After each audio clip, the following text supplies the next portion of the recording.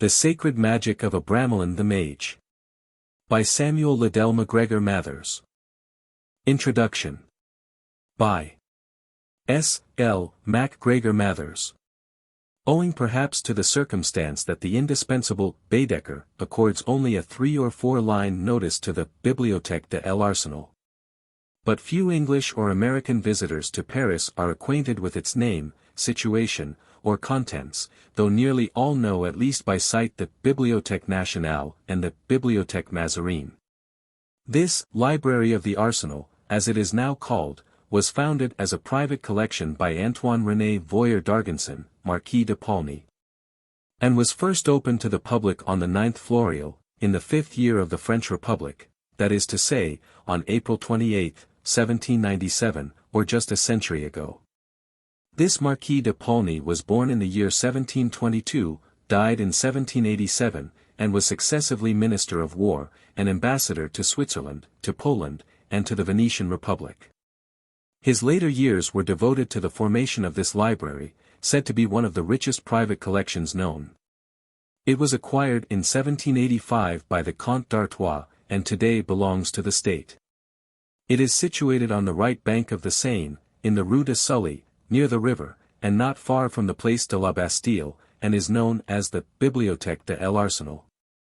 In round numbers it now possesses 700,000 printed books, and about 8,000 manuscripts, many of them being of considerable value. Among the latter is this book of the Sacred Magic of Abra-Melin, as delivered by Abraham the Jew unto his son Lamech, which I now give to the public in printed form for the first time. Many years ago I heard of the existence of this manuscript from a celebrated occultist, since dead. And more recently my attention was again called to it by my personal friend, the well-known French author, lecturer and poet, Jules Bois, whose attention has been for some time turned to occult subjects. My first mentioned informant told me that it was known both to Bulwer Lytton and Eliphas Levi, that the former had based part of his description of the sage Rosicrucian Mejner on that of Abra-Melin, while the account of the so-called observatory of Sir Philip Derval in the Strange Story, was to an extent copied from and suggested by that of the magical oratory in Terrace, given in the 11th chapter of the 2nd book of this present work. Certainly also the manner of instruction applied by Mejner in Zanoni to the neophyte Glyndon, together with the test of leaving him alone in his abode to go on a short journey and then returning unexpectedly, is closely similar to that employed by Abra-Melin to Abraham, with this difference, that the latter successfully passed through that test, while Glyndon failed. It would also be especially such experiments as those described at length in the 3rd book, which the author of the Strange Story had in view when he makes Sir Philip Derval in the MS. History of his life speak of certain hooks describing occult experiments, some of which he had tried and to his surprise found succeed. This rare and unique manuscript of the Sacred Magic of Abra-Melin, from which the present work is translated, is a French translation from the original Hebrew of Abraham the Jew. It is in the style of script usual at about the end of the 17th and beginning of the 18th centuries, and is apparently by the same hand as another MS of the Magic of Picatrix, one also in the Bibliothèque de l'Arsenal. I know of no other existing copy or replica of this Sacred Magic of Abra-Melin, not even in the British Museum, whose enormous collection of occult manuscripts I have very thoroughly studied. Neither have I ever heard by traditional report of the existence of any other copy. 2. In giving it now to the public, I feel, therefore, that I am conferring a real benefit upon English and American students of occultism, by placing within their reach for the first time a magical work of such importance from the occult standpoint.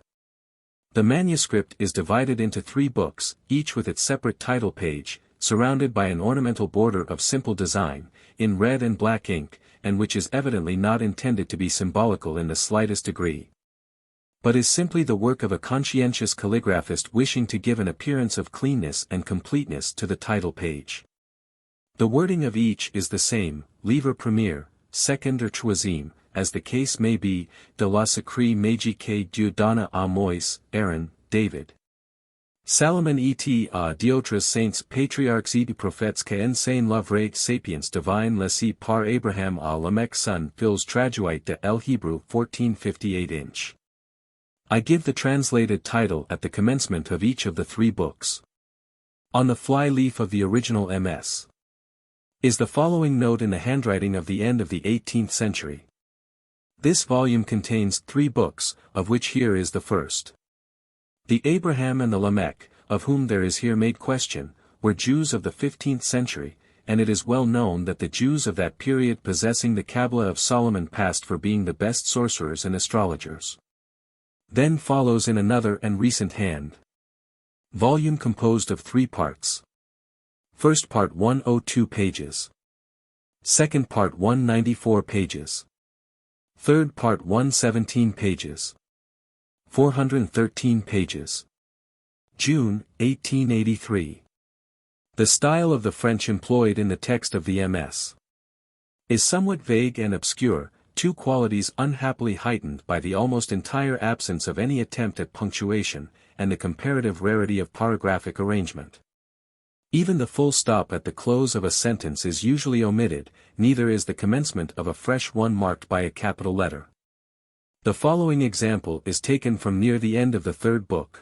C'est pourquoi la première chose que tu dois faire principalement attache esprits familiers sera de leur commander de ne t'adire jamais aucune chose d'uxmimes que lorsque tu les interrogeras à moins que les fait pour t'avertir de choses que concernent ton utilité ton préjudice parce que si tu ne leur limites pas l'éparler ils t'aideront tant et de si grandes choses quils t'offusqueront l'entendement tu ne scorrois quoi tentenir desordre que dans la confusion de choses ils pourront te faire prévariquer et faire tomber dans de erreurs irréparables ne te face jamais prior en aucune chose ou tu pourras aider et secourir ton prochain et n'attends pas qu'il te la demande mais tâche d'escavoir à fond. Etc. This extract may be said to give a fair idea of the average quality of the French. The style, however, of the first book is much more colloquial than that of the second and third, it being especially addressed by Abraham to Lamech, his son, and the second person singular being employed throughout it. As some English readers may be ignorant of the fact, it is perhaps as well here to remark that in French, tu, thou, is only used between very intimate friends and relations, between husband and wife, lovers, etc.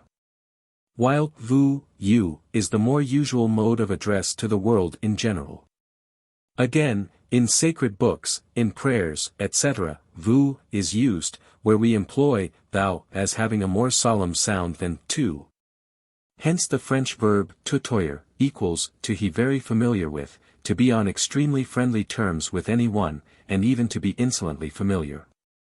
This first book contains advice concerning magic, and a description of Abraham's travels and experiences, as well as a mention of the many marvelous works he had been able to accomplish by means of this system of sacred magic. The second and third books, which really contain the magic of Abra-Melin, and are practically based on the 2 MSS. Entrusted by him to Abraham, the Jew, but with additional comments by the latter, differ in style from the former, the phraseology is quaint and at times vague, and the second person plural, vous, is employed for the most part instead of tu. The work may then be thus roughly classified. First book equals advice and autobiography, both addressed by the author to his son Lamech. Second book equals general and complete description of the means of obtaining the magical powers desired. Third book equals the application of these powers to produce an immense number of magical results. Though the chapters of the second and third books have special headings in the actual text, those of the first book have none. Wherefore in the table of contents I have supplemented this defect by a careful analysis of their subject matter.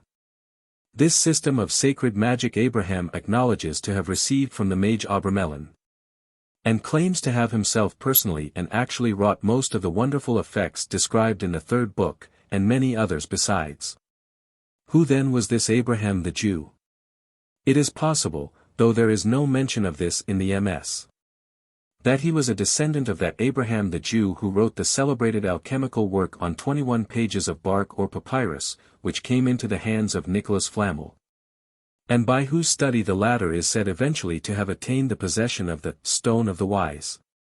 The only remains of the Church of Saint Jacques Delaware La Boucherie which exists at the present day, is the tower, which stands near the Place du Châtelet, about 10 minutes' walk from the Bibliothèque de l'Arsenal.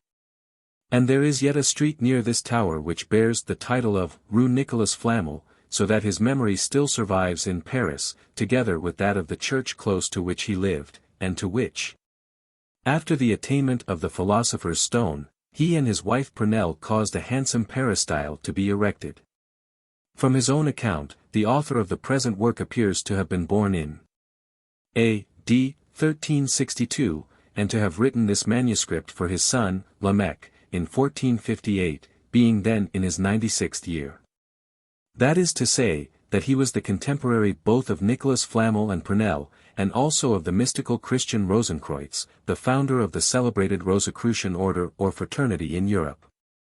Like the latter, he appears to have been very early seized with the desire of obtaining magical knowledge. Like him and Flamel, he left his home and traveled in search of the initiated wisdom. Like them both, he returned to become a worker of wonders. At this period, it was almost universally believed that the secret knowledge was only really obtainable by those who were willing to quit their home and their country to undergo dangers and hardships in its quest. And this idea even obtains to an extent in the present day. The life of the late Madame Blavatsky is an example in point. This period in which Abraham the Jew lived was one in which magic was almost universally believed in, and in which its professors were held in honor. Faust, who was probably also a contemporary of our author, Cornelius Agrippa, Sir Michael Scott, and many others I could name, are examples of this, not to mention the celebrated Dr. Dee in a later age. The history of this latter sage, his association with Sir Edward Kelly, and the part he took in the European politics of his time are too well known to need description here. That Abraham the Jew was not one whit behind any of these magicians in political influence, is evident to anyone who peruses this work. He stands a dim and shadowy figure behind the tremendous complication of Central European upheaval at that terrible and instructive epoch. As adepts of his type always appear and always have appeared upon the theatre of history in great crises of nations. The age which could boast simultaneously three rival claimants to the direction of two of the greatest levers of the society of that era, the papacy and the Germanic Empire, when the jealousies of rival bishoprics, the overthrow of dynasties, the Roman Church shaken to her foundations, sounded in Europe the tocsin of that fearful struggle which invariably precedes social reorganization. That wild whirlwind of national convulsion which engulfs in its vortex the civilization of a yesterday, but to prepare the reconstitution of a morrow. The enormous historical importance of such men as our author is always underrated, generally doubted. Notwithstanding that, like the writing on the wall at Belshazzar's feast, their manifestation in the political and historical arena is like the warning of a mean tekel, upwarsen, to a foolish and undiscerning world. The full and true history of any adept could only be written by himself, and even then, if brought before the eyes of the world at large, how many persons would lend credence to it? And even the short and incomplete statement of the notable events of our author's life contained in the first book, will be to most readers utterly incredible of belief. But what must strike all alike is the tremendous faith of the man himself. As witnessed by his many and dangerous journeyings for so many years through wild and savage regions and places difficult of access even in our own day with all the increased facilities of transit which we enjoy. This faith at length brought him its reward, though only at the moment when even he was becoming discouraged and sick at heart with disappointed hope. Like his great namesake, the forefather of the Hebrew race, he had not in vain left his home, his Ur of the Chaldees, that he might at length discover that light of initiated wisdom, for which his soul had cried aloud within him for so many years. This culmination of his wanderings was his meeting with Abramelin, the Egyptian mage. From him he received that system of magical instruction and practice which forms the body of the second and third books of this work. In the manuscript original this name is spelt in several different ways. I have noted this in the text wherever it occurs. The variations are Abramelin, Abramelin, Abramelin, and Abramelin. From these I have selected the orthography Abramelin to place on the title page, and I have adhered to the same in this introduction.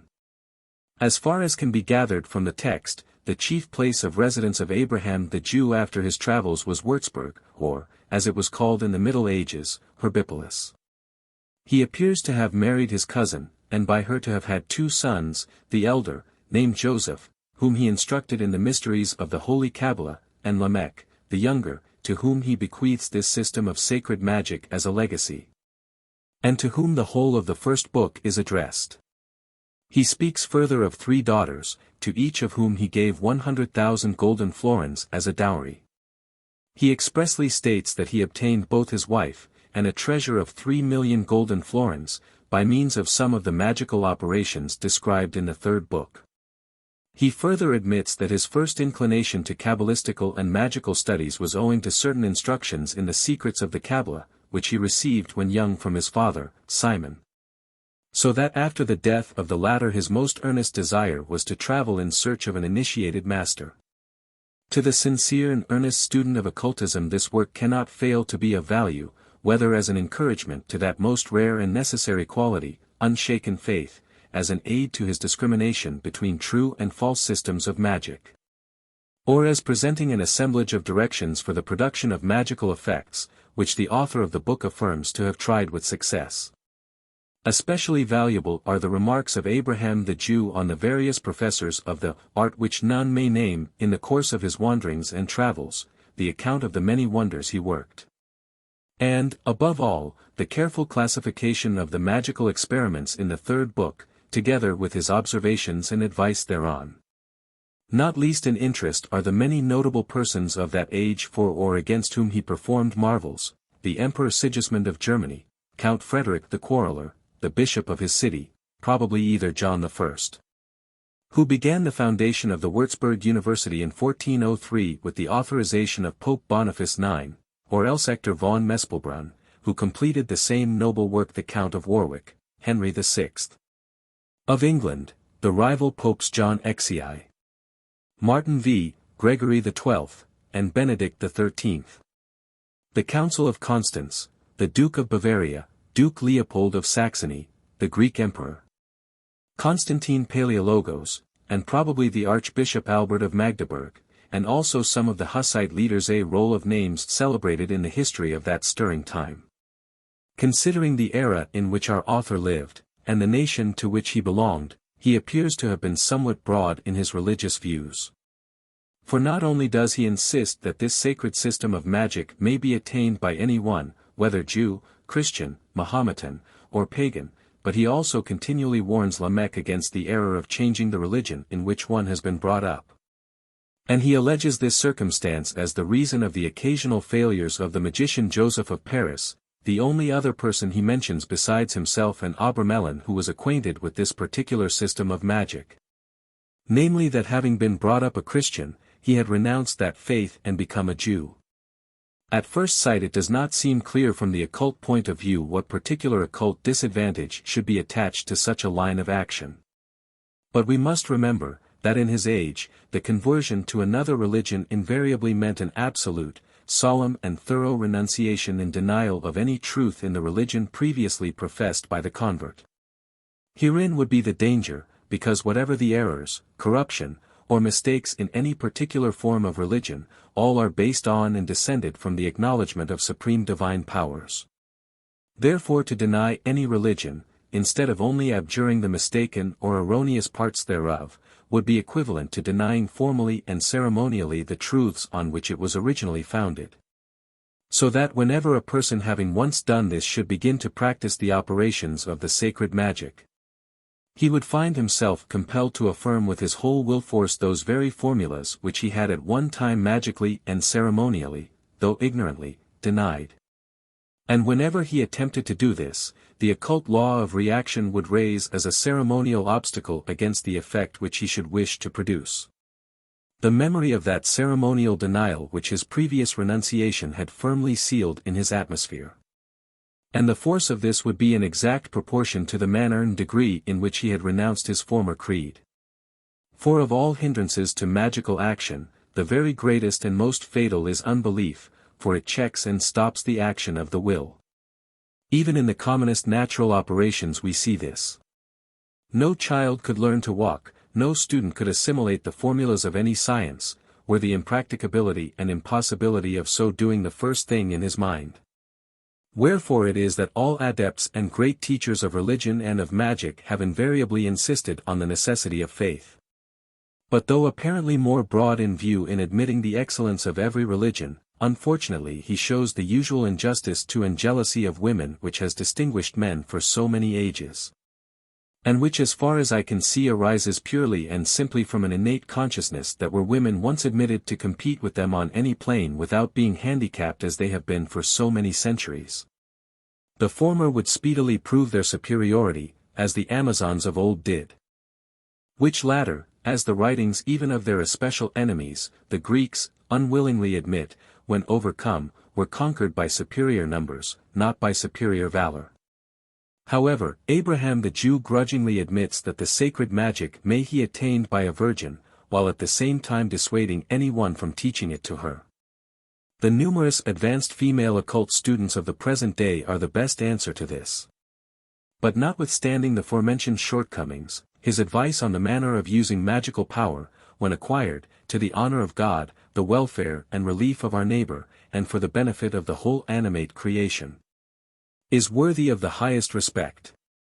And no one can peruse it without feeling that his highest wish was to act up to his belief. His counsel, however, of a retired life after attaining magical power by his system, I do not speak of the retirement during the 6 months' preparation for the same, is not borne out by his own account of his life, wherein we find him so constantly involved in the contests and convulsions of the time. Also, however much the life of a hermit or anchorite may appear to be advocated, we rarely, if ever, find it followed by those adepts whom I may perhaps call the initiated and wonderworking medium between the great concealed adepts and the outer world. An example of the former class we may find in our author, an example of the latter in Abra-Melin. The particular scheme or system of magic advocated in the present work is to an extent sui generis, but to an extent only. It is rather the manner of its application which makes it unique.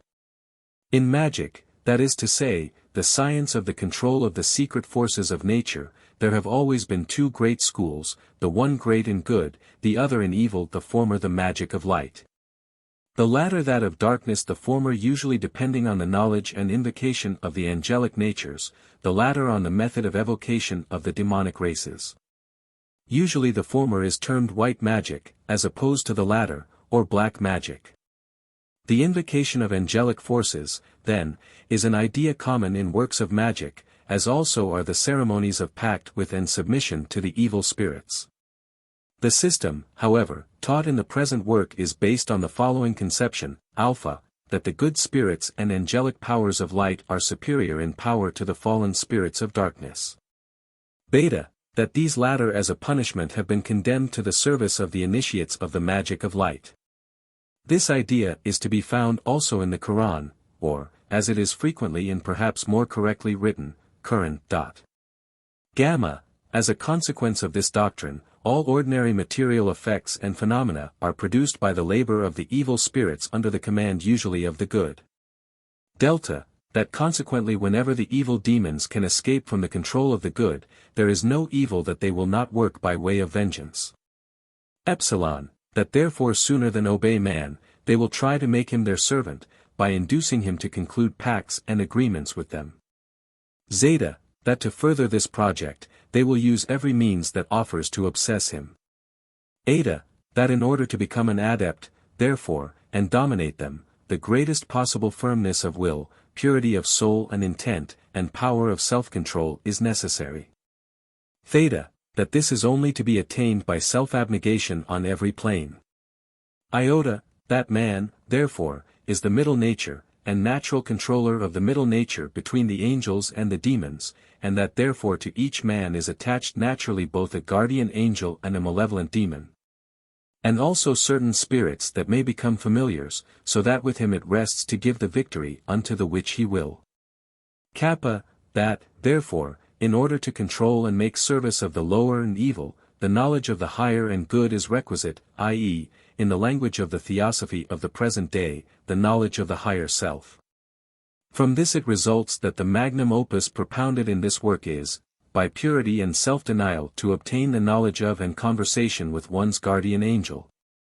So that thereby and thereafter we may obtain the right of using the evil spirits for our servants in all material matters. This, then, is the system of the secret magic of Abramelin, the Mage, as taught by his disciple Abraham the Jew, and elaborated down to the smallest points. Except in the professed black magic grimoires. The necessity of the invocation of the divine and angelic forces to control the demons is invariably insisted upon in the operations of evocation described and taught in medieval magical manuscripts and published works. So that it is not so much, as I have before said, this circumstance, as the mode of its development by the 6 moons preparation, which is unusual. While again, the thorough and complete classification of the demons with their offices, and of the effects to be produced by their services, is not to be found elsewhere. Apart from the interest attaching to the description of his travels, the careful manner in which Abraham has made note of the various persons he had met professing to be in the possession of magical powers. What they really could do and could not do, and the reasons of the success or failure of their experiments, has a particular value of its own. The idea of the employment of a child as clairvoyant in the invocation of the guardian angel is not unusual. For example, in the Thmendao, a style of Oriental divination familiar to all readers of Wilkie Collins' novel, The Moonstone, ink is poured into the palm of a child's hand who, after certain mystical words being recited by the operator, beholds visions clairvoyantly therein. The celebrated evocation at which the great medieval sculptor, Benvenuto Cellini, is said to have assisted, also was in part worked by the aid of a child as seer. Cagliostro III also is said to have availed himself of the services of children in this particular. But for my part one cannot understand the imperative necessity of the employment of a child in the angelic evocation, if the operator be pure in mind, and has developed the clairvoyant faculty which is latent in every human being, and which is based on the utilization of the thought vision. This thought vision is exercised almost unconsciously by everyone in thinking of either a place, person, or thing, which they know well. Immediately, coincident with the thought, the image springs before the mental sight. And it is but the conscious and voluntary development of this which is the basis of what is commonly called clairvoyance. Among the Highlanders of Scotland, the faculty, as is well known, is of common manifestation. And by the English it is usually spoken of as second sight. Unfortunately, like far too many modern occultists, Abraham the Jew shows a marked intolerance of magical systems differing from his own. Even the renowned name of Petrus Diabano IV is not sufficient to save the heptameron or magical elements from condemnation in the concluding part of the 3rd book. Works on magic, written conjurations, pentacles, seals, and symbols, the employment of magical circles, the use of any language but one's mother tongue, appear at first sight to be damned wholesale. Though on a more careful examination of the text I think we shall find that it is rather their abuse through ignorance of their meaning which he intends to decry, than their intelligent and properly regulated use. It will be well here to carefully examine these points from the occult standpoint of an initiate, and for the benefit of real students. Abraham in several places insists that the basis of this system of sacred magic is to be found in the Kabbalah. Now, he expressly states that he has instructed his eldest son, Joseph, herein as being his right by primogeniture, even as he himself had received somewhat of Kabbalistic instruction from his father, Simon. But this system magic he bequeaths to his younger son, Lamech, expressly as a species of recompense to him for not being taught the Kabbalah, his status as a younger son being apparently a serious traditional disqualification. This being so, the reason is evident why he warns Lamech against the use of certain seals, pentacles, incomprehensible words, etc. Because most of these being based on the secrets of the Kabbalah, their use by a person ignorant hereof might be excessively dangerous through the not only possible but probable perversion of the secret formulas therein contained. Any advanced student of occultism who is conversant with medieval works on magic, whether MS or printed, knows the enormous and incredible number of errors in the sigils, pentacles, and Hebrew or Chaldee names, which have arisen from ignorant transcription and reproduction. This being carried to such an extent that in some cases the use of the distorted formulas given would actually have the effect of producing the very opposite result to that expected from them. I have commented at length on this subject in my notes to the Key of Solomon, published by me a few years ago. Wherefore Abraham the Jew, it appears to me, in his anxiety to save his son from dangerous errors in magical working, has preferred to endeavor to fill him with contempt for any other systems and methods of operation than the one here laid down.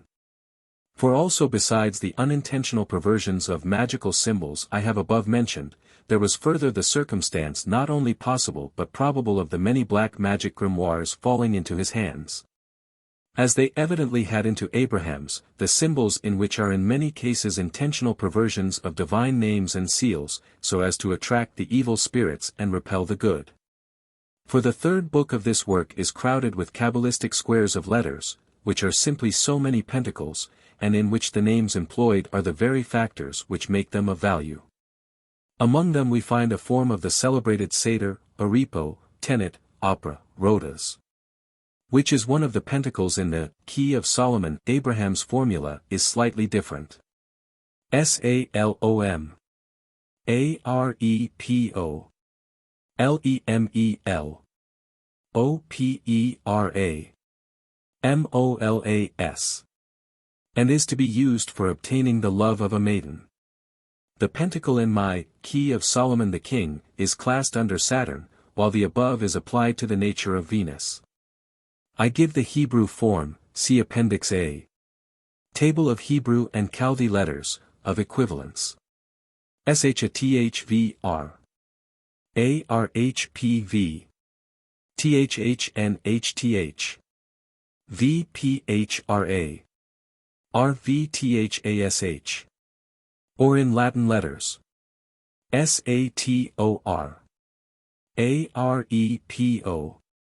Tenet. Opera. Rotas. In the Key of Solomon it is, as being a pentacle, inscribed within a double circle, wherein is written the following versicle from Psalm 72.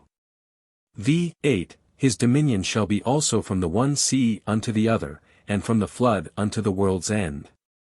In the Hebrew, this versicle consists of exactly 25 letters, the number of the letters of the square.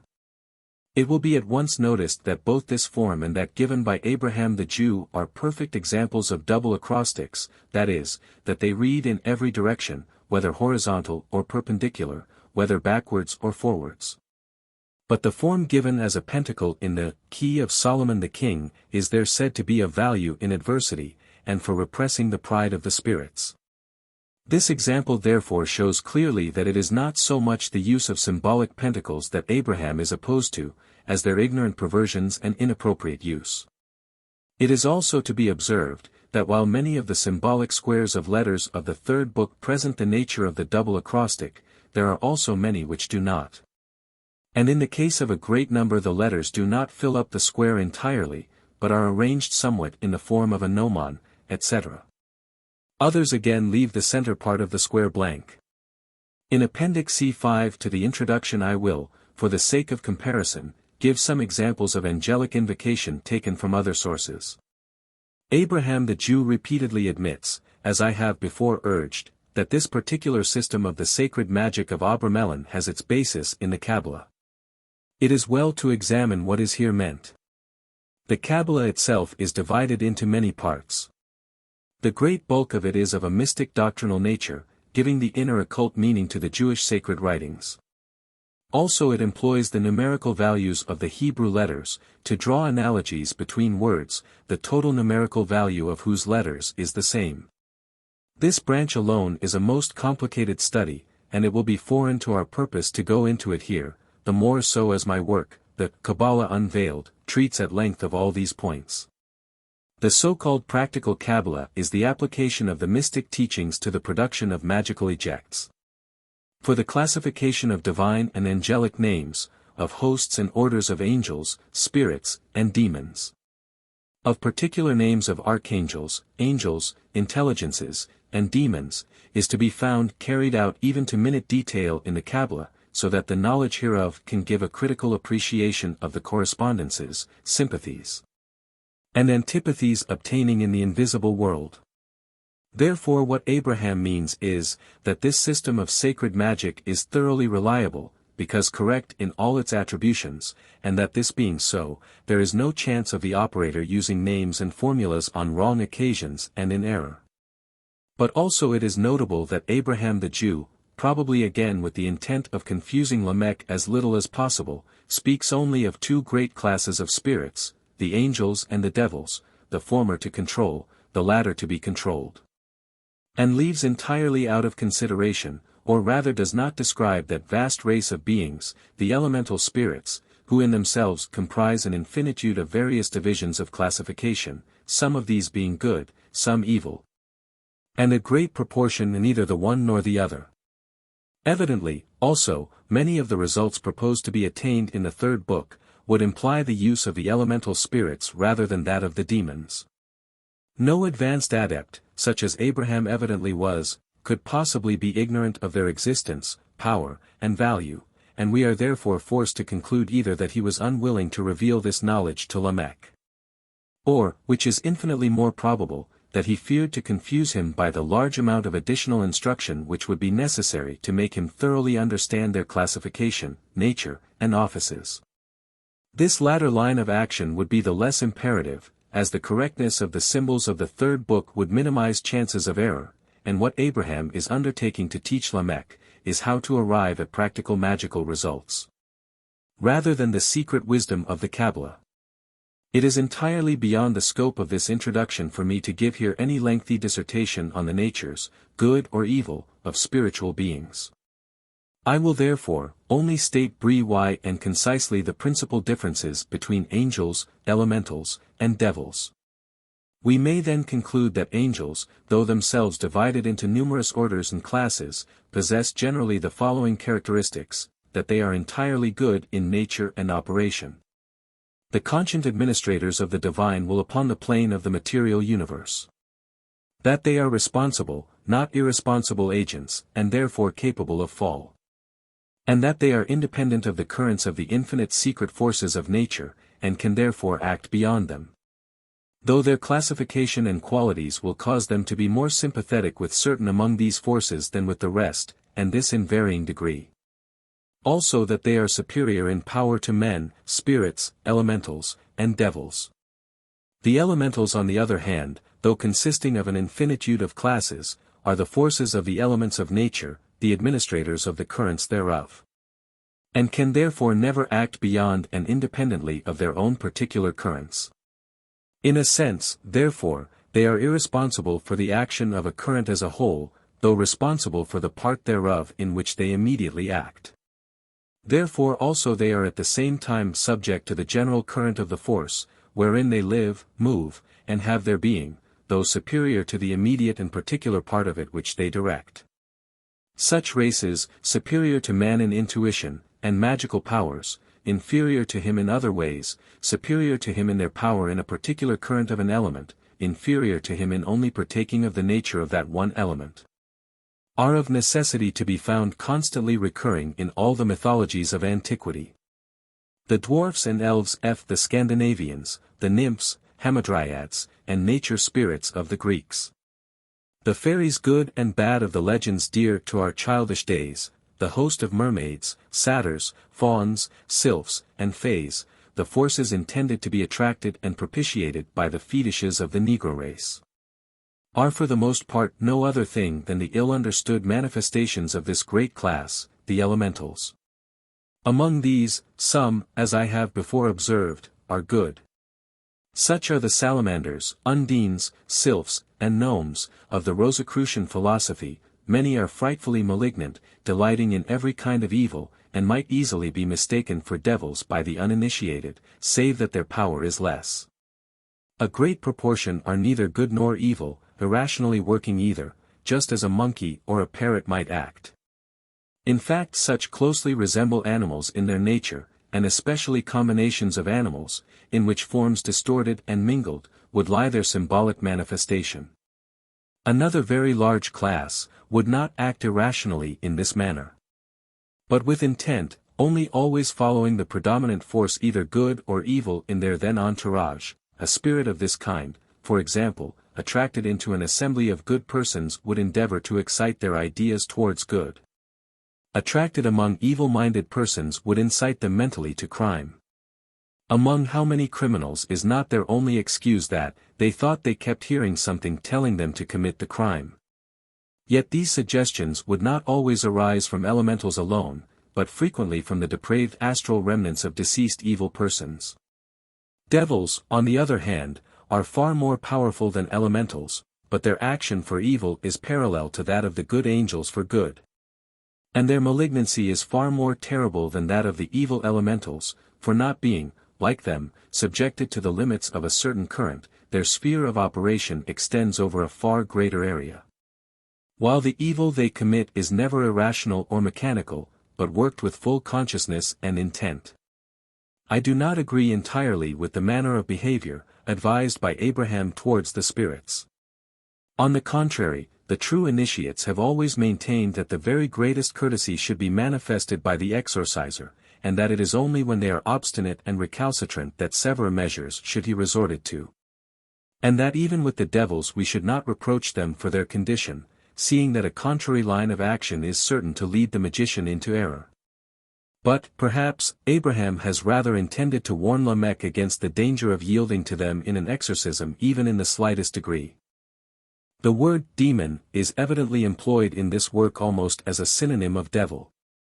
But, as most educated people are aware, it is derived from the Greek daimon, which anciently simply meant any spirit, good or bad. A work filled with suggestive magical references is the well-known Arabian Nights, and it is interesting to notice the number of directions in the third book of this work for producing similar effects to those there celebrated. For example, the 9th chapter of the third book gives the symbols to be employed for changing human beings into animals, one of the commonest incidents in the Arabian Nights, as in the story of the first old man and the hind. That of the 3 calendars and the 5 ladies of Baghdad, that of Bedr and Jauher, etc. etc., as distinct from the voluntary transformation of the magician into another form, as exemplified in the story of the 2nd calendar, the symbols for which are given in the 21st chapter of our third book. Again, these chapters will recall to many of my readers the extraordinary magical effects which Faust is said to have produced, who, by the way, as I have before remarked, was in all probability contemporary with Abraham the Jew. But the mode of their production as given in this work is not the black magic of pact and devil worship, against which our author so constantly inveighs, but instead a system of Kabbalistic magic. Similar to that of the key of Solomon the king, and the clavicles of Rabbi Solomon, though differing in the circumstance of the prior invocation of the guardian angel once for all. While in the works I have just mentioned the angels are invoked in each evocation by means of the magical circle. Such works as these, then, and their like, it could not be the intention of Abraham to decry, seeing that like his system they are founded on the secret knowledge of the Kabbalah. As this in its turn was derived from that mighty scheme of ancient wisdom, the initiated magic of Egypt. For to any deep student at the same time of the Kabbalah and of modern Egyptology, the root and origin of the former is evidently to be sought in that country of mysteries. The home of the gods whose symbols and classification formed so conspicuous a part of the sacred rites. And from which even to the present day, so many recipes of magic have descended. For we must make a very careful distinction between the really ancient Egyptian magic, and the Arabian ideas and traditions prevailing in Egypt in recent times. I think it is the learned Lenormand who points out in his work on Chaldean magic, that the great difference between this and the Egyptian was that the magician of the former school indeed invoked the spirits, but that the latter allied himself with and took upon himself the characters and names of the gods to command the spirits by, in his exorcism. Which latter mode of working would not only imply on his part a critical knowledge of the nature and power of the gods, but also the affirmation of his reliance upon them, and his appeal to them for aid to control the forces evoked. In other words, the most profound system of white magic which it is possible to conceive. The next point worthy of notice is what Abraham urges regarding the preferability of employing one's mother tongue both in prayer and evocation. His chief reason being the absolute necessity of comprehending utterly and thoroughly with the whole soul and heart, that which the lips are formulating. While fully admitting the necessity of this, I yet wish to state some reasons in favor of the employment of a language other than one's own. Chief, and first, that it aids the mind to conceive the higher aspect of the operation. When a different language and one looked upon as sacred is employed, and the phrases in which do not therefore suggest matters of ordinary life. Next, that Hebrew, Chaldee, Egyptian, Greek, Latin, etc. if properly pronounced are more sonorous in vibration than most modern languages, and from that circumstance can suggest greater solemnity. Also that the farther a magical operation is removed from the commonplace, the better. But I perfectly agree with Abraham, that it is before all things imperative that the operator should thoroughly comprehend the import of his prayer or conjuration. Furthermore, the words in these ancient languages imply formulas of correspondences, with more ease than those of the modern ones. Pentacles and symbols are valuable as an equilibrated and fitting basis for the reception of magical force. But unless the operator can really attract that force to them, they are nothing but so many dead, and to him worthless, diagrams. But used by the initiate who fully comprehends their meaning, they become to him a powerful protection and aid, seconding and focusing the workings of his will. At the risk of repeating what I have elsewhere said, I must caution the occult student against forming a mistaken judgment from what Abraham the Jew says regarding the use of magic circles and of licensing the spirits to depart. It is true that in a convocation of the spirits as laid down by him, it is not necessary to form a magic circle for defense and protection, but why? Because the whole group of the bedchamber, oratory, and terrace, are consecrated by the preparatory ceremonies of the previous 6 moons. So that the whole place is protected, and the magician is, as it were, residing constantly within a magic circle. Therefore also the licensing to depart may be to a great extent dispensed with because the spirits cannot break into the consecrated limit of the periphery of the walls of the house. But let the worker of ordinary evocations be assured that were this not so, and the convocation was performed in an unconsecrated place, without any magical circle having been traced for defense, the invocation to visible appearance of such fearful potencies as Abramelin, Dehn, and Beelzebub, would probably result in the death of the exorcist on the spot. Such death presenting the symptoms of one arising from epilepsy, apoplexy, or strangulation, varying with the conditions obtaining at the time. Also the circle having been once formed, let the evocator guard carefully against either passing, or stooping, or leaning beyond, its limits during the progress of the exorcism, before the license to depart has been given. Because that, even apart from other causes, the whole object and effect of the circle working, is to create abnormal atmospheric conditions, by exciting a different status of force within the circle to that which exists without it. So that even without any malignant occult action of the spirits, the sudden and unprepared change of atmosphere will seriously affect the exorciser in the intensely strained state of nervous tension he will then be in. Also the license to depart should not be omitted, because the evil forces will be only too glad to revenge themselves on the operator for having disturbed them, should he incautiously quit the circle without having previously sent them away. And if necessary even force them to go by contrary conjurations. I do not share Abraham's opinion as to the necessity of withholding the operation of this sacred magic from a prince or potentate. Every great system of occultism has its own occult guards, who will know how to avenge mistaken tampering therewith. At the risk of repeating myself, I will once more earnestly caution the student against the dangerous automatic nature of certain of the magical squares of the third book. For, if left carelessly about, they are very liable to obsess sensitive persons, children, or even animals. Abraham's remarks concerning the errors of astrology in the common sense, and of the attribution of the planetary hours are worthy of careful note. Yet I have found the ordinary attribution of the planetary hours effective to an extent. In all cases where there is anything difficult or obscure in the text, I have added copious explanatory notes, so many indeed as to form a species of commentary in parts. Especially have those on the names of the spirits cost me incredible labor, from the difficulty of identifying their root forms. The same may be said of those on the symbols of the third book. Wherever I have employed parentheses in the actual text, they shew certain words or phrases supplied to make the meaning clearer. In conclusion, I will only say that I have written this explanatory introduction purely and solely as a help to genuine occult students. And that for the opinion of the ordinary literary critic who neither understands nor believes in occultism, I care nothing. 87 Rue Mozart, Auteuil, Paris. How do you find this book? Any thoughts about the book or the author? Any suggestion for improvement? Please take a moment to share your thoughts in a comment. If you like it, share it with your friends who might enjoy it as well. Subscribe to keep in touch. Visit CompleteAudiobooks.com for more quality content. Appendix A, Hebrew and Chaldee Alphabet. 1. Sound or power, A, soft breathing. Hebrew and Chaldee letters. Numerical value, 16. How expressed in this work by Roman letters, A. Hebrew name of letter, Aleph. Signification of name, ox, also duke, or leader. 2. Sound or power, B, BH, V. Hebrew and Chaldee letters. Numerical value, 2. How expressed in this work by Roman letters, B. Hebrew name of letter, Beth. Signification of name, house. 3.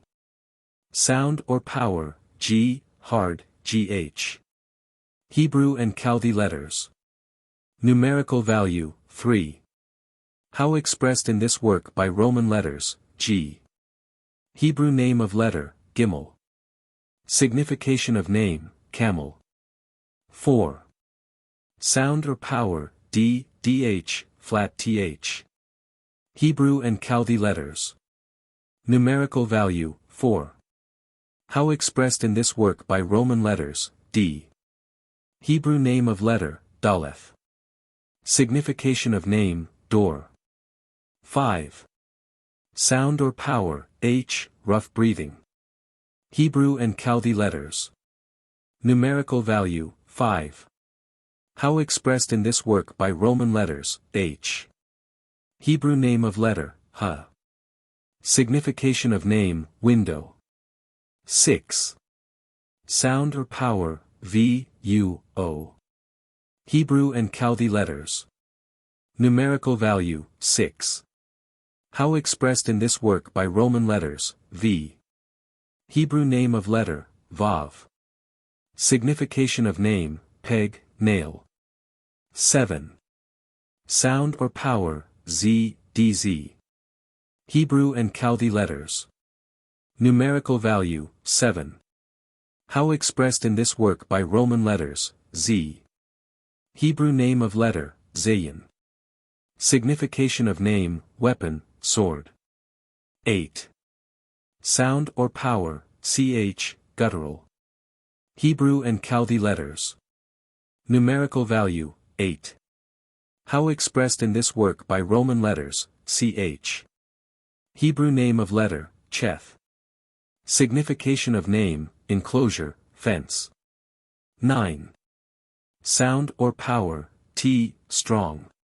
Hebrew and Chaldee letters. Numerical value, 9. How expressed in this work by Roman letters, T. Hebrew name of letter, Taith. Signification of name, serpent. 10. Sound or power, I, Y, as in yes. Hebrew and Chaldee letters. Numerical value, 10. How expressed in this work by Roman letters, I. Hebrew name of letter, Yod. Signification of name, hand. 11. Sound or power, K, KH.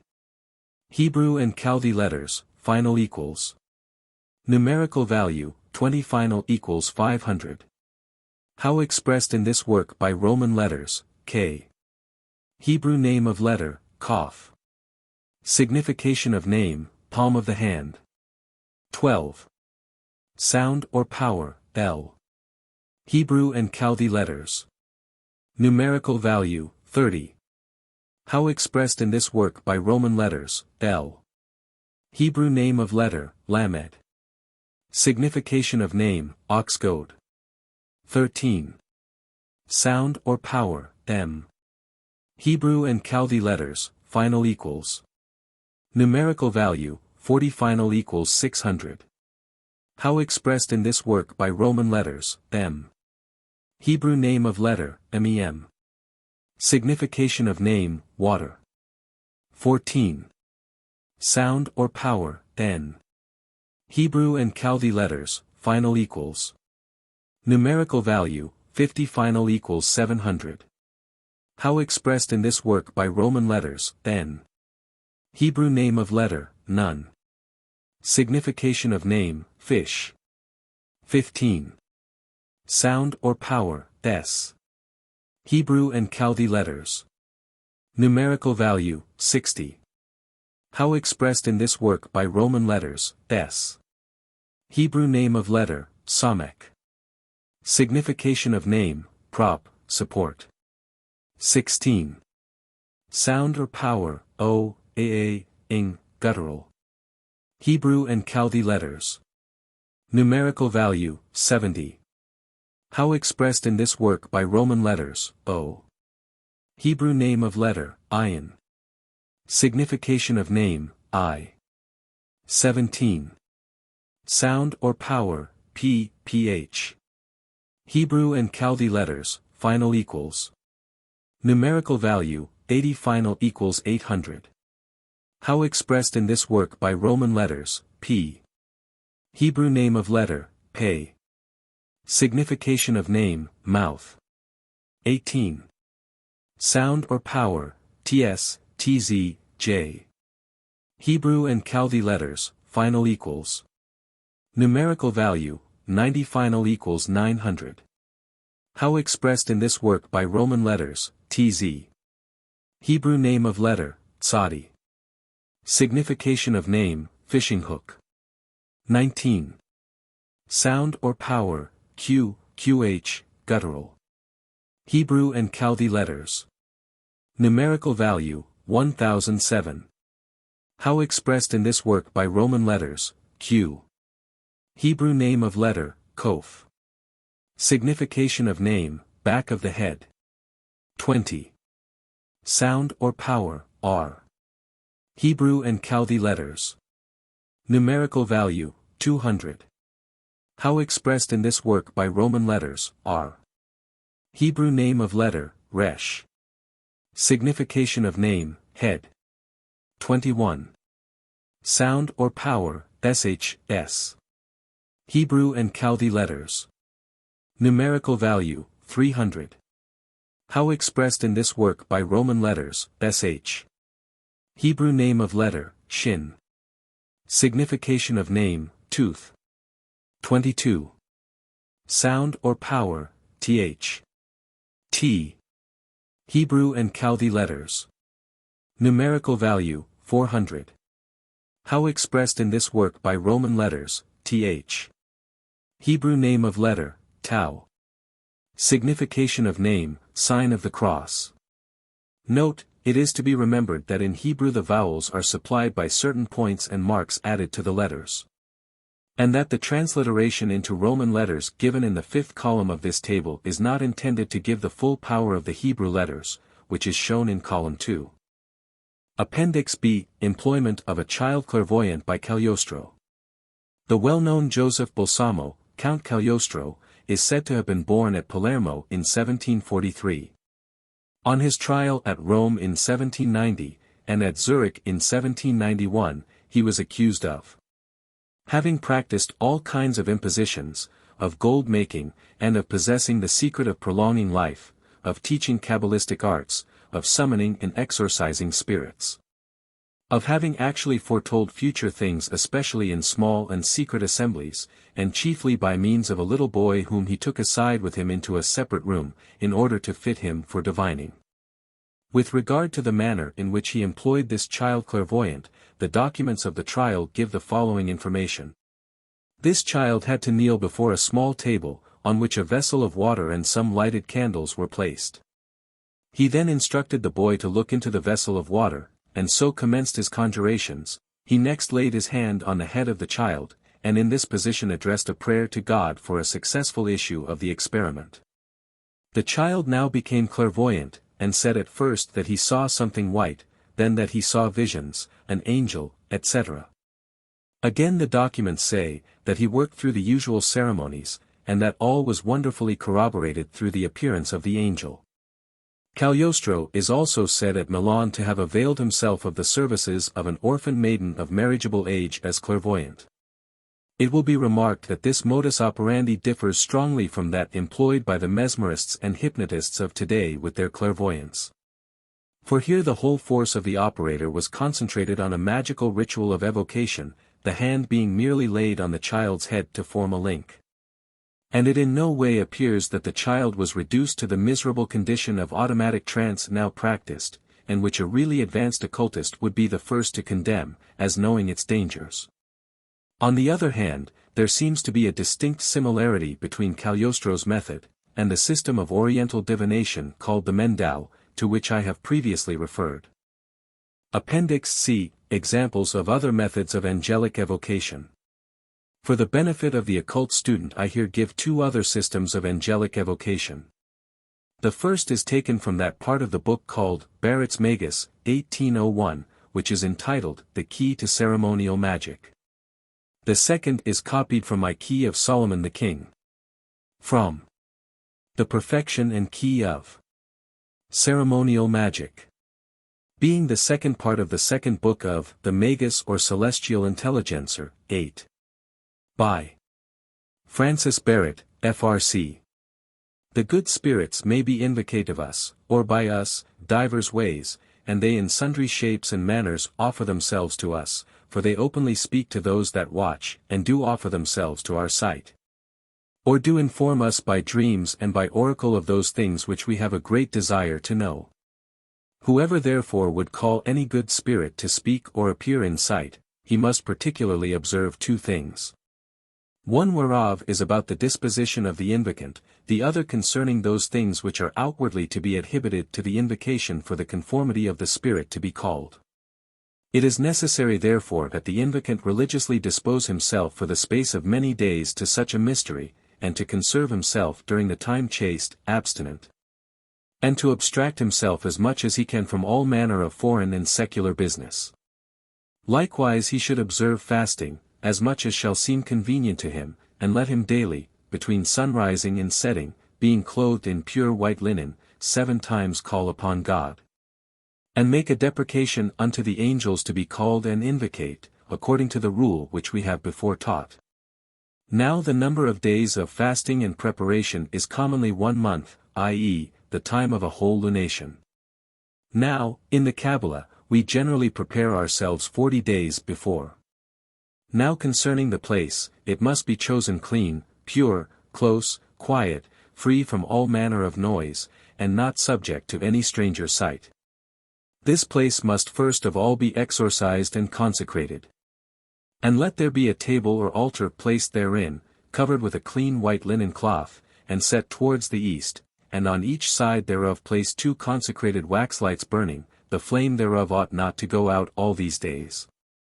In the middle of the altar let there be placed lamens, or the holy paper we have before described, covered with fine linen, which is not to be opened until the end of the days of consecration. You shall also have in readiness a precious perfume and a pyre anointing oil. And let them both be kept consecrated. Then set a censer on the head of the altar, wherein you shall kindle the holy fire, and make a precious perfume every day that you pray.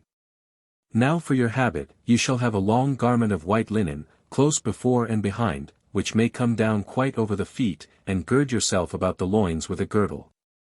You shall likewise have a veil made of pure white linen on which must be wrote in a gilt lamen, the name Tetragrammaton, all which things are to be consecrated and sanctified in order.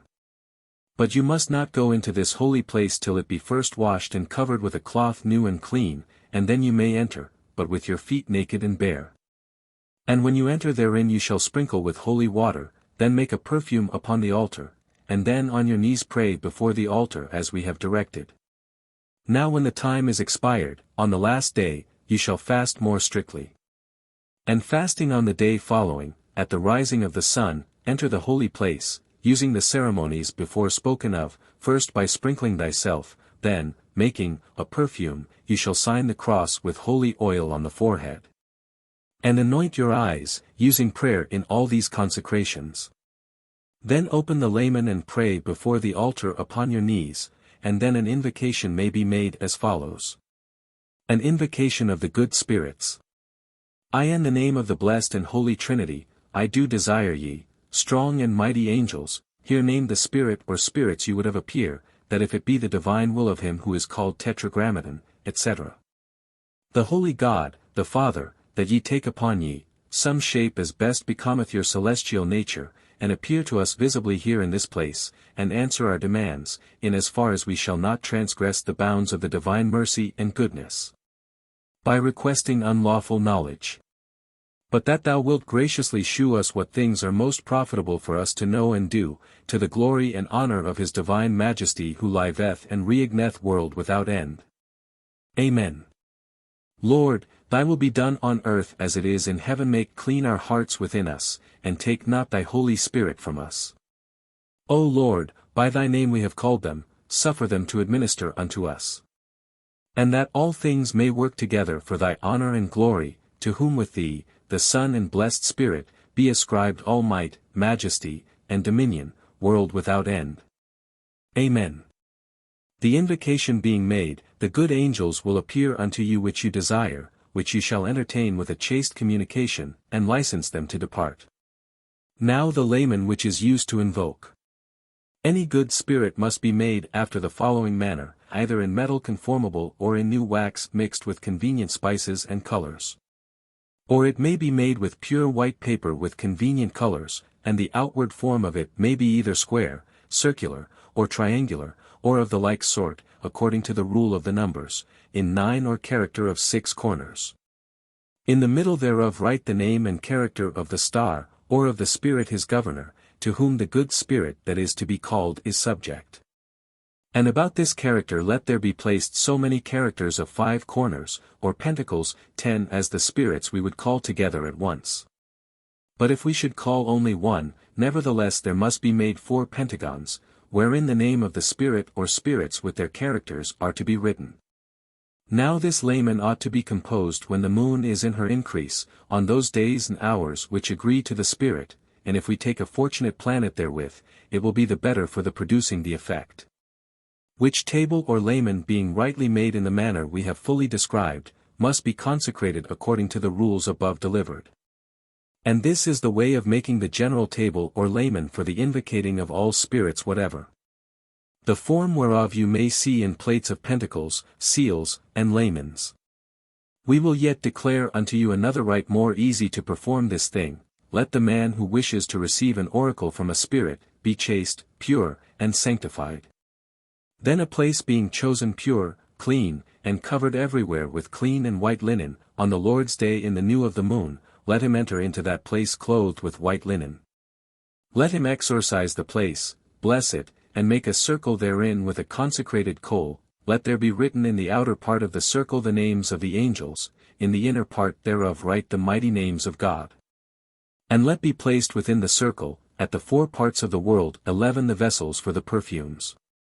Then being washed and fasting, let him enter the place, and pray towards the east this whole psalm. Blessed are the undefiled in the way, etc.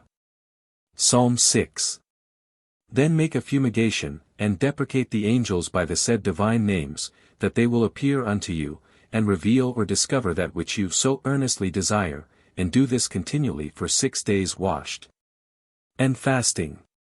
On the 7th day being washed and fasting, enter the circle, perfume it, and anoint thyself with holy oil upon the forehead, eyes, and in the palms of both hands, and upon the feet, then with bended knees, say the psalm aforesaid. With divine and angelical names. Which being said, arise, and walk round the circle from east to west, until thou shalt be wearied with a giddiness of thy head and brain, then straightway fall down in the circle, where thou mayest rest. And thou wilt be wrapped up in an ecstasy, and a spirit will appear and inform thee of all things necessary to be known. We must observe also, that in the circle there ought to be 4 holy God. I the minister and faithful servant of the Most High conjure ye, let God himself, the existence of existences, conjure ye to come and be present at this operation, I the servant of God, most humbly entreat ye. Amen. After which thou shalt incense it with the incense proper to the planet and the day, and thou shalt replace the book on the aforesaid table, taking heed that the fire of the lamp be kept up continually during the operation, and keeping the curtains closed. Repeat the same ceremony for 7 days, beginning with Saturday, and perfuming the book each day with the incense proper to the planet ruling the day and hour, and taking heed that the lamp shall burn both day and night. After the which thou shalt shut up the book in a small drawer under the table, made expressly for it, until thou shalt have occasion to use it. And every time that thou wishest to use it, clothe thyself with thy vestments, kindle the lamp, and repeat upon thy knees the aforesaid prayer, Adonai, Elohim, etc. It is necessary also in the consecration of the book, to summon all the angels whose names are written therein in the form of litanies, the which thou shalt do with devotion. And even if the angels and spirits appear not in the consecration of the book, be not thou astonished thereat, seeing that they are of a pure nature, and consequently have much difficulty in familiarizing themselves with men who are inconstant and impure, but the ceremonies and characters being correctly carried out, devoutly, and with perseverance, they will be constrained to come. And it will at length happen that at thy first invocation thou wilt be able to see and communicate with them. But I advise thee to undertake nothing unclean or impure, for then thy importunity, far from attracting them, will only serve to chase them from thee, and it will be thereafter exceedingly difficult for thee to attract them for use for pure ends. The First Book. Prologue. Although this first book serveth rather for prologue than for the actual rules to acquire this divine and sacred magic, nevertheless, O Lamech, my son, thou wilt therein find certain examples and other matters 12 which will be none the less useful and profitable unto thee than the precepts and dogmas which I shall give thee in the second and third books. Wherefore thou shalt not neglect the study of this first book, which shall serve thee for an introduction 13 unto the veritable and sacred magic, and unto the practice of that which I, Abraham, the son of Simon, have learned, in part from my father, and in part also from other wise and faithful men, and which I have found true and real, having submitted it unto proof and experiment. And having written this with mine own hand, I have placed it within this casket, and locked it up, as a most precious treasure, in order that when thou hast arrived at a proper age thou mayest be able to admire, to consider, and to enjoy the marvels of the Lord. As well as thine elder brother Joseph, who, as the firstborn, hath received from me the holy tradition of the Kabbalah. 14. I. Lamech, if thou wishest to know the reason wherefore I give unto thee this book, it is that if thou considerest thy condition, which is that of being a last-born son, thou shalt know wherefore it appertaineth unto thee. And I should commit a great error should I deprive thee of that grace which God hath given unto me with so much profusion and liberality. I will then make every effort to avoid and to fly prolixity of words in this first book, having alone in view the ancientness of this venerable and indubitable science. And seeing that truth hath no need of enlightenment and of exposition, she being simple and right. Be thou only obedient unto all that I shall say unto thee, contenting thyself with the simplicity thereof, be thou good and upright. 15 And thou shalt acquire more wealth than I could know how to promise unto thee. May the only and most holy God grant unto all, the grace necessary to be able to comprehend and penetrate the high mysteries of the Kabbalah and of the law, but they should content themselves with that which the Lord accordeth unto them. Seeing that if against his divine will they wish to fly yet higher, even as did Lucifer, this will but procure for them a most shameful and fatal fall. Wherefore it is necessary to be extremely prudent, and to consider the intention which I have had in describing this method of operation. Because in consideration of thy great youth I attempt no other thing but to excite thee unto the research of this sacred magic. But the manner of acquiring the same will come later, in all its perfection, and in its proper time. For it will be taught thee by better masters than I, that is to say, by those same holy angels of God. No man is born into the world a master, and for that reason are we obliged to learn. He who applieth himself thereunto, and studieth, learneth. And a man can have no more shameful and evil title 16 than that of being an ignorant person. 2. Therefore do I confess, that I, even I also, am not born a master, neither have I invented this science of my own proper genius, but I have learned it from others in the manner which I will hereafter tell thee, and in truth. My father, Simon, shortly before his death, gave me certain signs and instructions concerning the way in which it is necessary to acquire the Holy Kabbalah. But it is however true that he did not enter into the holy mystery by the true path, and I could not know how to understand the same sufficiently and perfectly as reason demanded. My father was always contented and satisfied with such a method of understanding the same, and he sought out no further the veritable science and magical art, which I undertake to teach thee and to expound unto thee. After his death, finding myself 20 years of age, I had a very great passion to understand the true mysteries of the Lord, but of mine own strength I could not arrive at the end which I intended to attain. I learned that at Mayence there was a rabbi who was a notable sage, and the report went that he possessed in full the divine wisdom. The great desire which I had to study induced me to go to seek him in order to learn from him. But this man also had not received from the Lord the gift, and a perfect grace, because, although he forced himself to manifest unto me certain deep mysteries of the Holy Kabbalah, he by no means arrived at the goal. And in his magic he did not in any way make use of the wisdom of the Lord, but instead availed himself of certain arts and superstitions of infidel and idolatrous nations, in part derived from the Egyptians. 17 together with images of the Medes and of the Persians, with herbs of the Arabians, together with the power of the stars and constellations. And, finally, he had drawn from every people and nation, and even from the Christians, some diabolical art. And in everything the spirits blinded him to such an extent, even while obeying him in some ridiculous and inconsequent matter, that he actually believed that his blindness and error were the veritable magic. And be therefore pushed no further his research into the true and sacred magic.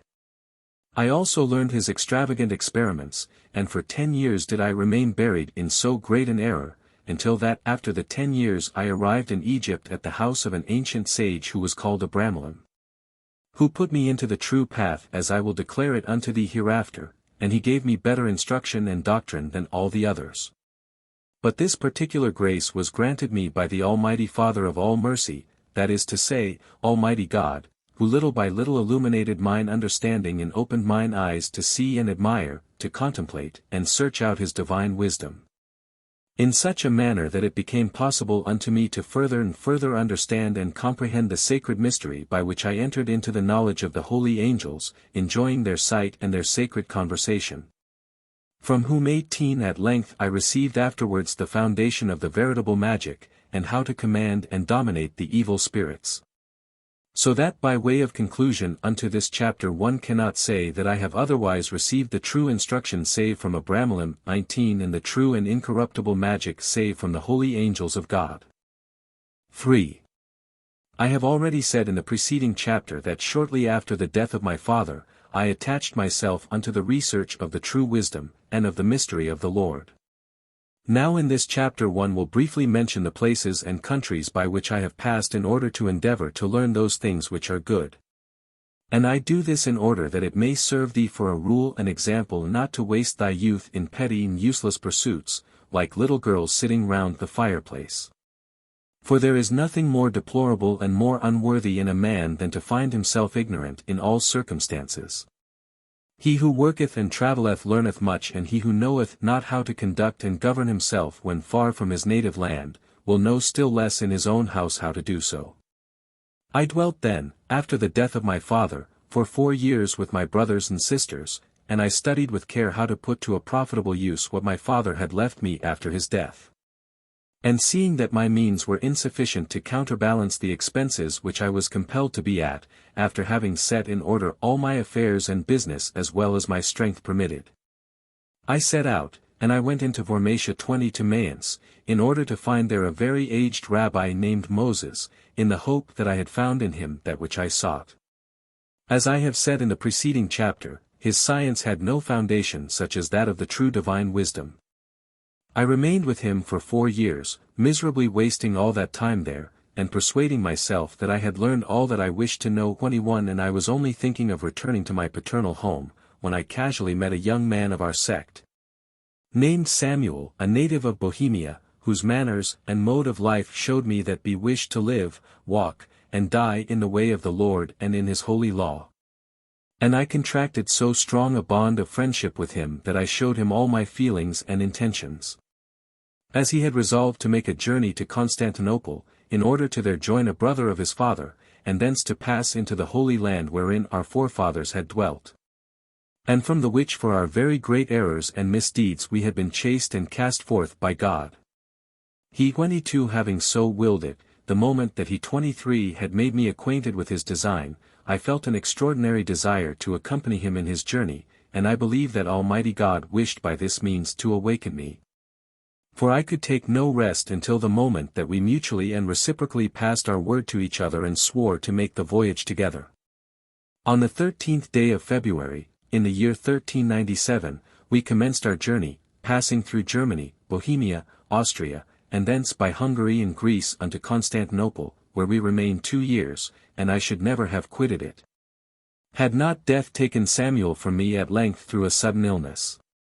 Finding myself alone, a fresh desire for travel seized me, and so much was my heart given thereto, that I kept wandering from one place to another, until at length I arrived in Egypt, where constantly traveling for the space of 4 years in one direction and another, the more I practiced the experiments of the magic of Rabbin Moses, the less did it please me. I pursued my voyage towards our ancient country, where I fixed my residence for a year, and neither saw nor heard of any other thing but misery, calamity, and unhappiness. After this period of time, I there found a Christian who also was traveling in order to find that which I was seeking, also myself having made an agreement together. We resolved to go into the desert parts of Arabia for the search for that which we ardently desired. Feeling sure that, as we had been told, there were in those places many just and very learned men, who dwelt there in order to be able to study without any hindrance, and to devote themselves unto that art for which we ourselves were seeking. But as we there found nothing equivalent to the trouble we had taken, or which was worthy of our attention, there came into my head the extravagant idea to advance no farther, but to return to my own home. I communicated my intention to my companion, but he for his part wished to follow out his enterprise and seek his good fortune, so I prepared to return. 4. On my return journey I began to reflect on the time which I had lost in traveling, and on the great expense which I had been at without any return, and without having made any acquisition of that which I wished for and which had caused me to undertake the voyage. I had, however, taken the resolution of returning to my home on quitting Arabia Deserta by way of Palestine, and so into Egypt, and I was 6 months on the way. I at length arrived at a little town called Araki, situated on the bank of the Nile, where I lodged with an old Jew named Aaron, where indeed I had already lodged before in my journey, and I communicated unto him my sentiments. He asked me how I had succeeded, and whether I had found that which I wished. I answered mournfully that I had done absolutely nothing, and I made him an exact recital of the labors and troubles which I had undergone, and my recital was accompanied by my tears which I could not help shedding in abundance. So that I attracted the compassion of the old man. And he began to try to comfort me by telling me that during my journey he had heard say that in a desert place not far from the aforesaid town of Araki dwelt a very learned and pious man whose name was Abramelin. 24 and he 25 exhorted me that as I had already done so much, not to fail to visit him, that perhaps the most merciful God might regard me with pity, and grant me that which I righteously wished for. It seemed to me as though I was listening to a voice, not human but celestial, and I felt a joy in mine heart such as I could not express. And I had neither rest nor intermission until Aaron found me a man who conducted me to the nearest route, by which walking upon fine sand during the space of 3 days and a half without seeing any human habitation I at length arrived at the foot of a hill of no great height, and which was entirely surrounded by trees. My guide then said, "In this small wood dwelleth the man whom you seek." And having showed me the direction to take he wished to accompany me no further, and having taken his leave of me he returned home by the same route by which we had come, together with his mule which had served to carry our food. Finding myself in this situation I could think of no other thing to do than to submit myself to the help of the divine providence by invoking his very holy name, who then granted unto me his most holy grace. For in turning my eyes in the aforementioned direction, I beheld coining towards me a venerable aged man, who saluted me in the Chaldean language in a loving manner, inviting me to go with him into his habitation. The which courtesy I accepted with an extreme pleasure, realizing in that moment how great is the providence of the Lord. The good old man was very courteous to me and treated me very kindly, and during an infinitude of days he never spake unto me of any other matter than of the fear of God, exhorting me to lead ever a well-regulated life. And from time to time warned me of certain errors which man commits through human frailty, and, further, he made me understand that he detested the acquisition of riches and goods which we were constantly employed in gaining in our towns through so severe usury exacted from, and harm wrought to, our neighbor. He required from me a very solemn and precise promise to change my manner of life, and to live not according to our false dogmas, but in the way and law of the Lord. The which promise I having ever after inviolably observed, and being later on again among my relatives and other Jews, I passed among them for a wicked and foolish man. But I said in myself, let the will of God be done, and let not respect of persons turn us aside from the right path, seeing that man is a deceiver. The aforesaid Abramelin, knowing the ardent desire which I had to learn, he gave me 2 manuscript books, very similar in form unto these which I now bequeath unto thee, O Lamech, my son. But very obscure, and he told me to copy them for myself with care, which I did, and carefully examined both the one and the other. And he asked me if I had any money, I answered unto him, Yes. He said unto me that he required 10 golden florins, which he must himself, according to the order which the Lord had given unto him, distribute by way of alms among 72 poor persons, who were obliged to repeat certain psalms. 26 And having kept the feast of Saturday, which is the day of the Sabbath, he set out to go to Araki, because it was requisite that he should himself distribute the money. And he ordered me to fast for 3 days, that is to say, the Wednesday, Thursday, and Friday following, contenting myself with only a single repast in the day, wherein was to be neither blood nor dead things. 27 Also he commanded me to make this commencement with exactness, and not to fail in the least thing, for in order to operate well it is very necessary to begin well. And he instructed me to repeat all the 728 Psalms of David one single time in these 3 days. And not to do or practice any servile operation. The day being come he set out, and took with him the money which I had given him. I faithfully obeyed him, executing from point to point that which he had ordered me to do. His return was 15 days later, and being at last arrived he ordered me the day following, which was a Tuesday, before the rising of the sun, to make with great humility in devotion a general confession of all my life unto the Lord. With a true and firm proposal and resolution to serve and fear him otherwise than I had done in the past, and to wish to live and die in his most holy law, and in obedience unto him. I performed my confession with all the attention and exactitude necessary. It lasted until the going down of the sun. And the day following I presented myself unto Abramelin, who with a smiling countenance said unto me, It is thus I would ever have you. He then conducted me into his own apartment where I took the 2 little manuscripts which I had copied. And he asked of me whether truly, and without fear, I wished for the divine science and for the true magic. I answered unto him that it was the only end and unique motive which had induced me to undertake a so long and troublesome voyage, with the view of receiving this special grace from the Lord. And I, said Abramelin, trusting in the mercy of the Lord, I grant and accord unto thee this holy science, which thou must acquire in the manner which is prescribed unto thee in the 2 little manuscript books, without omitting the least imaginable thing of their contents. And not in any way to gloss or comment upon that which may be or may not be, seeing that the artist who hath made that work is the same God who from nothingness hath created all things. Thou shalt in no way use this sacred science to offend the great God, and to work ill unto thy neighbor.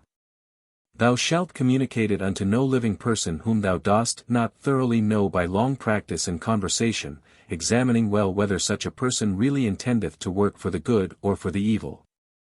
And if thou shalt wish to grant it unto him, thou shalt well observe and punctually, the same fashion and manner, which I have made use of with thee. And if thou doest otherwise, he who shall receive it shall draw no fruit therefrom. Keep thyself as thou wouldst from a serpent from selling this science, and from making merchandise of it, because the grace of the Lord is given unto us free and gratis, and we ought in no wise to sell the same. This veritable science shall remain in thee and thy generation for the space of 70-229 years, and will not remain longer in our sect. Let not thy curiosity push thee on to understand the cause of this, but figure to thyself that we are so good 30 that our sect hath become insupportable not only to the whole human race, but even to God himself. I wished in receiving these 2 small manuscript books to throw myself on my knees before him, but he rebuked me, saying that we ought only to bend the knee before God. I avow that these 2 books 31 were so exactly written, that thou, O Lamech my son, mayest see them after my death, and thou shalt thus recognize how much respect I have for thee. 32. It is true that before my departure I well read and studied them, and when I found anything difficult or obscure I had recourse unto Abramelin, who with charity and patience explained it unto me. Being thoroughly instructed, I took leave of him, and having received his paternal blessing, a symbol which is not only in use among the Christians, but which was also the custom with our forefathers. I also departed, and I took the route to Constantinople, whither having arrived I fell sick, and my malady lasted for the space of 2 months. But the Lord in his mercy delivered me therefrom, so that I soon regained my strength, and finding a vessel ready to depart for Venice I embarked thereon, and I arrived there, and having rested some days I set out to go unto Trieste. Where having landed, I took the road through the country of Dalmatia, and arrived at length at my paternal home, where I lived among my relatives and my brothers. VIII. It is not sufficient to travel and journey abroad and see many lands, if one does not draw some useful experience therefrom. Wherefore, in order to show unto thee a good example, I will in this chapter speak of the mysteries 33 of this art which I discovered in one way and another while traveling in the world. And also of the measure and understanding of their various sciences. While, in the 6th chapter following, I will recount the things which I have learned and seen with some among them, and whether in actual practice I found them true or false. I have already before told you that my first master had been the Rabbin Moses at Maynce, who was indeed a good man, but entirely ignorant of the true mystery and of the veritable magic. He only devoted himself to certain superstitious secrets which he had collected from various infidels, and which were full of the nonsense and foolishness of pagans and idolaters. To such an extent that the good angels and holy spirits judged him unworthy of their visits and conversation, and the evil spirits mocked him to a ridiculous extent. At times, indeed, they spake to him voluntarily and by caprice, and obeyed him in matters vile, profane, and of no account, in order the better to entrap, deceive and hinder him from searching further for the true and certain foundation of this great science. At Argentine I found a Christian called James, who was reputed as a learned and very skilful man, but his art was the art of the juggler, or cup and balls player, and not that of the magician. In the town of Prague I found a wicked man named Antony, aged 25 years, who in truth showed me wonderful and supernatural things, but may God preserve us from falling into so great an error. For the infamous wretch avowed to me that he had made a pact with the demon, and had given himself over to him in body and in soul, and that he had renounced God and all the saints. While, on the other hand, the deceitful Leviathan had promised him 40 years of life to do his pleasure. He made every effort, as he was obliged to buy the pact, to persuade me and drag me to the precipice of the same error and misery. But at first I kept myself apart from him, and at last I took flight. Unto this day do they sing in the streets of the terrible end which befell him, may the Lord God of his mercy preserve us from such a misfortune. This should serve us as a mirror of warning to keep far from us all evil undertakings and pernicious curiosity. In Austria I found an infinitude, but all were either ignorant, or like unto the Bohemians. In the kingdom of Hungary I found but persons knowing neither God nor devil, and who were worse than the beasts. In Greece I found many wise and prudent men, but, however, all of them were infidels, among whom there were 3 who principally dwelt in desert places, who showed unto me great things, such as how to raise tempests in a moment, how to make the sun appear in the night, how to stop the course of rivers, and how to make night appear at midday, the whole by the power of their enchantments, and by applying superstitious ceremonies. Near Constantinople, in a place called Epheha, there was a certain man, who, instead of enchantments, made use of certain numbers which he wrote upon the earth, and by means of these he caused certain extravagant and terrifying visions to appear. But in all these arts there was no practical use, but only the loss of soul and of body, because all these only worked by particular pacts, which had no true foundation. Also all these arts demanded a very long space of time, and they were very false, and when these men were unsuccessful they had always ready 1,000 lies and excuses. In the same city of Constantinople I found 2 men of our law, namely, Simon and the Rabbin Abraham, whom we may class with Rabbin Moses of Mayence. In Egypt the first time I found 5 persons who were esteemed and reputed as wise men, among whom were 4, namely, Ori, Abimelech, Alcaon, and Orelak, who performed their operations by the means of the course of the stars and of the constellations, adding many diabolical conjurations and impious and profane prayers, and performing the whole with great difficulty. The 5th, named Abramelin, operated by the means and aid of demons, to whom he prepared statues, and sacrificed, and thus they served him with their abominable arts. In Arabia they made use of plants, of herbs, and of stones as well precious as common. The divine mercy inspired me to return thence, and led me to Abramelin, who was he who declared unto me the secret, and opened unto me the fountain and true source of the sacred mystery, and of the veritable and ancient magic which God had given unto our forefathers. Also at Paris I found a wise man called Joseph, who, having denied the Christian faith, had made himself a Jew. This man truly practiced magic in the same manner as Abramelin, but he was very far from arriving at perfection therein. Because God, who is just, never granteth the perfect, veritable and fundamental treasure unto those who deny him, notwithstanding that in the rest of their life they might be the most holy and perfect men in the world. I am astonished when I consider the blindness of many persons who let themselves be led by evil masters, who take pleasure in falsehood, and, we may rather say, in the demon himself, giving themselves over unto sorceries and idolatries, one in one manner, another in another manner, with the result of losing their souls. But the truth is so great, the devil is so deceitful and malicious, and the world so frail and so infamous that I must admit that things cannot be otherwise. Let us then open our eyes, and follow that which I shall lay down in the following chapters, and let us not walk in another path, whether of the devil, or of men, or of books which boast of their magic. For in truth I declare unto thee that I had so great a quantity of such matters written out with so much art, that had I not had these of Abramelin, I could herein have given thee those. However, it is true that just as there is only one God, that not one of these books is worth an obelisk. 34 Yet with all this there are men so blind that they buy them at exorbitant prices, and they lose their money, their time, and their pains, and which is worse, very often their souls as well. 6. The fear of the Lord is the true wisdom, and he who hath it not can in no way penetrate the true secrets of magic, and he but buildeth upon a foundation of sand, and his building can in no way last. The Rabbin Moses persuaded me to be wise, while he himself, with words which neither he himself nor any other person understood, and with extravagant symbols made bells to sound.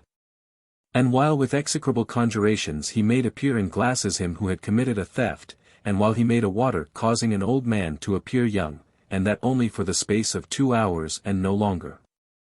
All the which things he indeed taught me, but the whole was but vanity, low curiosity, and a pure deception of the demon, leading to no useful end imaginable, and tending to the loss of the soul. And when I had the veritable knowledge of the sacred magic, I both forgot them, and banished them from mine heart. That impious Bohemian, 35 with the aid and assistance of his associate, performed astounding feats. He rendered himself invisible, he used to fly in the air, he used to enter through the keyholes into locked-up rooms, he knew our greatest secrets, and once he told me things which God alone could know. But his art cost him too dear, for the devil had made him swear in the pact that he would use all his secrets to the dishonor of God, and to the prejudice of his neighbor. Ultimately his body was found dragged through the streets, and his head without any tongue therein, lying in a drain. And this was all the profit he drew from his diabolical science and magic. In Austria I found an infinitude of magicians who only occupied themselves in killing and maiming men, in putting discord among married people, in causing divorces, in tying witch knots in osier or willow branches to stop the flow of milk in the breasts of nursing women, and similar infamies. But these miserable wretches had made a pact with the devil, and had become his slaves, having sworn unto him that they would work without cessation to destroy all living creatures. Some of these had 2 years, for their pact, to run, some 3, and after that time they underwent the same fate as the Bohemian. At Linz I worked with a young woman, who one evening invited me to go with her, assuring me that without any risk she would conduct me to a place where I greatly desired to find myself. I allowed myself to be persuaded by her promises.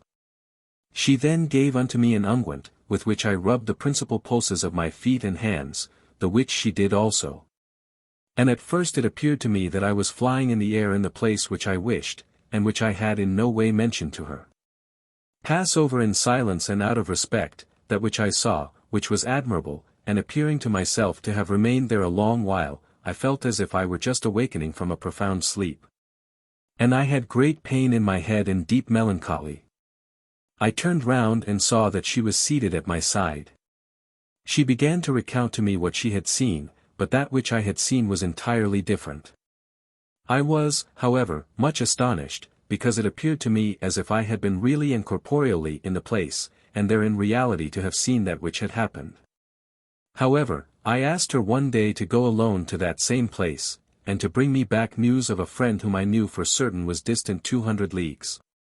She promised to do so in the space of an hour. She rubbed herself with the same unguent, and I was very expectant to see her fly away, but she fell to the ground and remained there about 3 hours as if she were dead, so that I began to think that she really was dead. At last she began to stir like a person who is waking, then she rose to an upright position, and with much pleasure began to give me the account of her expedition, saying that she had been in the place where my friend was, and all that he was doing. The which was entirely contrary to his profession. Whence I concluded that what she had just told me was a simple dream, and that this unguent was a causer of a fantastic sleep. Whereon she confessed to me that this unguent had been given to her by the devil. All the arts of the Greeks are enchantments and fascinations, and the demons hold them enchained in these accursed arts so that the foundation of the true magic may be unknown to them, which would render them more powerful than they.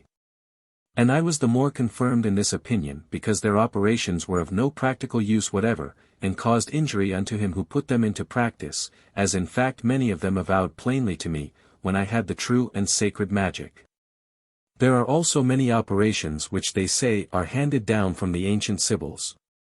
There is an art called white and black, 36 another angelical, tedium. In which I avow that I have seen orations so learned and beautiful, that had I not known the venom therein hidden, I would have given them herein. I say all this because it is very easy to him who is not constantly upon his guard to err. One old scribbler of symbols 37 gave me many enchantments which only tended to work evil. He performed other operations by means of numbers, which were all odd, and of a triple proportion, in no way similar to the other, and for proof of this, he caused by such means in my presence a very fine tree which was near my house to fall to the ground, and all the leaves and fruits were consumed in a very short time. And he told me that in numbers there was hidden a very great mystery, because that by the means of numbers one can perform all the operations for friendships, riches, honors, and all sorts of things, good and evil. And he assured me that he had tried them, but that yet some that he knew to be very true had not yet succeeded with him. With regard to this particular, I found out the reason through the wise Abramelin, who told me that this came and depended from a divine ministry, that is to say, from the Kabbalah, and that without that, one could not succeed. All these things have I beheld, and many others, and those who possessed these secrets gave them to me out of friendship. I burned these recipes afterwards in the house of Abramelin, they being absolutely things very far removed from the will of God, and contrary to the charity which we owe unto our neighbor. Every learned and prudent man may fall if he be not defended and guided by the angel of the Lord, who aided me, and prevented me from falling into such a state of wretchedness. And who led me undeserving from the mire of darkness unto the light of the truth. I have known and felt the effects of the goodness of the wise Abra-Melin 38, who of his own free will, and before I had asked him so to do, accepted me for his disciple. And before that I had declared my wish unto him, he would accomplish and fulfill my desire, and all that I wished to obtain from him he knew before I could open my mouth. Also he recounted to me all that I had seen, done, and suffered from the time of my father's death down to this moment, and this in words obscure and as it were prophetic, which I did not then comprehend, but which I understood later. He told me many things touching my good fortune, but, which was the principal thing, he discovered to me the source of the veritable Kabbalah, the which according to our custom, I have in turn communicated unto thine elder brother Joseph. After that he had fulfilled the requisite conditions, without the accomplishment of which the Kabbalah and this sacred magic cannot be exercised, and which I will recount in the 2 following books. Afterwards he did manifest unto me the regimen of the mystery of that sacred magic which was exercised and put into practice by our forefathers and progenitors, Noah, Abraham, Jacob, Moses, David, and Solomon, among whom the last misused it.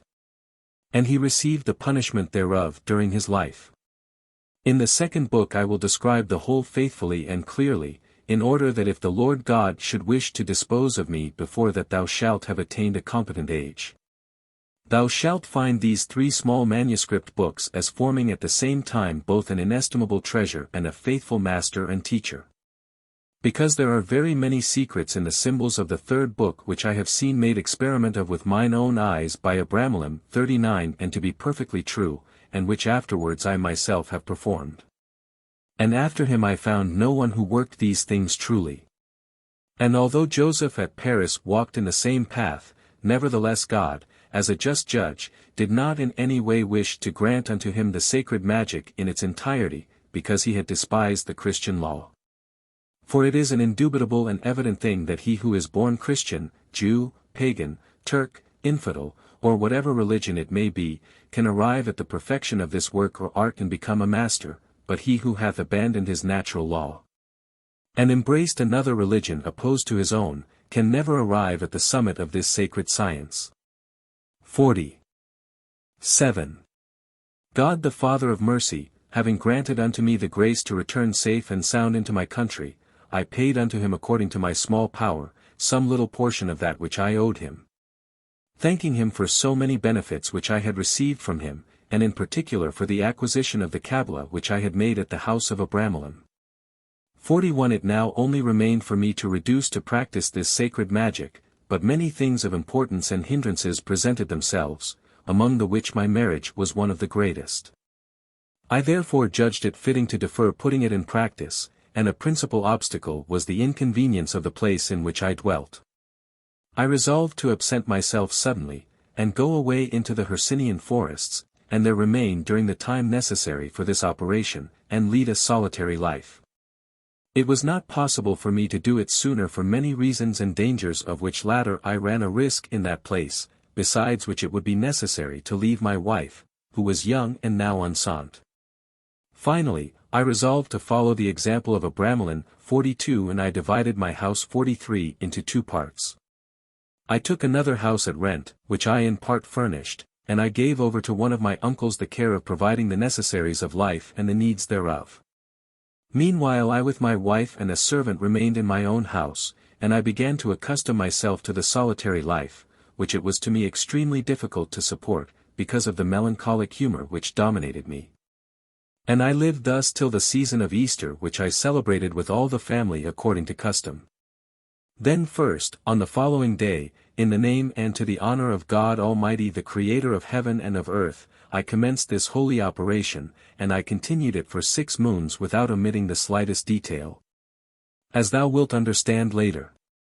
And the period of the 6 moons being expired, the Lord granted unto me his grace by his mercy, according to the promise made unto our forefathers, since while I was making my prayer unto him he deigned to grant unto me the vision and apparition of his holy angels, together with which I experienced so great joy, consolation and contentment of soul, that I could neither express it nor put it into writing.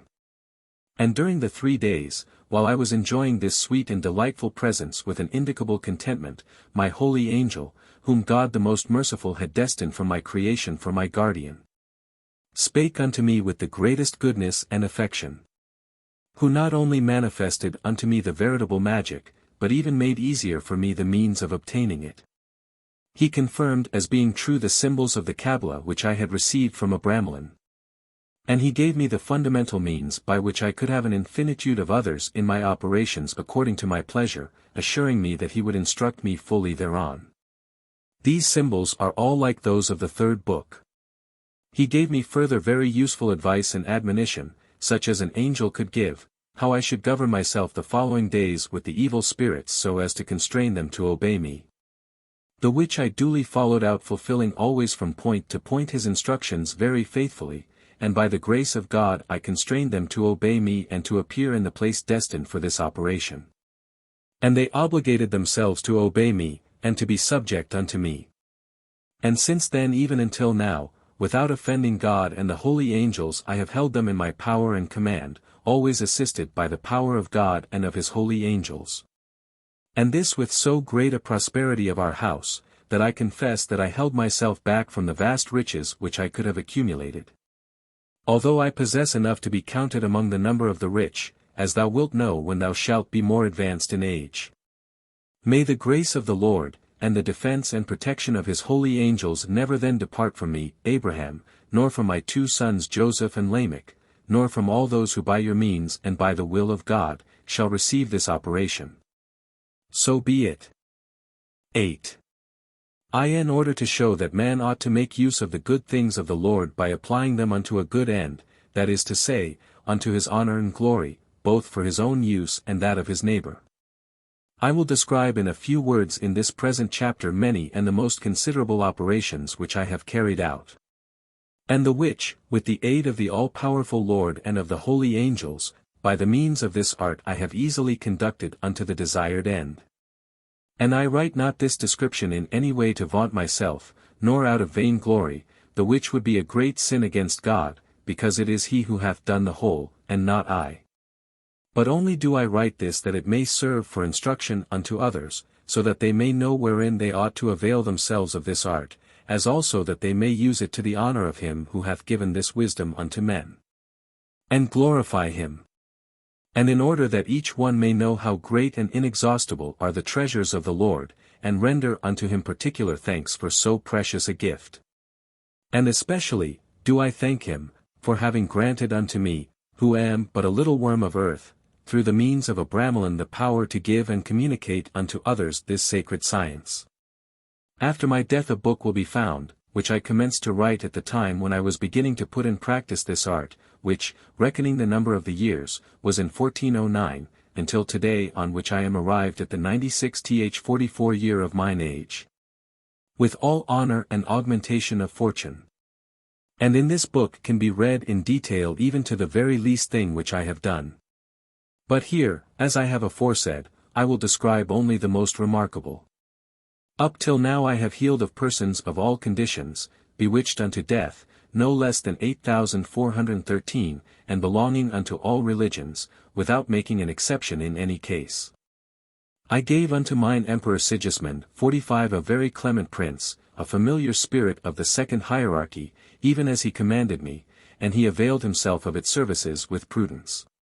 He wished also to possess the secret of the whole operation, but as I was warned by the Lord that it was not his will, he contented himself with what was permitted, not as emperor, but as a private person. And I even by means of mine art facilitated his marriage with his wife, and I caused him to overcome the great difficulties which opposed his marriage. I delivered also the Count Frederick 46 by the means of 2,000 artificial cavalry, the which I by mine art caused to appear according unto the tenor of the 29th chapter of the 3rd book here following, free out of the hands of the Duke Leopold of Saxonia. The which Count Frederick without me would have lost both his own life, and his estate as well, which latter would not have descended, unto his heirs. Unto the bishop of our city also, I showed the betrayal of his government at Orenburg, 1 year before the same occurred. And I say no more concerning this because he is an ecclesiastic 47 passing over in silence all that I have further done to render unto him service. The Count of Varvich 48 was delivered by me from prison in England the night before he was to have been beheaded. I aided the flight of the Duke 49 and of his Pope John 50 from the Council of Constance, who would otherwise have fallen into the hands of the enraged emperor, and the latter having asked me to predict unto him which one of the two popes, John XXI and Martin V, should gain in the end, my prophecy was verified, that fortune befalling which I had predicted unto him at Ratisbon. At the time when I was lodged at the house of the Duke of Bavaria 51 my lord, for matters of the greatest importance, the door of my room was forced, and I had the value of 83,000 Hungarian pieces stolen from me in jewels and money. As soon as I returned, the thief, although he was a bishop, was forced to himself bring it back to me in person and to return with his own hands to me the money, jewels, and account books, and to give me the principal reasons which had forced him to commit the theft, rather than any other person. 6 months ago I did write unto the Grecian Emperor, 52, and I warned him that the affairs of his empire were in a very bad condition, and that his empire itself was on the brink of ruin, 53, unless he could appease the anger of God.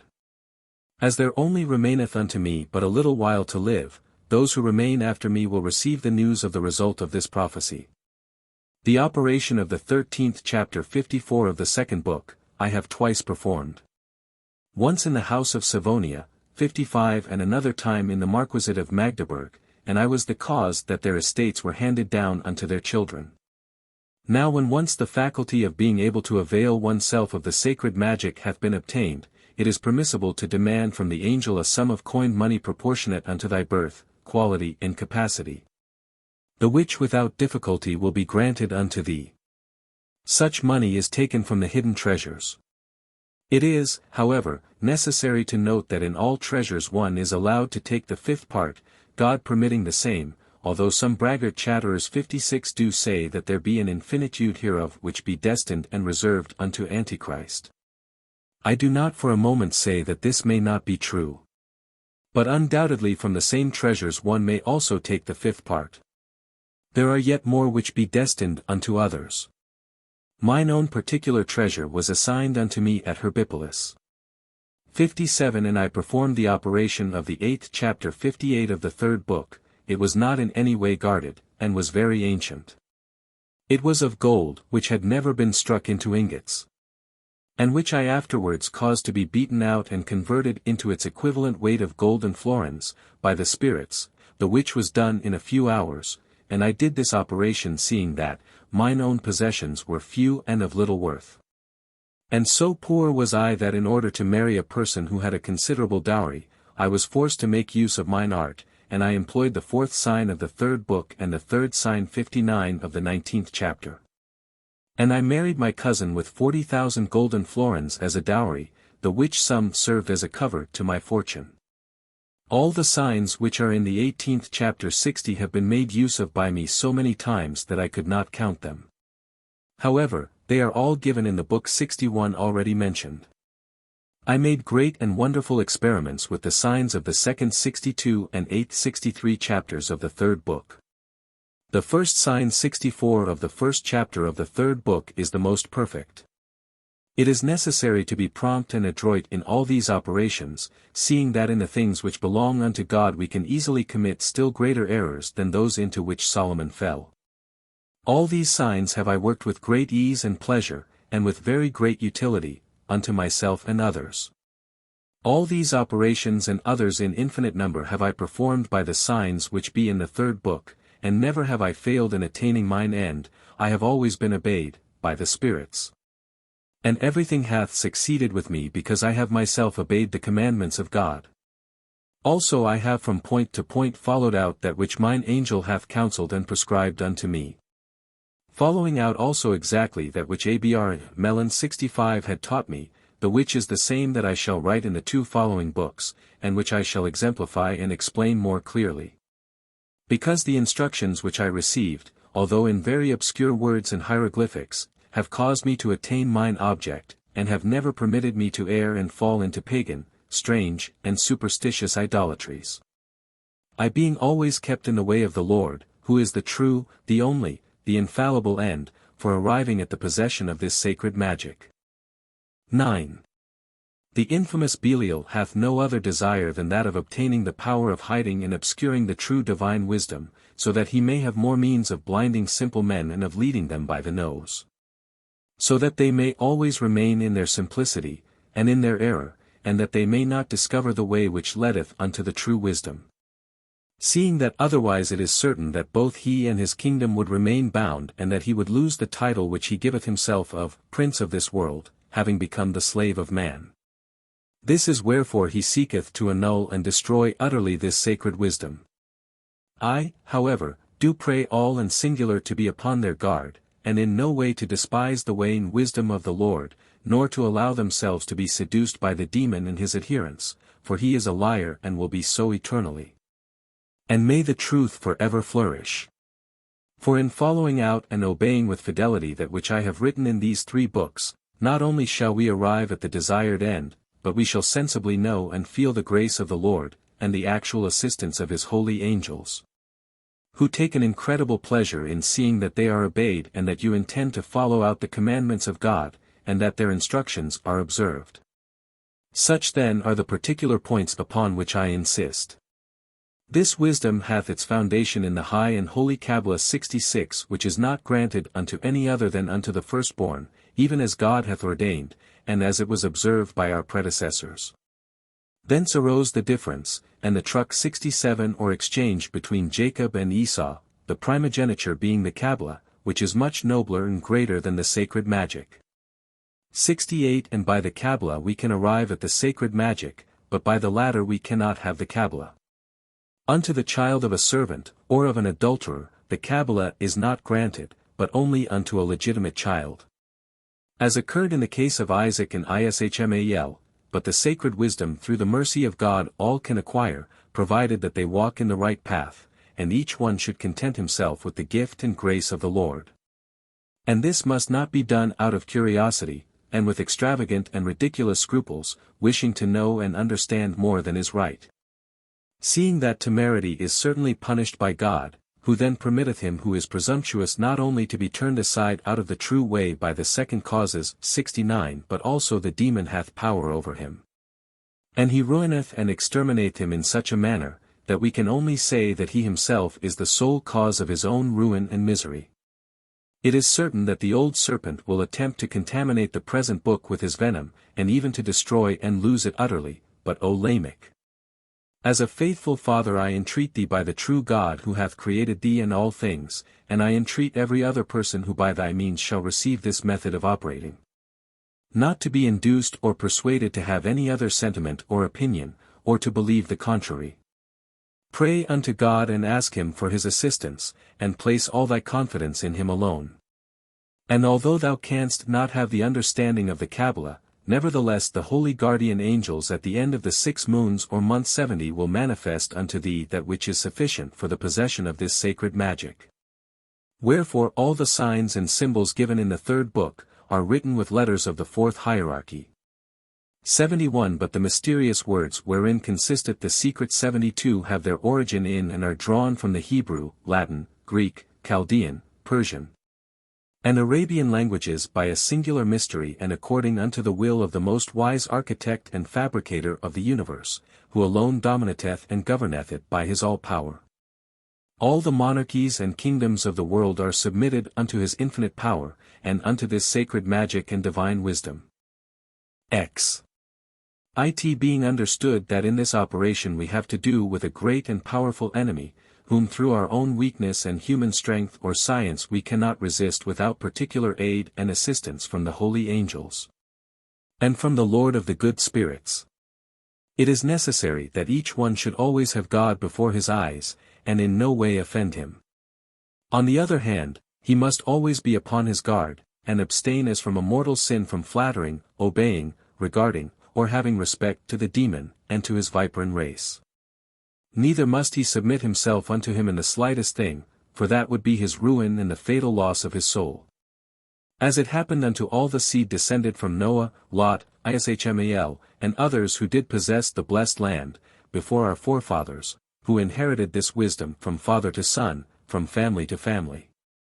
But in the course of time, having lent an ear unto the treacherous enemy, they let themselves be turned away from the veritable path, and did lose the true science which they had received from God by the means of their fathers. And gave themselves over unto superstitious sciences, and unto diabolical enchantments, and unto abominable idolatries, the which was the cause that thereafter God did chastise them, defy 73 them, and chase them from their country. And did introduce in their stead our predecessors, from which same errors again later came the cause of our present misery and servitude, the which will last even unto the end of the world. Since they in no way wished to know the gift which God had given unto them, but instead abandoned it to embrace and follow the deceits of the demon.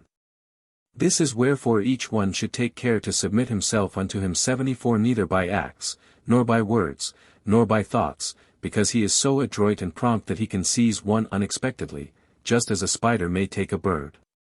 75 Let that miserable Bohemian and the others whom I have before mentioned, serve thee for an example to avoid, even as they did unto me. In the commencement of the operation there appeareth a man of majestic appearance, who with great affability doth promise unto thee marvellous things. Consider all this as pure vanity, for without the permission of God he can give nothing. But he will do it unto the damage and prejudice, ruin and eternal damnation of whomsoever putteth faith in him, and believeth in him. As we may see in the Holy Scripture in the matter of Pharaoh and his adherents, the which despised the veritable and certain wisdom of Moses and Aaron, and were in the beginning backed up by the devil, who showed them by the means of enchantments that he could both do and put in practice all the works of the aforesaid holy men. Whence he ultimately did reduce them to such a condition of obstinacy and blindness, that without perceiving their own error and the deceit of the demon, they were cruelly chastised by God with divers plagues, and were at last all drowned in the Red Sea. This is wherefore in conclusion I say unto thee in few words, that we must rely upon God alone, and put all our confidence in him. 11.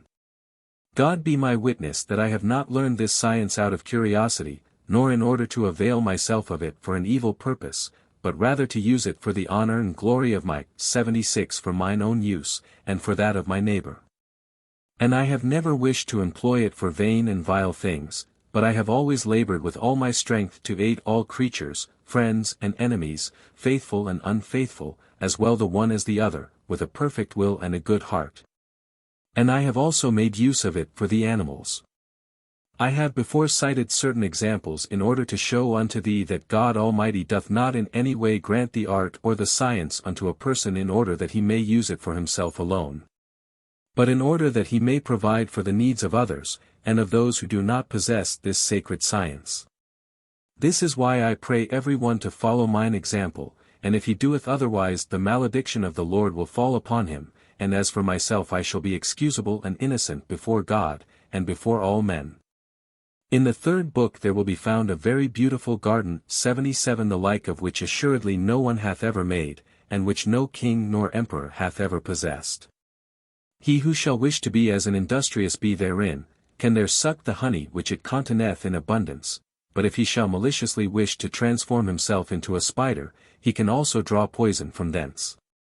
God, however, accordeth and giveth his grace, not unto the evil, but unto the good, and if it seemeth unto thee that some chapters of the third book can be rather applied unto evil and unto the hurt of our neighbor, than unto a useful end, each one shall know that I have so placed them, in order that we may understand that this science can be applied alike for evil or for good, as I will show thee more fully in the other books.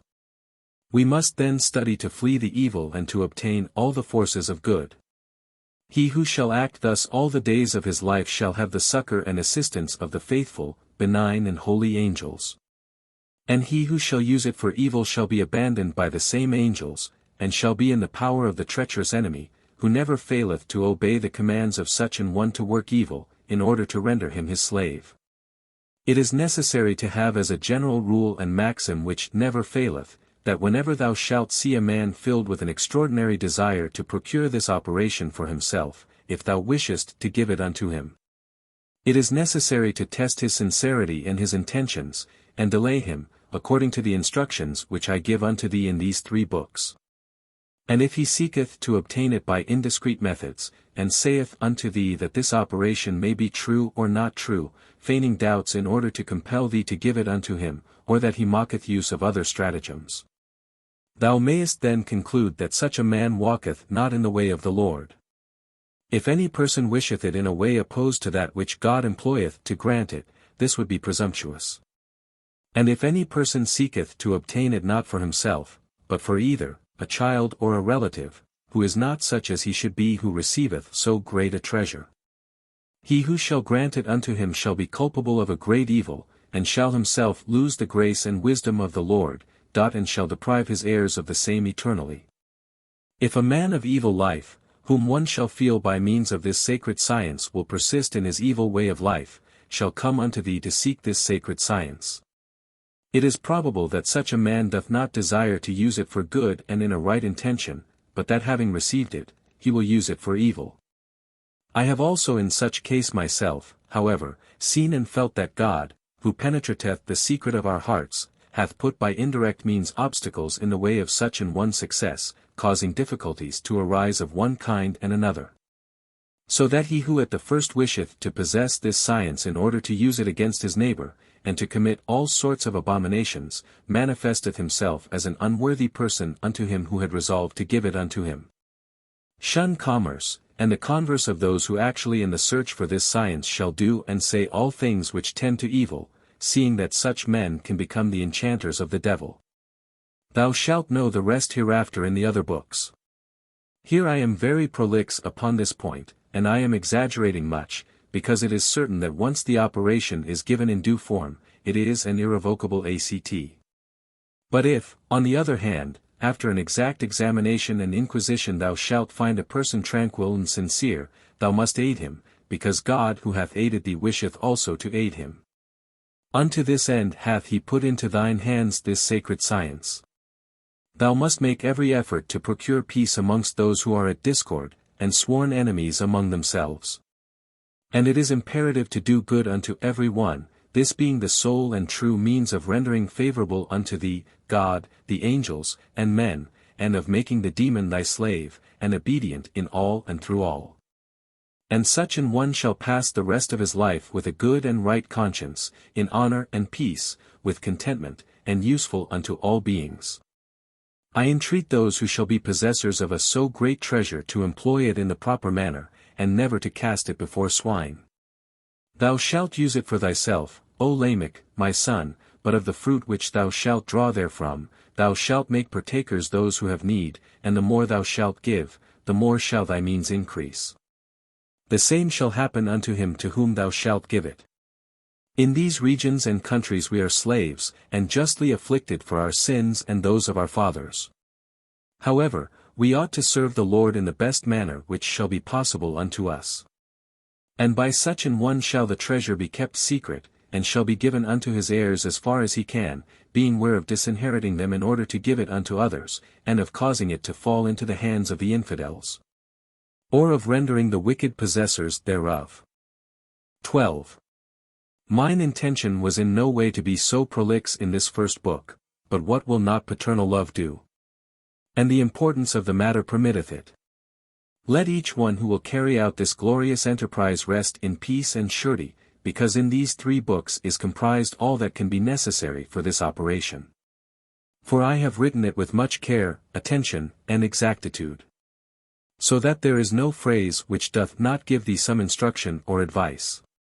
However, I pray such an one for the love of God, who reigneth and will reign eternally, to commence no operation unless beforehand for the space of 6 months he hath read and reread this book with care and attention, considering all points in detail. For I am more than sure that he will not encounter any doubtful matter which he will not be able to solve himself, but further day by day will he assume unto himself a great and ardent desire, pleasure, and will to undertake this so glorious operation, the which can be effected by any person of any religion soever. 78 Provided, however, that during the 6 moons he hath not committed any sin against the law and commandments of God. Now it remaineth unto me, O Lamech, my son, to show unto thee the marks of my extreme paternal tenderness, by giving thee 2 principal pieces of advice, by the means of which, and observing all the other particulars which I shall describe, thou, and any person unto whom thou shalt accord this sacred science, mayest indubitably arrive at the perfection of this same wisdom.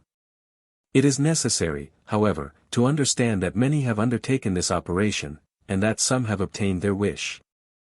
But that there are others who have not succeeded, and the reason of this hath been because their good angel hath not appeared unto them in the day of the conjuration, their angel being by its nature Amphitryon. 79 Because the angelic nature differeth to so great an extent from that of men, that no understanding nor science could express or describe it, as regardeth that great purity wherewith they be invested. I do not wish that thou, Lamech, my son, and thy successor, and friends, should be deprived of a so great treasure. I in no way wish to abandon thee in so essential a matter. The other point is the psalm which I will tell thee also. And though thou givest the operation unto another person, although he be a friend, thou shalt in no wise communicate this unto him, because this psalm is the preservative against all those to whom thou shalt have given the holy magic, should they wish to make use of it against thee. And thou shalt be able thyself to make excellent use of it against them. This was granted by the Lord unto David for his own preservation.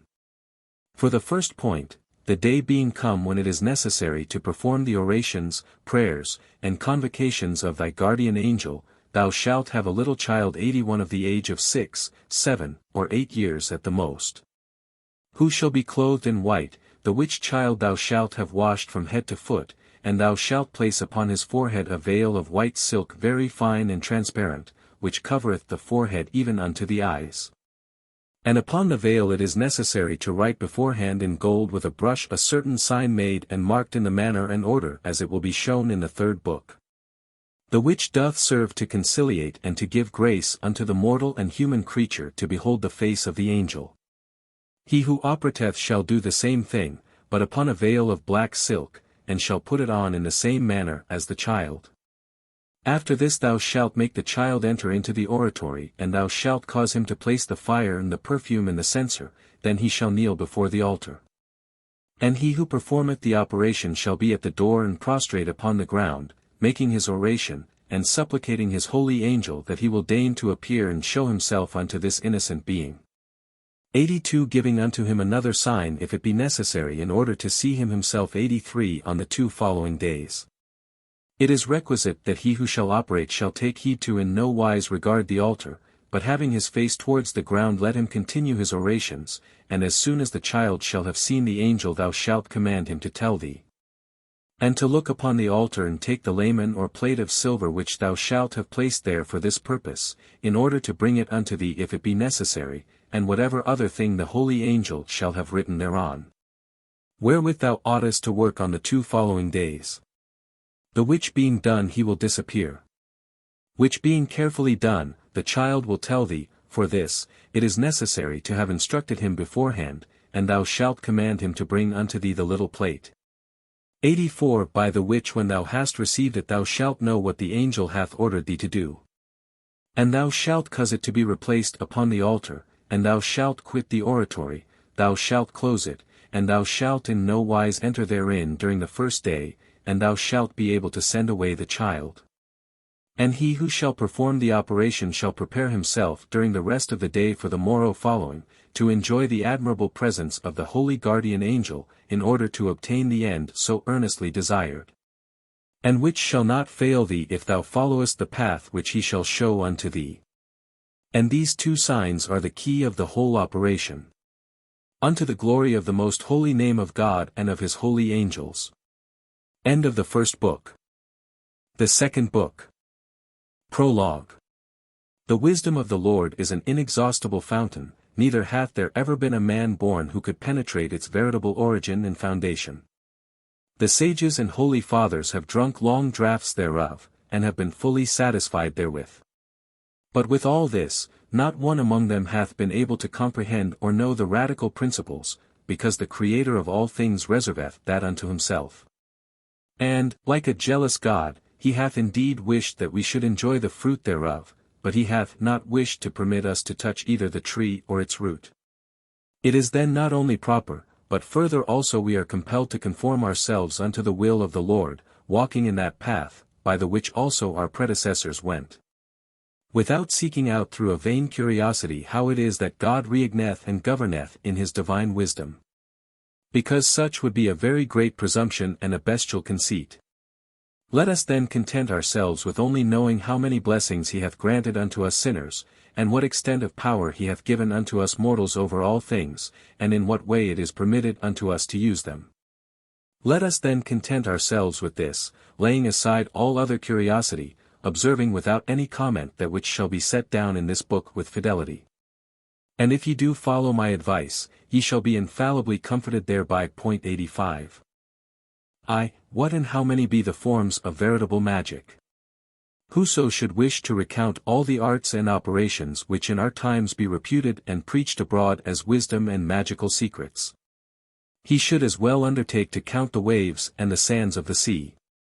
Seeing that the matter hath come to such a pass that every trick of a buffoon is believed to be magic, that all the abominations of impious enchanters, all diabolical illusions, all pagan idolatries, all superstitions, fascinations, diabolical pacts, and lastly all that the gross blindness of the world can touch with its hands and feet is reckoned as wisdom and magic.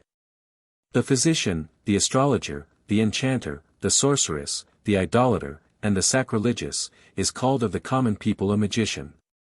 Also he who draweth his magic whether from the sun, whether from the moon, whether from the evil spirits, whether from stones, herbs, animals, brutes, or lastly from thousand divers sources, so that the heaven itself is astonished thereat. There be certain who draw their magic from air, from earth, from fire, from water, from physiognomy, from the hand, from mirrors, from glasses, from birds, from bread, from wine, and even from the very excrements themselves. And yet, however, all this is reputed as science. I exhort you, ye who read, to have the fear of God, and to study justice, because infallibly unto you shall be opened the gate of the true wisdom which God gave unto Noah and unto his descendants Japhet, Abraham, and Ishmael. And it was his wisdom that delivered Lot from the burning of Sodom. Moses learned the same wisdom in the desert, from the burning bush, and he taught it unto Aaron his brother. Joseph, Samuel, David, Solomon, Elijah, and the apostles, and St. John particularly, from whom we hold a most excellent book of prophecy 86, possessed it. Let every one then know that this which I teach, is that same wisdom and magic, and which is in this same book, and independent of any other science, or wisdom, or magic, soever. It is, however, certainly true that these miraculous operations have much in common with the Kabbalah. It is also true that there be other arts which have some stamp of wisdom, the which alone would be nothing worth were they not mingled with the foundation of the sacred ministry, whence later arose the mixed Kabbalah. The arts are principally 12. 4 in number, 3, 5, 7, 9, among the numbers in the mixed Kabbalah. The second is the most perfect one, the which operateth by sign and visions. 2 of the even numbers, namely 6 and 2, which operate with the stars and the celestial courses which we call astronomy. 3 consisteth in the metals, and 2 in the planets. 87 As to all these arts, the which be conjoined and mingled together with the sacred Kabbalah. Both he who mocketh use of these same, either alone, or mingled with other things which be in no way from the Kabbalah, and he who seeketh to exercise himself in performing operations with these arts, is alike liable to be deceived by the demon. Seeing that of themselves they possess no other virtue than a natural property, and they can produce no other thing than probable 88 effects, and they have absolutely no power in spiritual and supernatural things. But if, however, on certain occasions they 89 cause you to behold any extraordinary effect, such is only produced by impious and diabolical pacts and conjurations, the which form of science ought to be called sorcery. Finally, let us conclude that from the divine mystery are derived these 3 kinds of Kabbalah, viz., the mixed Kabbalah, and the true wisdom, and the true magic. We will, therefore, show forth this last, and the manner of becoming its possessors in the name of God and of his celestial court. 2. What we should consider before undertaking this operation. We 90 have already said what is the science which I 91 am to teach you, that is to say, that it is neither in any way human nor diabolical, but, that it is, the true and divine wisdom and magic, which has been handed down by our predecessors unto their successors as a hereditary treasure. In like manner as I myself at present, so even should ye think, before entering into this matter, 92 and before taking possession of so great a treasure, how much this gift is sublime and precious. And how vile and base are ye yourselves who be about to receive it. This is wherefore I say unto ye that the beginning of this wisdom is the fear of God and of justice. These be the tables of the law, the Kabbalah, and the magic, they should serve unto ye for a rule. It is necessary that ye should begin to attach yourselves unto the very beginning, if ye truly do wish to have the veritable wisdom, and thus shall ye walk in the right path, and be able to work all the which is contained in this book, and all the which is therein prescribed. For to undertake this operation with the simple intention of using it unto dishonest, impious, and wicked ends, is neither just nor reasonable.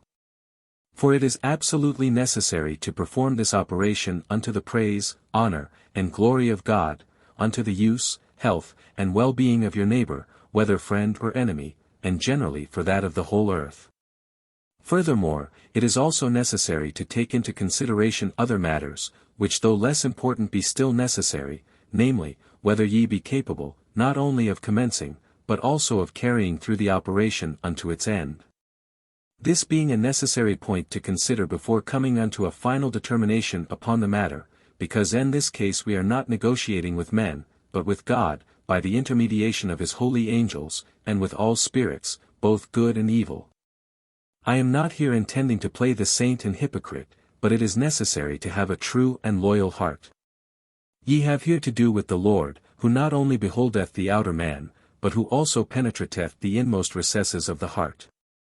But having taken a true, firm, and determined resolution, relying upon the will of the Lord, ye shall arrive at your desired end, and shall encounter no difficulty. Often also man is changeable, and while beginning a thing well, finisheth it badly, being in no way firm and stable in resolution. Ponder the matter then well before commencing, and only begin this operation with the firm intention of carrying it out unto the end, for no man can make a mock of the Lord with impunity. Furthermore, it is likewise necessary to think and consider whether your goods and revenue be sufficient for this matter, and, further, whether if your quality or estate be subject unto others, ye may have time and convenience to undertake it.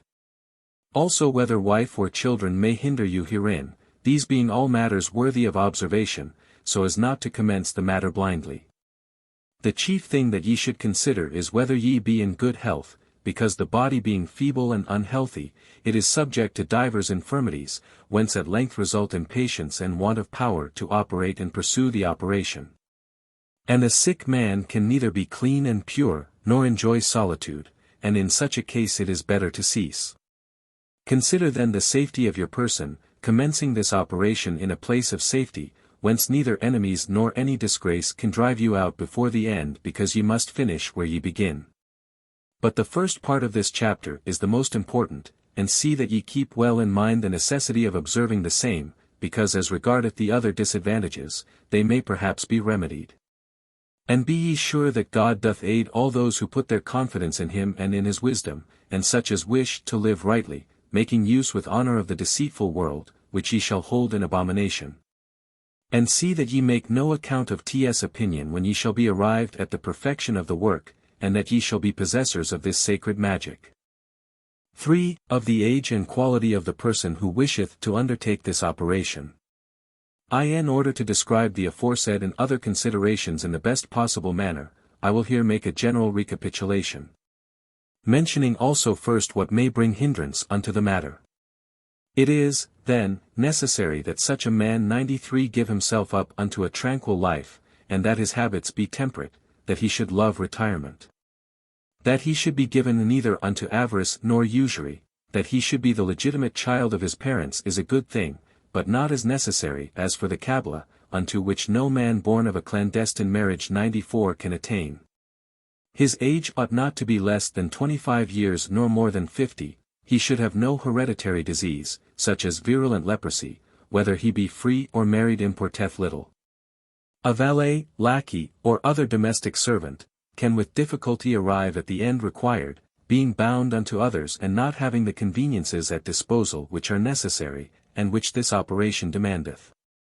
Among women, there be only virgins who are suitable, but I 95, strongly advise that so important a matter should not be communicated to them, because of the accidents that they might cause by their curiosity and love of talk. 4. That the greater number of magical books are false and vain. All the books which treat of characters, extravagant figures, circles, convocations, conjurations, invocations, and other like matters, even although any one may see some effect thereby, should be rejected, being works full of diabolical inventions. 96 And ye should know that the demon mocketh use of an infinitude of methods to entrap and deceive mankind. This I have myself proved, because when I have operated with the veritable wisdom, all the other enchantments which I had learned have ceased, and I could no longer operate with them. And I made a very careful trial of those which I had learned with the Rabbin Moses. The cause of which is that the deceit and fraud of the demon can never appear where the divine wisdom is. Furthermore, the most certain mark of their falsity is the election of certain days. Since there be those which God hath expressly commanded to sanctify, we can freely operate on all other days, and at all times. And whenever ye shall see tables which do mark the days and their differences, the celestial signs, and other like matters, 97 Pay no attention thereto, because herein is a very great sin 98 hidden, and a deceit of the demon. It being one of his many methods of endeavoring to confound the true wisdom of the Lord with evil matters. Because this true wisdom of the Lord can operate and perform its effects every day, and at any moment and second. The gates of his grace are daily open, he wisheth, and it is pleasing unto him to aid us, as well on this day as on the morrow. And in no way could it be true that he desireth to be subjected to the day and hour which men would wish to prescribe for him, seeing that he is the master to elect such days as he himself wisheth, and also may they be sanctified. Flee also all such books as those whose conjurations include extravagant, inexplicable, and unheard of words, 99 And which be impossible to understand, and which be truly the inventions of the devil and of wicked men. It is well also to recall that which I have said in the first book, viz. That in the greater part of their conjurations there was not the slightest mention made of God Almighty, but only of invocations of the devil, together with very obscure Chaldean words. Surely it would be a rash thing of a man who should deal with God by the intermediary of his holy angels, to think that he ought to address him in a jargon, neither knowing what he saith nor what he demandeth. Is it not an act of madness to wish to offend God and his holy angels? Let us then walk in the right way, let us speak before God with heart and mouth alike opened, in our own maternal language 100 Since how can ye pretend to obtain any grace from the Lord, if ye yourselves know not what ye ask? Yet, however, the number of those who lose themselves utterly in this vanity is infinite. Many say that the Grecian language is more agreeable unto God. It may be true that it was perhaps at one time, but how many among us today understand it perfectly? This is the reason why it would be the most senseless thing to employ it. I repeat then, let each one speak his own language, because thus understanding what it is that ye are demanding of the Lord, ye will obtain all grace. And if ye demand a thing which is unjust, it will be refused unto you, and ye will never obtain it. That in this operation it is not necessary to regard the time, nor the day, nor the hours. There be no other days, to be observed, than those which God hath ordained unto our fathers, viz. All Saturdays, which be the days of the Sabbath Passover, and the Feast of Tabernacles, of which the former is the 15th day of the first of our months, and the latter beginneth on the 15th day of the 7th month.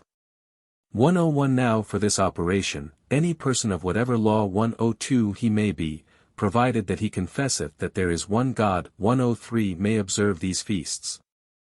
However, the true time of commencing this operation is the first day after the celebration of the feasts of Easter, and this was ordained unto Noah, being the most convenient time, and the end falleth just at the Feast of Tabernacles.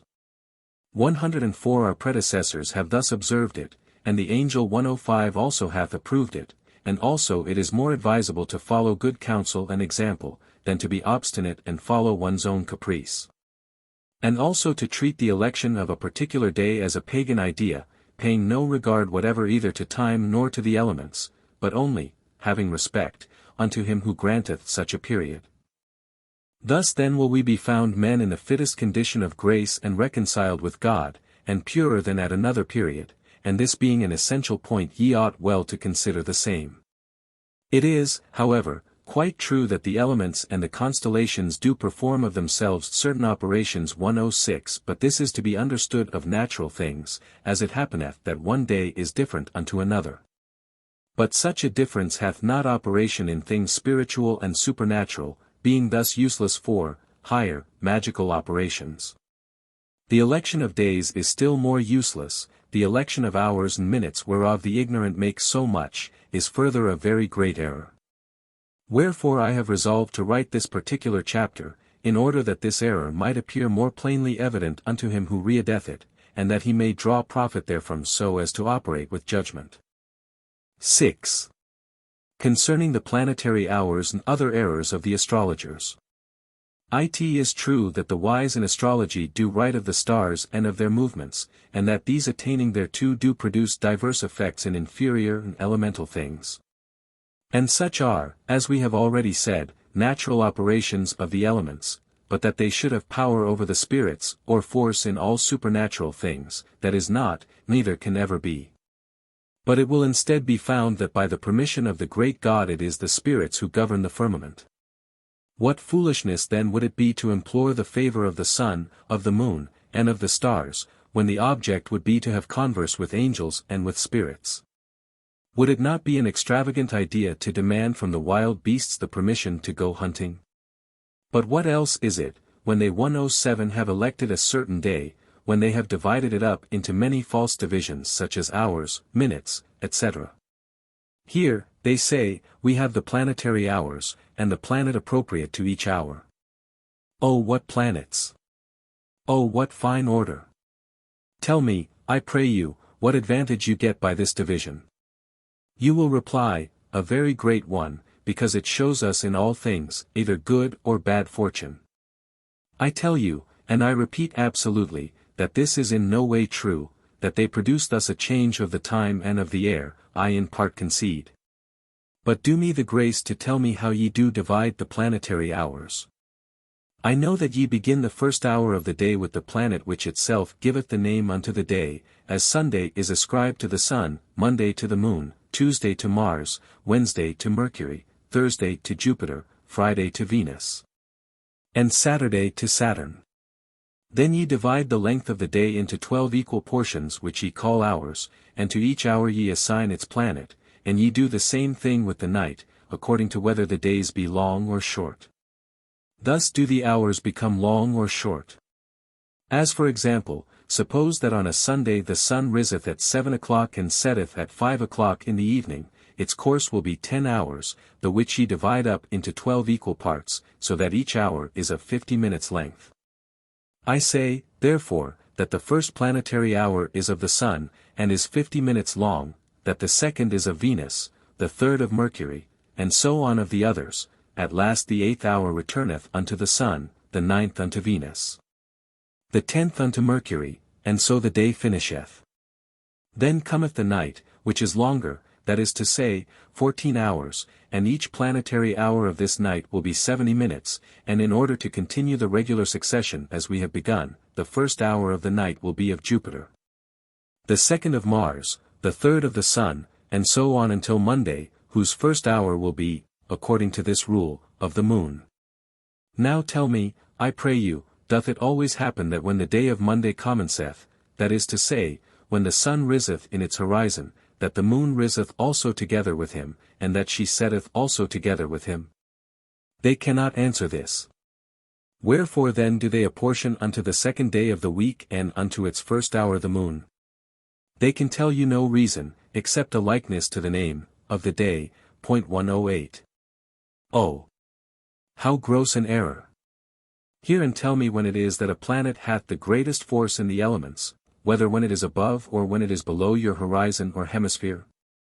We must however avow that it is more powerful when it is above, because being below it hath no power save according unto the will of God.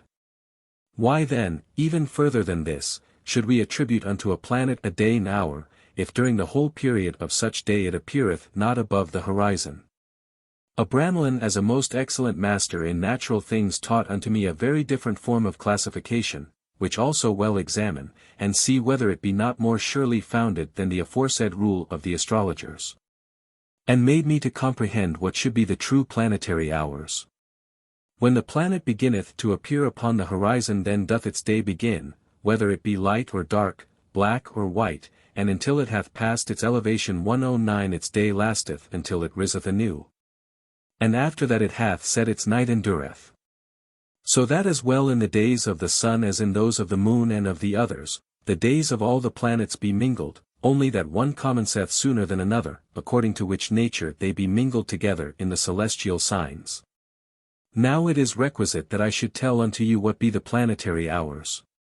Know then that each planet hath only an hour during the which it is very powerful, being over you and above your head, that is to say when it is in the meridian. Then, naturally, will sometimes arrive the hours of two planets together and beginning at the same moment, they then produce an effect according unto the nature, quality, and complexion of these stars. 110 But all this only hath power in natural things. Here have I declared and proved unto you the errors of the common astrologers. Keep yourselves carefully from the insensate follies of their days and hours, because if ye make use of these as do the false magicians and enchanters, God will chastise you. And in order to chastise you will pay but little attention unto the awaiting of the hour of Saturn or of Mars. I therefore now conclude this chapter, having sufficiently treated of the false and useless method employed by the astrologers in the election of days and of hours. 7. Regarding what it is necessary to accomplish during the first 2 moons of the beginning of this veritable and sacred magic. He who commenceth this operation should consider with care that which we have before said. And should pay attention unto that which followeth. And the thing being of importance, I shall leave alone for the present all other considerations, so that we may begin with the operation which we should perform on the first morning after the celebration of the feast of Easter, or Passover. Firstly, having carefully washed one's whole body and having put on fresh clothing, precisely a quarter of an hour before sunrise ye shall enter into your oratory, open the window, and place yourselves upon your knees before the altar, turning your faces towards the window. And devoutly and with boldness ye shall invoke the name of the Lord, thanking him for all the grace which he hath given and granted unto you from your infancy until now. Then with humility shall ye humble yourselves unto him, and confess unto him entirely all your sins, supplicating him to be willing to pardon you and remit them. Ye shall also supplicate him that in the time to come he may be willing and pleased to regard you with pity and grant you his grace and goodness to send unto you his holy angel, who shall serve unto you as a guide, and lead you ever in his holy way and will, so that ye fall not into sin through inadvertence, through ignorance, or through human frailty. In this manner shall ye commence your oration, and continue thus every morning during the first 2 moons or months. Meseemeth here that now some may say, wherefore dost thou not write down the words or form of prayer the which I should employ, seeing that, as for me, I am neither sufficiently learned, nor devout, nor wise? Know ye that although in the beginning your prayer be but feeble, it will suffice, provided that ye understand how to demand the grace of the Lord with love and a true heart, whence it must be that such a prayer cometh forth. Also it serveth nothing to speak without devotion, without attention, and without intelligence, nor yet to pronounce it with the mouth alone, without a true intent, nor yet to read it as do the ignorant and the impious. But it is absolutely necessary that your prayer should issue from the midst of your heart, because simply setting down prayers in writing, the hearing of them will in no way explain unto you how really to pray. 111 This is the reason that I have not wished to give unto you any special form of prayers and orations, so that ye yourselves may learn from and of yourselves how to pray, and how to invoke the holy name of God, our Lord. And for that reason I have not been willing that ye should rely upon me in order to pray. Ye have the holy and sacred Scripture, the which is filled with very beautiful and potent prayers and actions of grace. Study then herein, and learn herefrom, and ye shall have no lack of instructions how to pray with fruit. And although in the commencement your prayer may be weak, it sufficeth that your heart be true and loyal towards God, who little by little will kindle in you his Holy Spirit, who will so teach you and enlighten your spirit, that ye shall both know and have the power to pray. When ye shall have performed your orations, close the window, and go forth from the oratory, so that no one may be able therein to enter, and ye shall not yourselves enter again until the evening when the sun shall be set. Then shall ye enter therein afresh, and shall perform your prayers in the same manner as in the morning. For the rest, ye shall govern yourselves each day as I shall tell you in the following instructions. Concerning the bed-chamber and the oratory, and how they should be arranged, I will tell hereafter in the 11th chapter. 112. It is requisite that ye shall have a bed-chamber near the oratory or else your ordinary habitation, which it is necessary first to thoroughly clean out and perfume, and see that the bed be both new and clean. Your whole attention must be given to purity in all things, because the Lord hath in abomination all that is impure. You shall sleep in this said chamber, and you shall continue therein during the day, there transacting the matters which belong unto your business, and those which you can dispense with, leave alone. You may sleep with your wife in the bed when she is pure and clean, but when she hath her monthly courses you shall not allow her to enter the bed, nor even the chamber. Every Sabbath eve it is necessary to change the sheets of the bed, and all the linen. Every Saturday you shall perfume the chamber.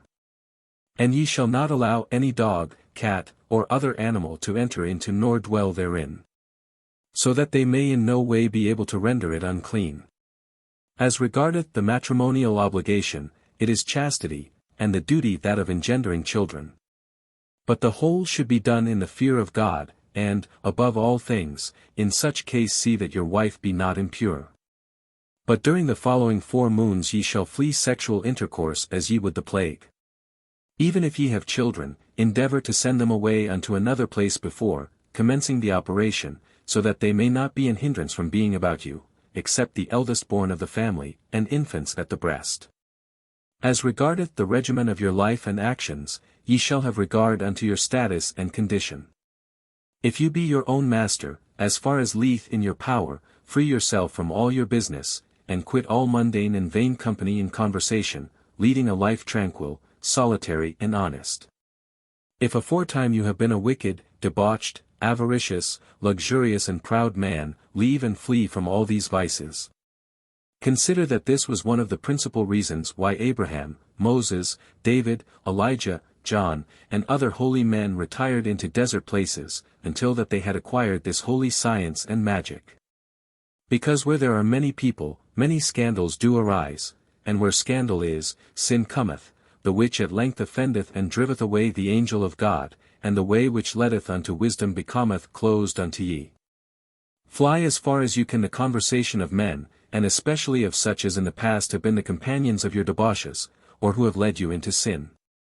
Ye shall therefore seek retirement as far as possible, until that ye shall have received that grace of the Lord which ye ask.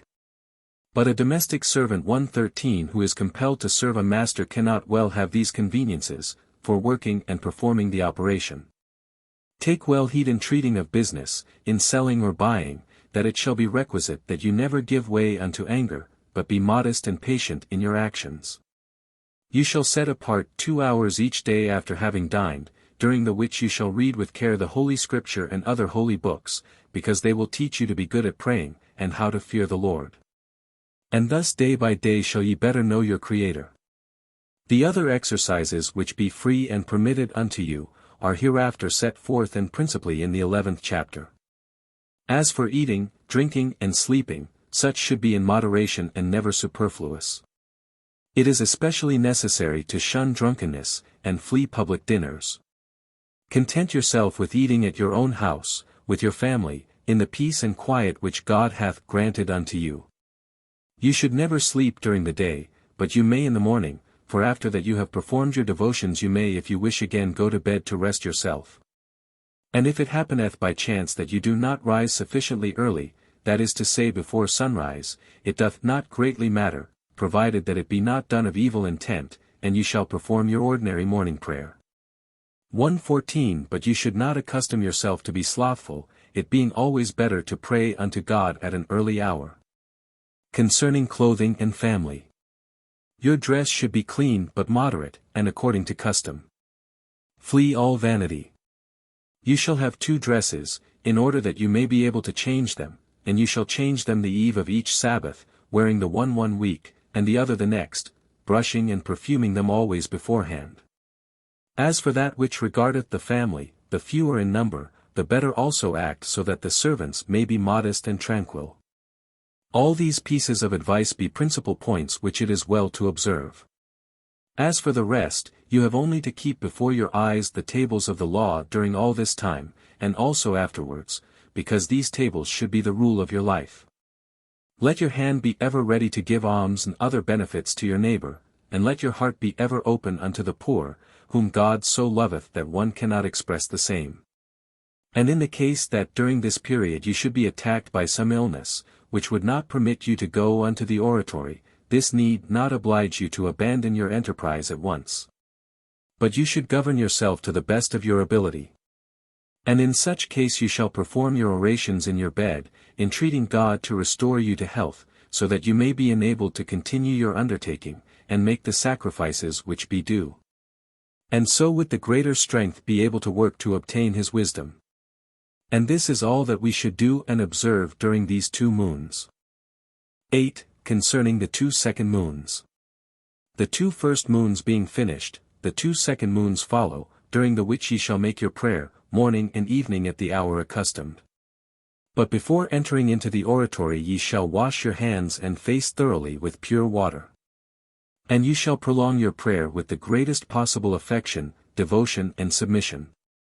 Humbly entreating the Lord God that he would deign to command his holy angels to lead you in the true way, and wisdom, and knowledge, by studying the which assiduously in the sacred writings there will arise more and more, wisdom, in your heart.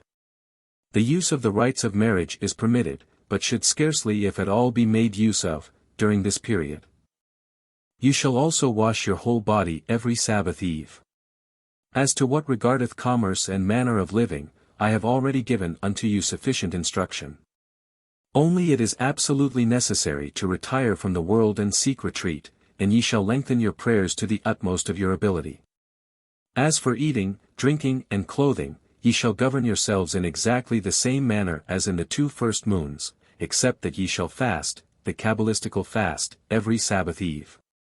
Note well, the Sabbath is for the Jews, who are accustomed to observe the same every Saturday, but for Christians the Sabbath is the Sunday, and they 1:15 ought to consider the Saturday as its eve. 9. Concerning the 2 last moons which must be thus commenced. Morning and noon ye shall wash your hands and your face on entering the oratory, 1:16 And firstly ye shall make confession of all your sins. After this, with a very ardent prayer, ye shall entreat the Lord to accord unto you this particular grace, which is, that you may enjoy and be able to endure 1:17 the presence and conversation of his holy angels. And that he may deign by their intermission to grant unto you the secret wisdom, so that you may be able to have dominion over the spirits and over all creatures. Ye shall do this same at midday before dining, and also in the evening, so that during these 2 last moons ye shall perform the prayer 3 times a day, and during this time ye shall ever keep the perfume upon the altar. Also towards the end of your oration, ye shall pray unto the holy angels, supplicating them to bear your sacrifice before the face of God, in order to intercede for you, and that they shall assist you in all your operations during these 2 moons. The man who is his own master 1:18 shall leave all business alone, except works of charity towards his neighbor. You shall shun all society except that of your wife and of your servants. Ye shall employ the greatest part of your time in speaking of the law of God, and in reading such works as treat wisely thereof. So that your eyes may be opened unto that which from past time even unto the present ye have not as yet seen, nor thought of, nor believed. Every Sabbath eve shall ye fast, and wash your whole body, and change your garment. Furthermore, ye shall have a vest and tunic of linen, which ye shall put on every time that ye enter into the oratory, before ye commence to put the perfume in the censer. As I shall tell ye more fully hereafter. Also ye shall have a basket or other convenient vessel of copper filled with charcoal to put inside the censer when necessary, and which ye can take outside the oratory. Because the censer itself should never be taken away from the place. Note well that after having performed your prayer, you ought to take it 119 out of the oratory, especially during the 2 last moons, and ye should inter it in a place which cannot well be made unclean, such as a garden. X. Concerning what things a man may learn and study during these 2 moons. Although the best counsel which I can give is that a man should go into retirement in some desert or solitude, until the time of the 6 moons destined unto this operation be fulfilled, and that he shall have obtained that which he wisheth. As the ancients used to do, nevertheless now this is hardly possible, and we must accommodate ourselves unto the era in which we live, and being unable to carry it out in one way, we should endeavor to do so in another. And attach ourselves only unto divine things. But there be certain who cannot even do this thoroughly, notwithstanding they may honestly wish the same. And this because of their divers employments and positions which will not permit them to act in accordance with their desires, so that they are compelled to carry on their worldly occupations. In order then that such may know what occupations and business they can follow out without prejudice to this operation, I will here state the same in few words. We may then exercise the profession of medicine, and all arts connected with the same. And we may perform all operations which tend unto charity and mercy towards our neighbor purely and simply. As for what concerneth the liberal arts ye may interest yourselves in astronomy, etc. But flee all arts and operations which have the least tincture of magic and sorcery, seeing that we must not confound together God and Belial. God wisheth to be alone, unto him pertain all honor and glory. All the above matters are however permitted during the 2 first and the 2 second moons. You may walk in a garden for recreation, but you shall do no servile work. And amidst the flowers and the fruits you can also meditate upon the greatness 120 of God. But during the 2 third and last moons ye shall quit every other matter, only permitting your recreation to consist in things spiritual and divine.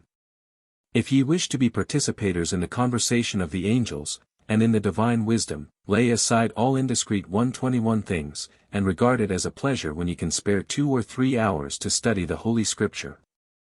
Because henceform ye shall derive incredible profit.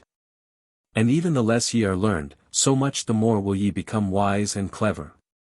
It sufficeth that in the performance of your orisons ye shall not give way unto sleep, and that ye shall fail in no wise in this operation through negligence and voluntarily. 11. Concerning the selection of the place. This chapter is previously referred to in the 7th chapter in speaking of the bedchamber and the oratory.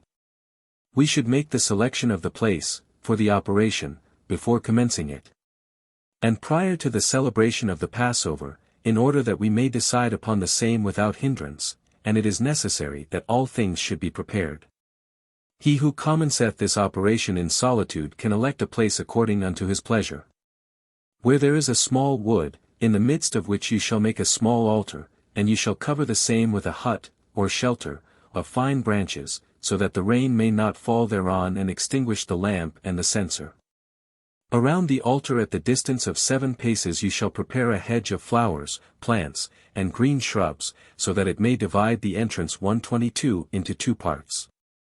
That is to say, the interior where the altar and tabernacle will be placed after the manner of a temple, and the part exterior, which with the rest of the place will be as a portico thereunto. Now if you commence not this operation in the country, but perform it in a town, or in some dwelling place, I will show unto ye what shall be necessary herein. 123. Ye shall choose an apartment which hath a window, joined unto the which shall be an uncovered terrace, or balcony, and a lodge, or small room or hut, covered with a roof. But so that there may be on every side windows whence you may be able to see in every direction, and whence you may enter into the oratory. In the which place 124 the evil spirits shall be able to appear, since they cannot appear within the oratory itself. In the which place, beside the oratory towards the quarter of the north, you shall have a rooted or covered lodge, in the which and from whence one may be able to see the oratory.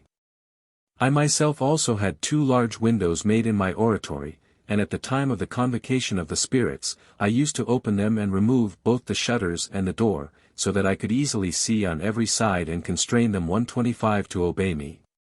The oratory should always be clear and clean swept, and the flooring should be of wood, of white pine. In fine, this place should be so well and carefully prepared, that one may judge it to be a place destined unto prayer. The terrace and the contiguous lodge where we are to invoke the spirits we should cover with river sand to the depth of 2 fingers at the least. The altar should be erected in the midst of the oratory. And if any one mocketh his oratory in desert places, he should build it 126 of stones which have never been worked or hewn, or even touched by the hammer. The chamber 127 should be boarded with pine wood, and a lamp full of oil olive should be suspended therein, the which every time that ye shall have burned your perfume and finished your orison, ye shall extinguish.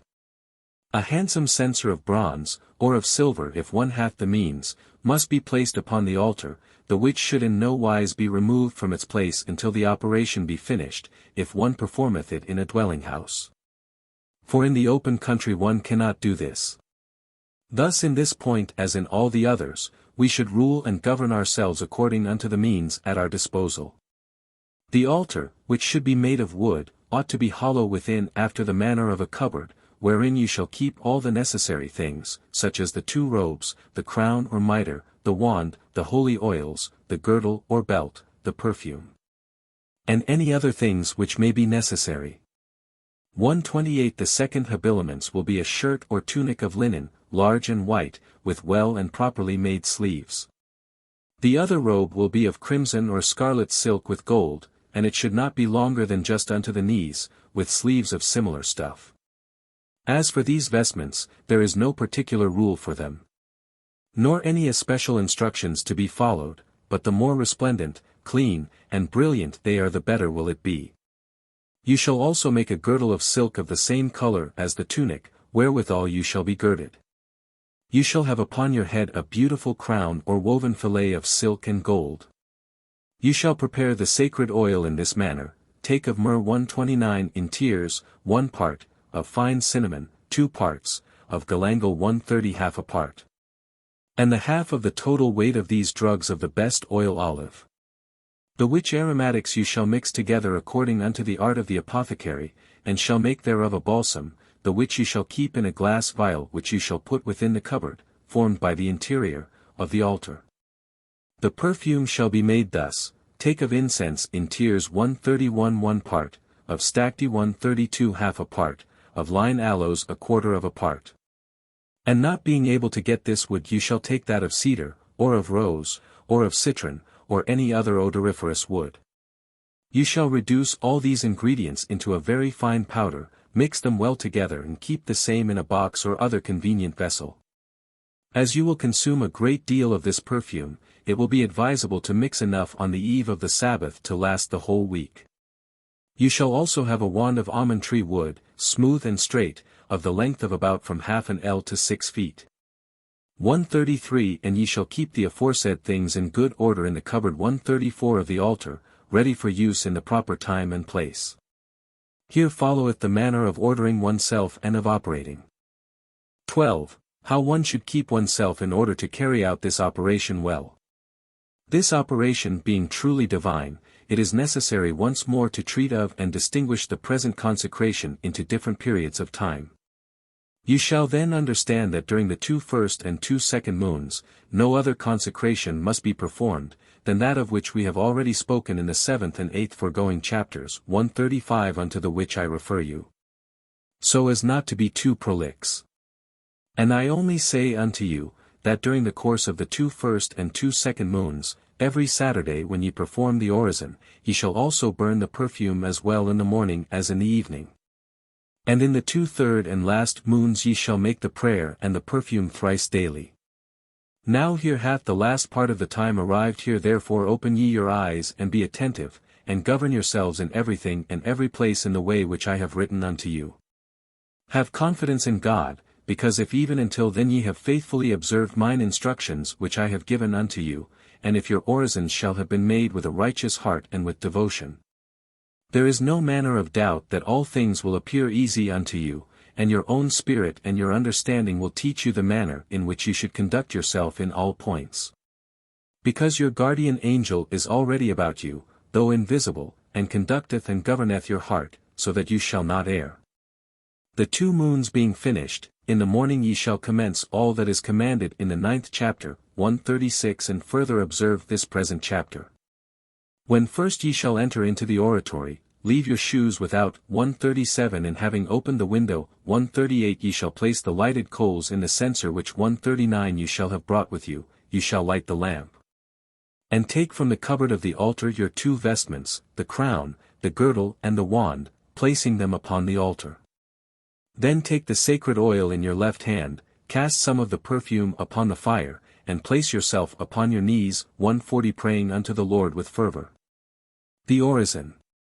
O Lord God of mercy, God, patient, most benign and liberal, who grantest thy grace in 1,000 ways, and unto 1,000 generations, who forgettest the iniquities, the sins, and the transgressions of men, in whose presence none is found innocent. Who visitest the transgressions of the father upon the children and nephews unto the 3rd and 4th generation. I know my wretchedness, and that I am not worthy to appear before thy divine majesty, nor even to implore and beseech thy goodness and mercy for the least grace. But, O Lord of lords, the source of thy bounty is so great, that of itself it calleth those who are ashamed by reason of their sins and dare not approach, and inviteth them to drink of thy grace. Wherefore, O Lord my God, have pity upon me, and take away from me all iniquity and malice, cleanse my soul from all the uncleanness of sin. Renew within me my spirit, and comfort it, so that it may become strong and able to comprehend the mystery of thy grace, and the treasures of thy divine wisdom. Sanctify me also with the oil of thy sanctification, wherewith thou hast sanctified all thy prophets. And purify in me therewith all that appertaineth unto me, so that I may become worthy of the conversation of thy holy angels and of thy divine wisdom, and grant unto me the power which thou hast given unto thy prophets over all the evil spirits. Amen. Amen. This is the prayer which I myself made use of in my consecration. The which I give not here to confine you, to a certain form, nor to oblige you to employ the same, nor to tell it you over as I would to a parrot whom I should wish to teach to talk. But only and solely to give unto you an idea of the manner in which we should pray. Having finished your orison, rise from your knees, and anoint the center 141 of your forehead with a little of the sacred oil. After this dip your finger into the same oil, and anoint therewith the 4 upper corners of the altar. Touch also with this holy oil the vestments, the girdle, the crown, and the wand, on both sides. You shall also touch the doors and the windows of the oratory. Then with your finger dipped in the oil you shall write upon the 4 sides of the altar these words, so that they may be perfectly clearly written on each side. In whatever place it may be wherein commemoration of my name shall be made. I will come unto you and I will bless you. This being done the consecration is finished, and then ye shall put the white tunic and all the other things into the cupboard of the altar. Then kneel down and make your ordinary prayer, as is laid down in the 3rd chapter. 142 And be well ware to take no consecrated thing out of the oratory, and during the whole of the ensuing period ye shall enter the oratory and celebrate the office with naked feet. 13. Concerning the Convocation of the good spirits. We are now arrived at a point at which ye shall be able to see clearly, having duly followed out and observed the instructions which I have given unto you. And having during all this time served God your Creator with a perfect heart. We are now arrived at the term, wherefore the following morning rise betimes, neither wash yourselves at all nor dress yourselves at all in your ordinary clothes, but take a robe of mourning, enter the oratory with bare feet. Go unto the side of the censer, take the ashes therefrom and place them upon your head, light the lamp, and put the hot coals into the censer, and having opened the windows, return unto the door.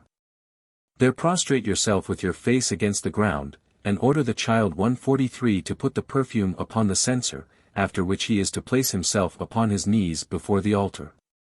Following in all things and throughout the instructions which I have given unto you in the last chapter of the 1st book, to which I am here referring. 144 Humiliate yourself before God in his celestial court, and commence your prayer with fervor, for then it is that you will begin to inflame yourself in praying. And you will see appear an extraordinary and supernatural splendor which will fill the whole apartment, and will surround you with an inexpressible odor. And this alone will console you and comfort your heart so that you shall call for ever happy the day of the Lord. Also the child 145 will experience an admirable feeling of contentment in the presence of the angel. And you shall continue always your prayer, redoubling your ardor and fervor, and shall pray the holy angel that he may deign to sign. And write upon a small square plate of silver, which you shall have had made for this purpose and which you shall have placed upon the altar, another sign if you shall have need of it in order to see him. And everything which you are to do. As soon as the angel shall have made the sign by writing, and that he shall have written down some other counsel which may be necessary unto you, he will disappear, but the splendor will remain. The which the child having observed, and made the sign thereof unto you, you shall command him to bring you quickly the little plate of silver, and that which you find written thereon you shall at once copy. And order the child to replace it upon the altar. Then you shall go forth from the oratory and leave the window open, and the lamp alight, and during this whole day you shall not enter into the oratory, but shall make preparation for the day following.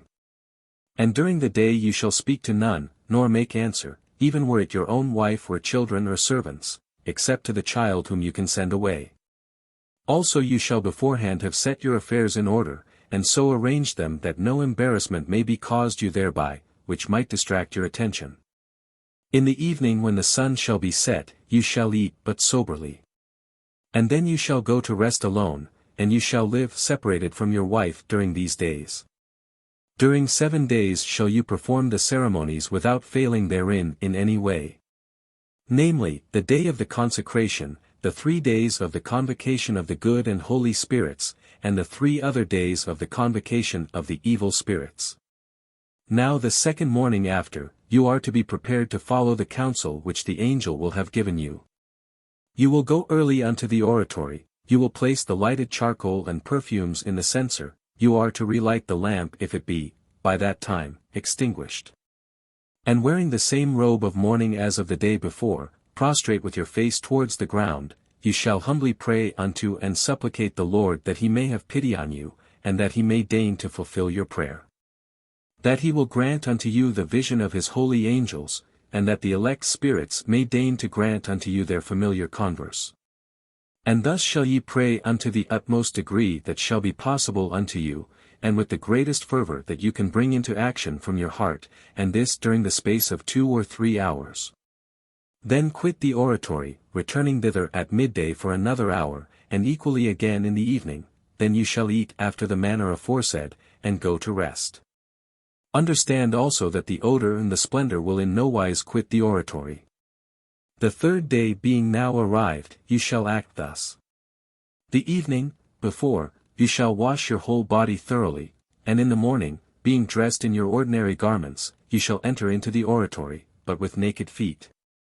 Having placed the fire and the perfumes in the censer, and lighted the lamp, you shall put on the white vestment, and place yourself on your knees before the altar, to render thanks to God for all his benefits. And firstly for having granted unto you a treasure so great and so precious. You shall render thanks also unto the holy guardian angels, praying unto them that henceforward they will have you in their care for the whole period of your life.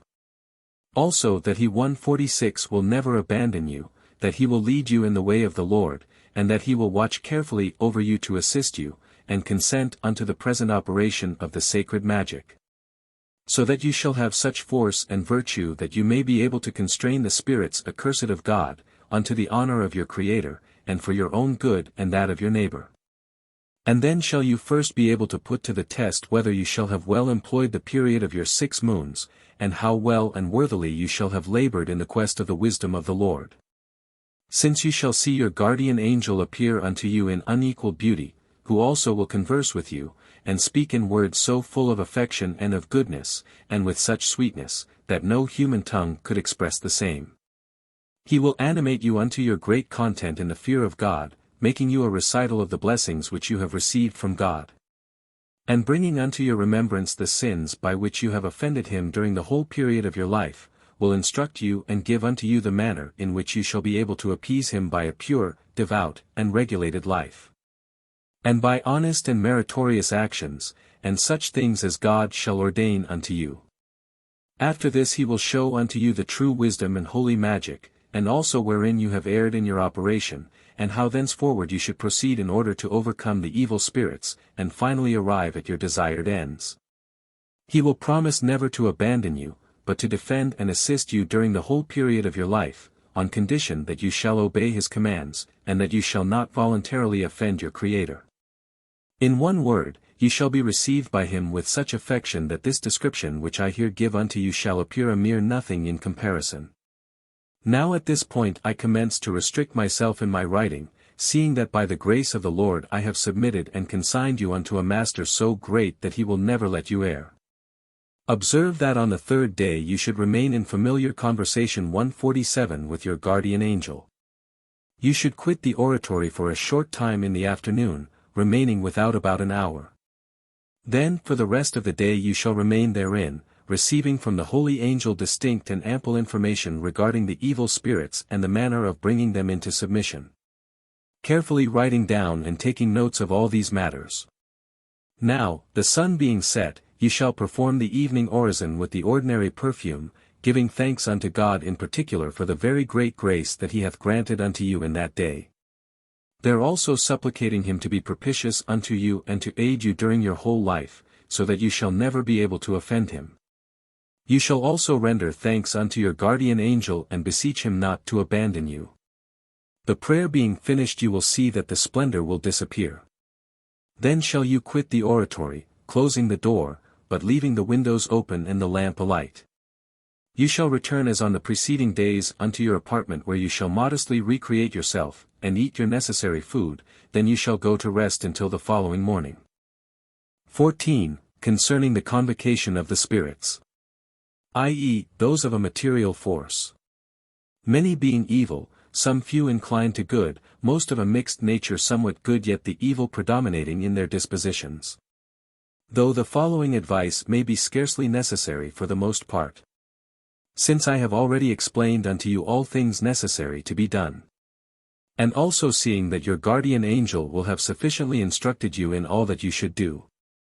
Yet nevertheless I will here declare plainly certain matters unto you, with the idea rather of making the account of the operation complete in this book. 148 and also to give you every opportunity of possessing the matter thoroughly through reading these things many times. So that having received the vision of the angel, you may find yourself thoroughly instructed in all the essential points. Having then reposed yourself during the night, you shall rise in the morning before dawn, and shall enter into the oratory. And having placed the lighted charcoal in the censer, light the lamp also. You shall then robe yourself, taking first the white vestment, and over this you shall put on that 149 of silk and gold, then the girdle, and upon your head you shall place the crown, and you shall lay the wand upon the altar. Then, having put the perfume in the censer you shall fall upon your knees, and pray unto Almighty God to grant you the grace to finish your operation unto the praise and glory of his holy name, and for your own use and that of your neighbor. Also you shall supplicate your guardian angel to aid you, and to govern your heart with his counsel, and all your senses.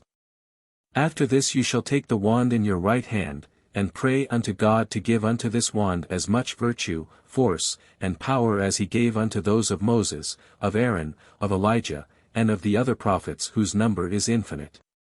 Now place yourself beside the altar looking towards the door and the open terrace, or if you be in the country place yourself at the western 150 side, and commence by summoning the chief spirits and princes. But your angel will already have instructed you how to convoke them, and will have sufficiently impressed it on your heart. And as well in this as in the orison, we should never proceed and act by the mouth only or by written conjurations alone. But with a free heart and intrepid courage, because it is certain that there is more difficulty in convoking the evil spirits 151 than the good, which latter usually appear more readily when they are first called if it be by persons of good intent. While the evil spirits flee as much as possible all occasion of submitting themselves to man. This is wherefore he who wisheth to constrain them should be upon his guard, and follow out faithfully from point to point the instructions which his guardian angel will have given him. And that he impresseth them well upon his memory, following them from point to point. Seeing that while no spirit good or evil can know the secrets of your heart, before you yourself bring the same to light, unless God who alone knoweth all things should manifest them. They, the spirits, nevertheless can penetrate into and understand that which you are thinking by means of your actions and your words. 152 This is the reason why he who wisheth properly to convoke and conjure the spirits, should first well consider the following conjuration, and afterward perform it with feeling and freely by heart. And not by writing, because in using that composed by others, the spirits thence judge that we ourselves are ignorant, and render themselves straightway more intractable and stubborn. 153 The evil spirits be about you, though invisible, and they keenly examine whether he who conjureth them is courageous or timid, whether he is prudent, and whether he hath a true faith in God who can perform all things with ease. We can constrain them, the spirits, and force them to appear, but a few words ill-pronounced by an ill-intentioned person only produce an effect against the person himself who ignorantly pronounceth them. And an individual of such a character should in no way undertake this operation, for such would be the true way to make a mock of God and to tempt him. Of the conjurations. I have many times repeated unto you that the fear of God is the principal subject of the instruction of your guardian angel, against which you should never commit any fault, even if it be but slight. Firstly, you should perform the conjuration in your mother tongue 154 or in a language that you well understand, and conjure the spirits by the authority of and their obedience to the holy patriarchs. Rehearsing unto them examples of their ruin and fall, of the sentence which God hath pronounced against them, and of their obligation unto servitude. And how on one side and on another they have been vanquished by the good angels and by wise men, all which points you will have had plenty of opportunity to study in the sacred writings during the 6 moons of preparation. Also you shall menace them, in case they are unwilling to obey, with calling unto your aid the power of the holy angels over them. Your guardian angel will also have instructed you to perform this convocation with modesty, and in no wise to be timid, but courageous, yet in moderation, however, without too overbearing hardiness and bravery. And in case of their being inclined to resist, and unwilling to obey you, you must not on that account give way to anger, because thus you will only do injury to yourself. And they will ask nothing better, it being exactly what they would be endeavoring to do. But, on the contrary, with an intrepid heart, and putting your whole trust in God, with a tranquil heart you shall exhort them to yield, letting them see that you have put all your confidence in the living and only God. Reminding them how powerful and potent He is. Thus, therefore, govern yourself, using prudence towards them. And communicate unto them also the form 155 in the which you wish them to appear. The which you cannot determine, nor even themselves, but you ought the evening before to have demanded this from your guardian angel, who knoweth better than you your nature and constitution, and who understandeth the forms which can terrify you, and those of which you can support the sight. 156. And you must not think that this can be done otherwise, as certain accursed persons write, that is to say, by means of seals, and conjurations, and superstitious figures, and pentacles, and other abominations, written by diabolical enchanters. 157 For this would be the coin wherewith the hideous Satan would buy you for his slave. But let your whole trust be in the arm, the power, and the force of God Almighty. Then shall you be in all safety, and the guard of your angel will defend you from all dangers. This is why you should have good courage, and have confidence that no adversity can happen unto you. Observing then the doctrine that your angel will have given unto you, and persevering in placing all your trust in God, at length they will appear in the form commanded upon the terrace, upon the sand. When, according to the advice and doctrine received from your holy angel, and as I will clearly teach you in the following chapter, you shall propound your demand, and you shall receive from them their oath. 158. The spirits which we should convoke on the first day are the 4 superior princes 159 whose names will be written in the 19th chapter, and this is the conjuration of the first day. The conjuration of the second day. On the following day, having performed the ordinary orison, and the aforesaid ceremonies, ye shall briefly repeat the aforesaid conjuration unto the said spirits, bringing to their remembrance their promises and oaths made on the preceding day to send unto you the 8 sub-princes. 160 And address the conjuration unto all the 12 together, and in a little while they will appear visibly, the 8 sub-princes in the form which hath been commanded them. And they will promise and swear unto you allegiance, as will be more fully shown in the following chapter. The names of the 8 sub-princes are described hereafter in the 19th 161 chapter. The conjuration of the 3rd day. The conjuration of the 3rd day is the same as that of the 2nd day, seeing that we are then to remind the 8 sub-princes of their promises and oaths of allegiance. And we are to call and convoke them with all their adherents, and then they do appear once more in visible forms, the whole particular cohorts of each will appear also invisibly, surrounding the 8 sub-princes. But while invoking God your Lord for strength and surety, and your holy angel for counsel and assistance, never forget what the latter will have taught you, for it is a necessary point. Here followeth the 15th chapter which teacheth what we should demand from the spirits, who are divided into 3 classes. 15. Concerning what you should demand of the spirits who are divided into 3 different troops and convoked on 3 separate days. The demands we should make to the spirits are of 3 different kinds. The first demand. The demand of the first day when the 4 superior princes shall have visibly appeared, you shall make according unto the order of the angel. Firstly, the proposition by what virtue, power and authority you make your demands unto them. That is to say by the virtue of God our Lord who hath made them subject unto all his creatures, and brought them to your feet. 162. Secondly, 163 That your object is not at all a malign curiosity, but, one tending, unto the honor and glory of God, and to your own good and that of all the human race. That further, every time that you shall summon them, by whatever sign or word, and in whatever time and place, and for whatever occasion and service, they shall have to appear immediately without any delay, and obey your commands. And that in case they shall have some legitimate hindrance hereto, they are to send unto you some other spirits assigning then and there such as shall be capable and potent to accomplish and obey your will and your demand in their place. And that they shall promise and swear to observe this by the most rigorous judgment of God, and by the most severe punishment and chastisement of the holy angels, inflicted upon them. And that they will consent to obey, and that the 4 sovereign princes will name unto you the 8 sub-princes, whom they will send in their place to take the oath as I have already said. To appear at once on the following morning when commanded by you. And that they will duly send the 8 sub-princes. For greater certainty, quit the altar now, and go towards the door which openeth on to the terrace, advancing your right hand beyond. 164 Make each one of them touch the wand, and take the oath upon that wand. The demand of the 2nd day.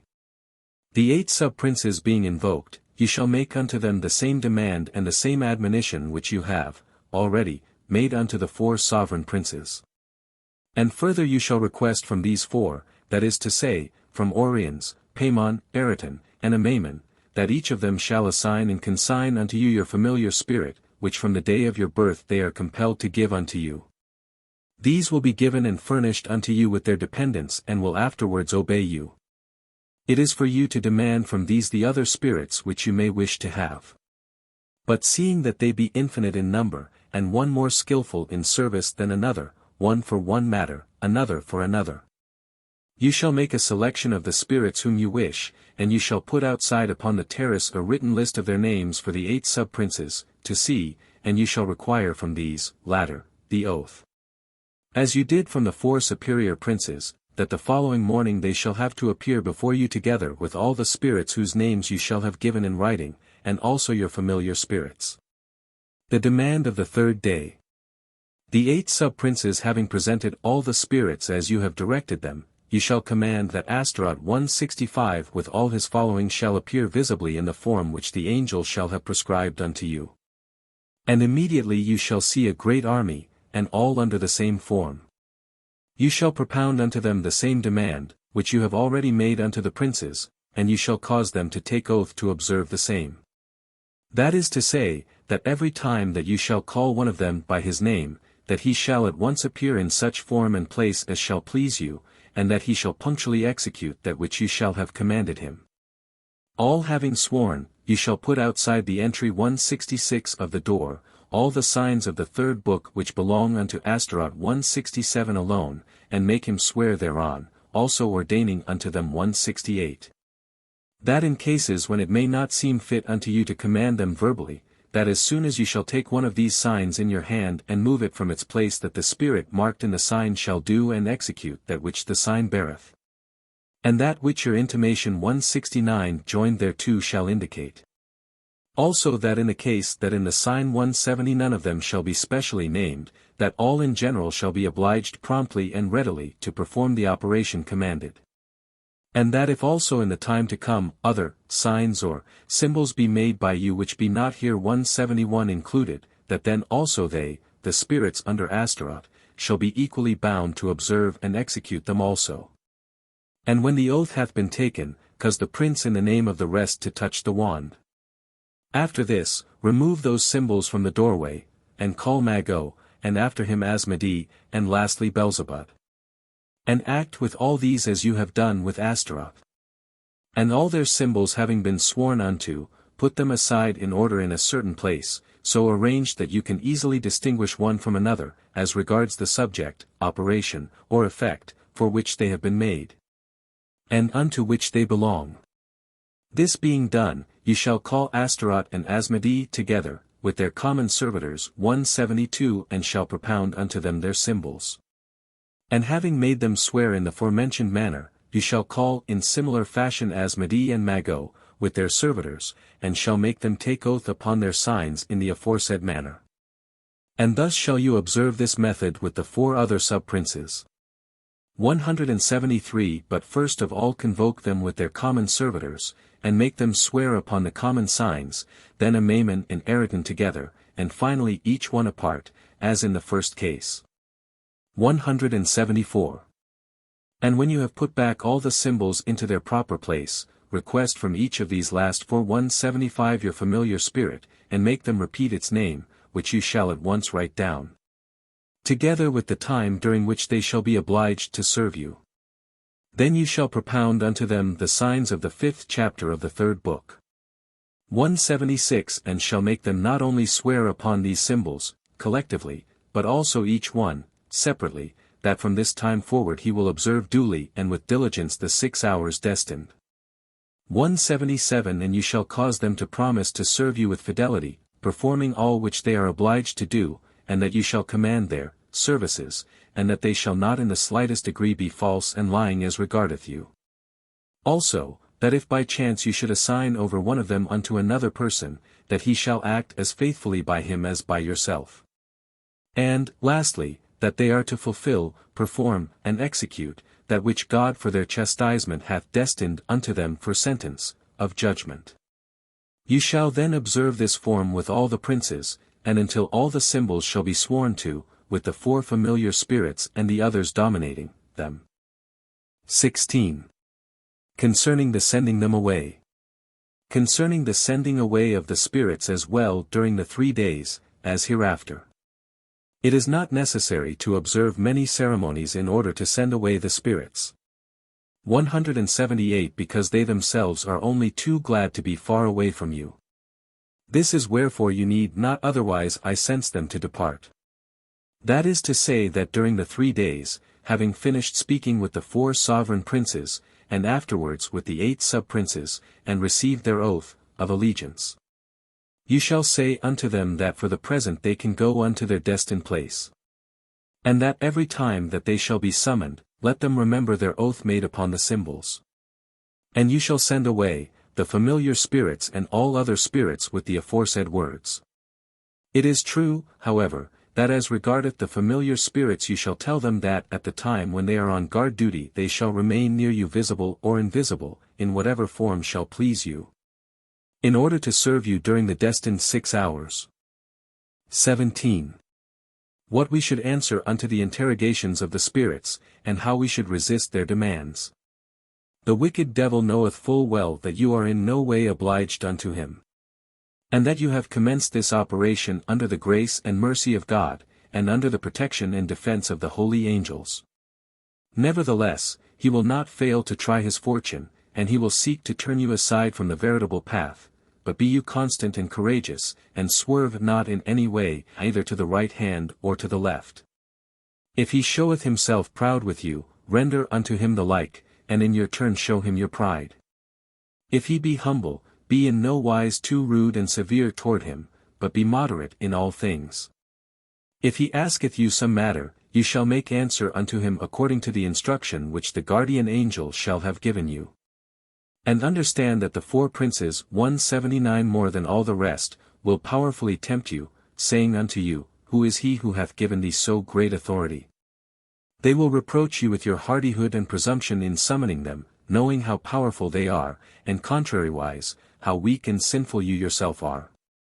They will reproach you with your sins, and will especially seek to dispute with you concerning your religion and your faith in God. If you be a Jew, they will tell you that your faith and your religion have been refuted by God himself, and that you observe not the true law as it should be observed. Also, if you be a pagan, they will say, What hath God to do with you or his creatures either, seeing that you know not God? If you be a Christian, they will say unto you, What business is it of yours to have to do with Hebrew ceremonies which are tainted with idolatry, and the like? But let none of this disquiet you in the least. Answer them in few words, and laughingly, that it is none of their business to discuss these matters with you, and to deliver their opinions concerning them. And that although you may be a worthless wretch and a great sinner, you will yet hope that the true and only God, who hath created the heaven and the earth, and who hath condemned them 180 and brought them into submission under your feet, will forgive you your sins, both now and in future, whatever may be the religion which you profess. Further, that you wish to know, understand, confess, and honor no other than the great and only God, the Lord of light, by whose power, virtue, and authority you command them to obey you. When you shall have spoken unto them thus, then will they sing another song, telling you that if you wish them to serve and to be obedient unto you, that you must first come to terms with them. Then shall you answer them on this wise. God our Lord hath condemned and sentenced you 181 to serve me, and I do not treat as an equal with those who are accustomed to obey. Then will they demand of you some sacrifice or courtesy if you wish to be served and obeyed promptly. You shall reply that sacrifice is not to be made unto them, but rather unto the only God. They will then entreat you not to hinder or bring to shame by means of this wisdom any of their devotees and enchanters in their operations and enchantments. You shall then make answer that you are obliged to pursue the enemies of God and the Lord, and to repress their malice, and also to save and defend your neighbor, and any who are offended and hurt by them. Then with much verbiage, and an infinitude of different ways will they make severe attacks upon you, and even the familiar spirits will rise up against you in their turn. These latter will demand and beseech of you that you will in no way give them over unto others, to serve them. Hold firm, however, and promise nothing either to one class of spirits or another. But reply to them that every true and brave man is obliged to aid and serve his friends to the best of his ability, and with all his possessions, among the which they must assuredly also be comprised. When at length they see that they have lost all hope of making you prevaricate, and that they can obtain nothing notwithstanding all their requests, they will definitely surrender, and will ask nothing else of you unless it be that you shall not be too rude and insulting in commanding them. You shall make answer to this, that if they prove themselves to be obedient and prompt in serving you, that it may be that your angel, by whose instruction and command you are governing yourself, may instruct you not to be so rigid and severe with them if they shall obey, and that in such case you will act as may be right. 18. How he who operateth should behave as regardeth the spirits. We have already seen how one should constrain the spirits, and what one should ask of them. Also how to dismiss them without hurt, and how we should make answer law unto their demands and presentments. 182. All that I am about to say unto you now is superfluous, because it is certain that any one who shall have observed with a true heart and firm resolution the advice which I have given regarding the 6 moons, will be instructed with so much thoroughness and clearness by his guardian angel, that no doubtful point will present itself which he will not be able easily to clear up of himself. We have also already sufficiently shown how on every or any occasion, he who operateth should comport himself as regardeth the spirits, that is to say as their lord, and not as their servitor. Yet in all matters there should be a reasonable mean, seeing that we are not treating with men, but with spirits, of whom each one knoweth more than the whole universe together.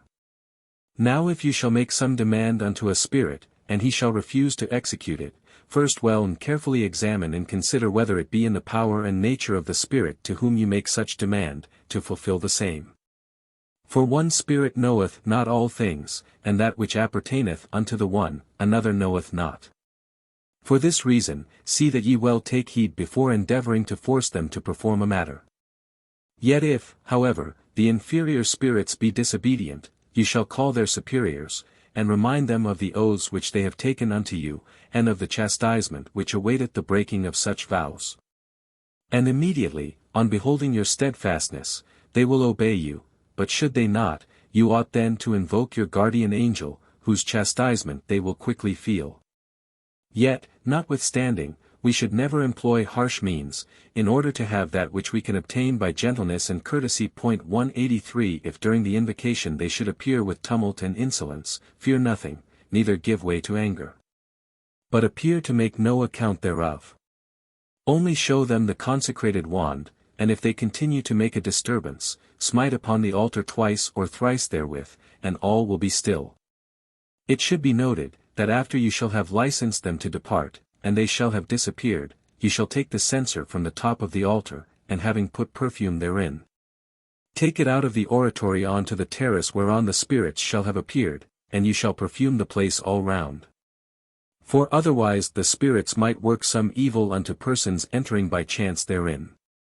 Now should you be willing to content yourself with the symbols which be in the third book here following.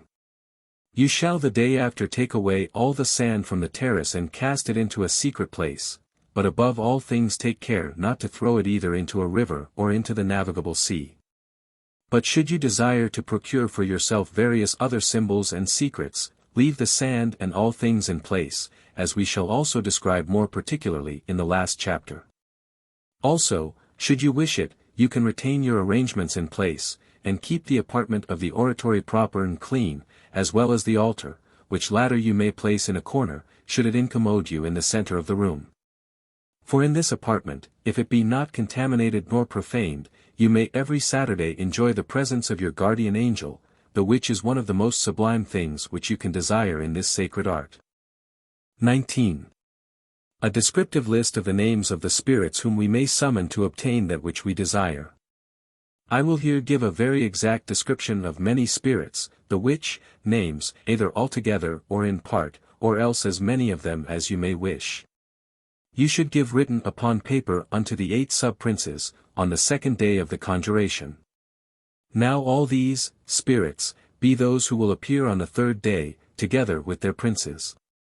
And these spirits be not vile, base, and common, but of rank, industrious, and very prompt unto an infinitude of things. Now their names have been manifested and discovered by the angels, and if you should wish for more the angel will augment them for you as far as you shall wish, seeing that their number is infinite.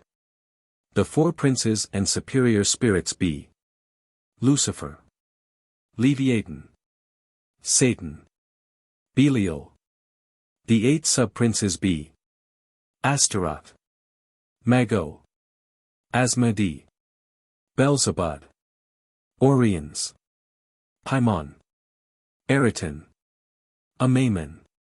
The spirits common unto these 4 sub-princes, namely, Orions, Hosen, Acuor, Nilon, Molech, Melna, Shabuak, Sked, Sakiel, Asperim, Kolen, Perek, Trapis, Parrot, Elmes, Nuthan, Tagnon, Lyrian, Laziman, Astraga, Igarak, Akalike, Harel, Iraron, Lagasuf, Romags, Kellen, Platian, Ramarats, Paimon, Seraph. Tirana. Morel. Malutans. Melhar. Mermo. Echelin. Moshel. Katini. Chuschi. Rakir. Najid. Emphastison. Asmiel. Lomiel. Parmetis. Plagit. Ragaris.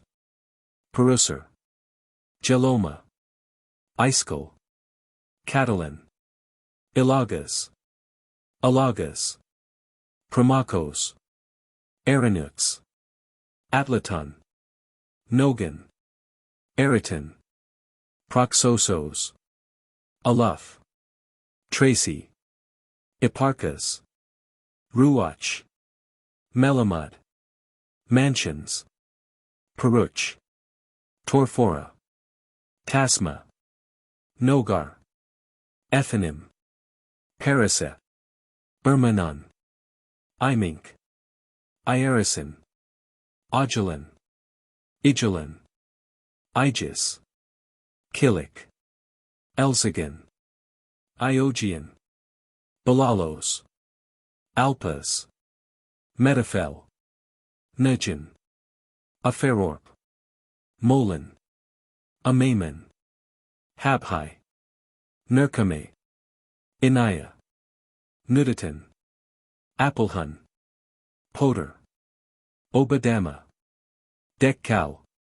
Badad. Pakhid. Adon. Padid. Jeravil. Astral. Plyrok. Gorilon. Terados. Gosigas. Aharam. Remoran. Ipakol. Zaragil. Oroya. Sotirian. Dariskan. Tulat. Morilen. Equals 111 spirits servient. These be the spirits common unto Astaroth and Asmodee. Emmanuel. Oronal. Timura. Dramas. Amalin. Kirik. Bubana. Buk. Roner. Semlin. Ambelin. Abuts. Exterin. Labu. Corcoran. Ethan. Tarat. Dablat. Burial.184. Oman. Karash. Demergos. Rajiol. L'Oreal. Isaji. Tyron. Darakin. Horonar. Abahin. Goleg. Guagaman. Lajinx. Edelize. Ajay. Lemel. Udaman. Bialot. Gagalos. Ragalim. Finaxos. Akanef. Omachs. Agrax. Saugars. Afray. Ugales. Hermiala. Halagax. Guganix. Opilm. Dagular. Pachii. Nimalin. Equals 53 spirits servient. These be the spirits common unto Amaman and Neriton. Hogis. Ajabal. Rigalin. Graceman. Elephon. Trisaga. Gagalin. Clerica. Elatin. Pafesla. Equals 10 spirits servient. These be the spirits in common between Asmodee and Mago. Tune. Magog. Diopos. Disalel. Burial. Siphon. Kale. Magiros. Sartabachim. Lundo. Sob. Inokos. Mabakil. Apot. Open. Equals 15 spirits servient. The following be those of Astaroth. Amon. Camel. Toxai. Katarin. Rax. Gonagen. Skelegon. Jinar. Isiamon. Bahal. Derek. Iskigas. Golan. Grominus. Rigios. Nimerix. Herg. Argelin. Okiri. Fagani. Hippolos. Ilson. Kaminix. Baphomet. Alan. Aperminos. Ombalat. Quartus. Eugerpen. Ariex. Lepica. Kolof. Equals 32 spirits servient. These be those of Mago and Kore. Naturin. Cadolin. Lusaf. Masab. Urigo. Facharab. Firstbus. Berul. Uberin. Buterab. Iskaron. Odax. Roller. Eroder. Hemis. Arparon. Arabin. Supapas. Fortesun. Dulid. Soriolinin. Megalak. Anagotos. Sikastin. Pechanov. Mantan. Mekelbach. Tigraphon. Tagora. Debam. Tyrame. Irix. Madale. Abadgerin. Pendoli. Nenazem. Kobol. Sobol. Labanetan. Ariath. Marag. Camusel. Kaitar. Shirak. Mesodal. Aguilas. Kolam. Kilagil. Coridon. Hepagon. Douglas. Hajan. Egakire. Perimer. Olizerman. Rimog. Horminos. Hagag. Mimosa. Amchizin. Ilarax. Makalos. Locator. Calvum. Paternes. Equals 65 spirits servient. Those of Asmodee be One. Ormian. Precious. Magid. Sklavak. Mebisser. Baccaron. Holba. Hafarion. Jalarian. Inuri. Abadir. Sperionat. Udifa. Omet. Sarah. Equals 16 spirits servient. These be those of Belzebud. Alcaner. Amatia. Billafares. Lamarion. Deralison. Likanin. Dimirag. Elponin. Bergamin. Godafan. Nimarup. Carlina. Lamalon. Igurim. Achium. Dorak. Takon. Iconok. Kamal. Bilico. Tromes. Balfouri. Arolin. Lirochi. Namanon. Iami. Aragor. Halastri. Hacamuli. Samulo. Plizin. Raydraf. Boral. Sarasma.185. Corylon. Grayman. Magalast. Zagalo. Polypus. Natalis. Namiros. Adderall. Kabata. Kipokis. Orgasil. Archon. Ambelin. Lamelin. Bilafor. Equals 49 spirits servient.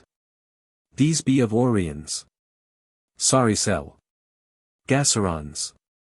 Sarasma.186. Turatal. Balakan. Gagison. Maphalak. Agab. Equals 8 spirits servient. These be of Paimon. Aglaphos. Agaphali. Dyson. Acaniel. Sudaron. Cabursa. Eberron. Salons. Ugala. Came. Raffles. Manalik. Tikaros. Astolit. Rukam. Equals 15 spirits servient. These be of Eriton. Anator. Ekarok. Sibyllas. Saris. Sekabin. Karomos. Rosaran. Sapasin. Noticer. Flaxen. Harambrub. Megalosin. Milium. Elemlis. Gallic. Androkos. Maranton. Karen. Reginon. Illyrian. Sirmiat. Erminos. Equals 22 spirits servient. These be those of Amamen. Rome Rock. Ramison. Skrylus. Burial. Teralim. Burison. Akasoli. Irikia. Illyricum. Labisai. Akoros. Mames. Glisai. Vision. Ephregis. Apelki. Dollop. Drasop. Pergodis. Nilima. Equals 20 spirits servient. Orions, Paimon, Eriton. Amamen equals 111. Ashtaroth and Asmodeus equals 53. Amamen and Eriton equals 10. Asmodeus and Magoth equals 15. Ashtaroth equals 32. Magoth and Kore equals 65. Asmodeus equals 16. Beelzebub equals 49. Orions equals 8. Paimon equals 15. Eriton equals 22. Amamen equals 20.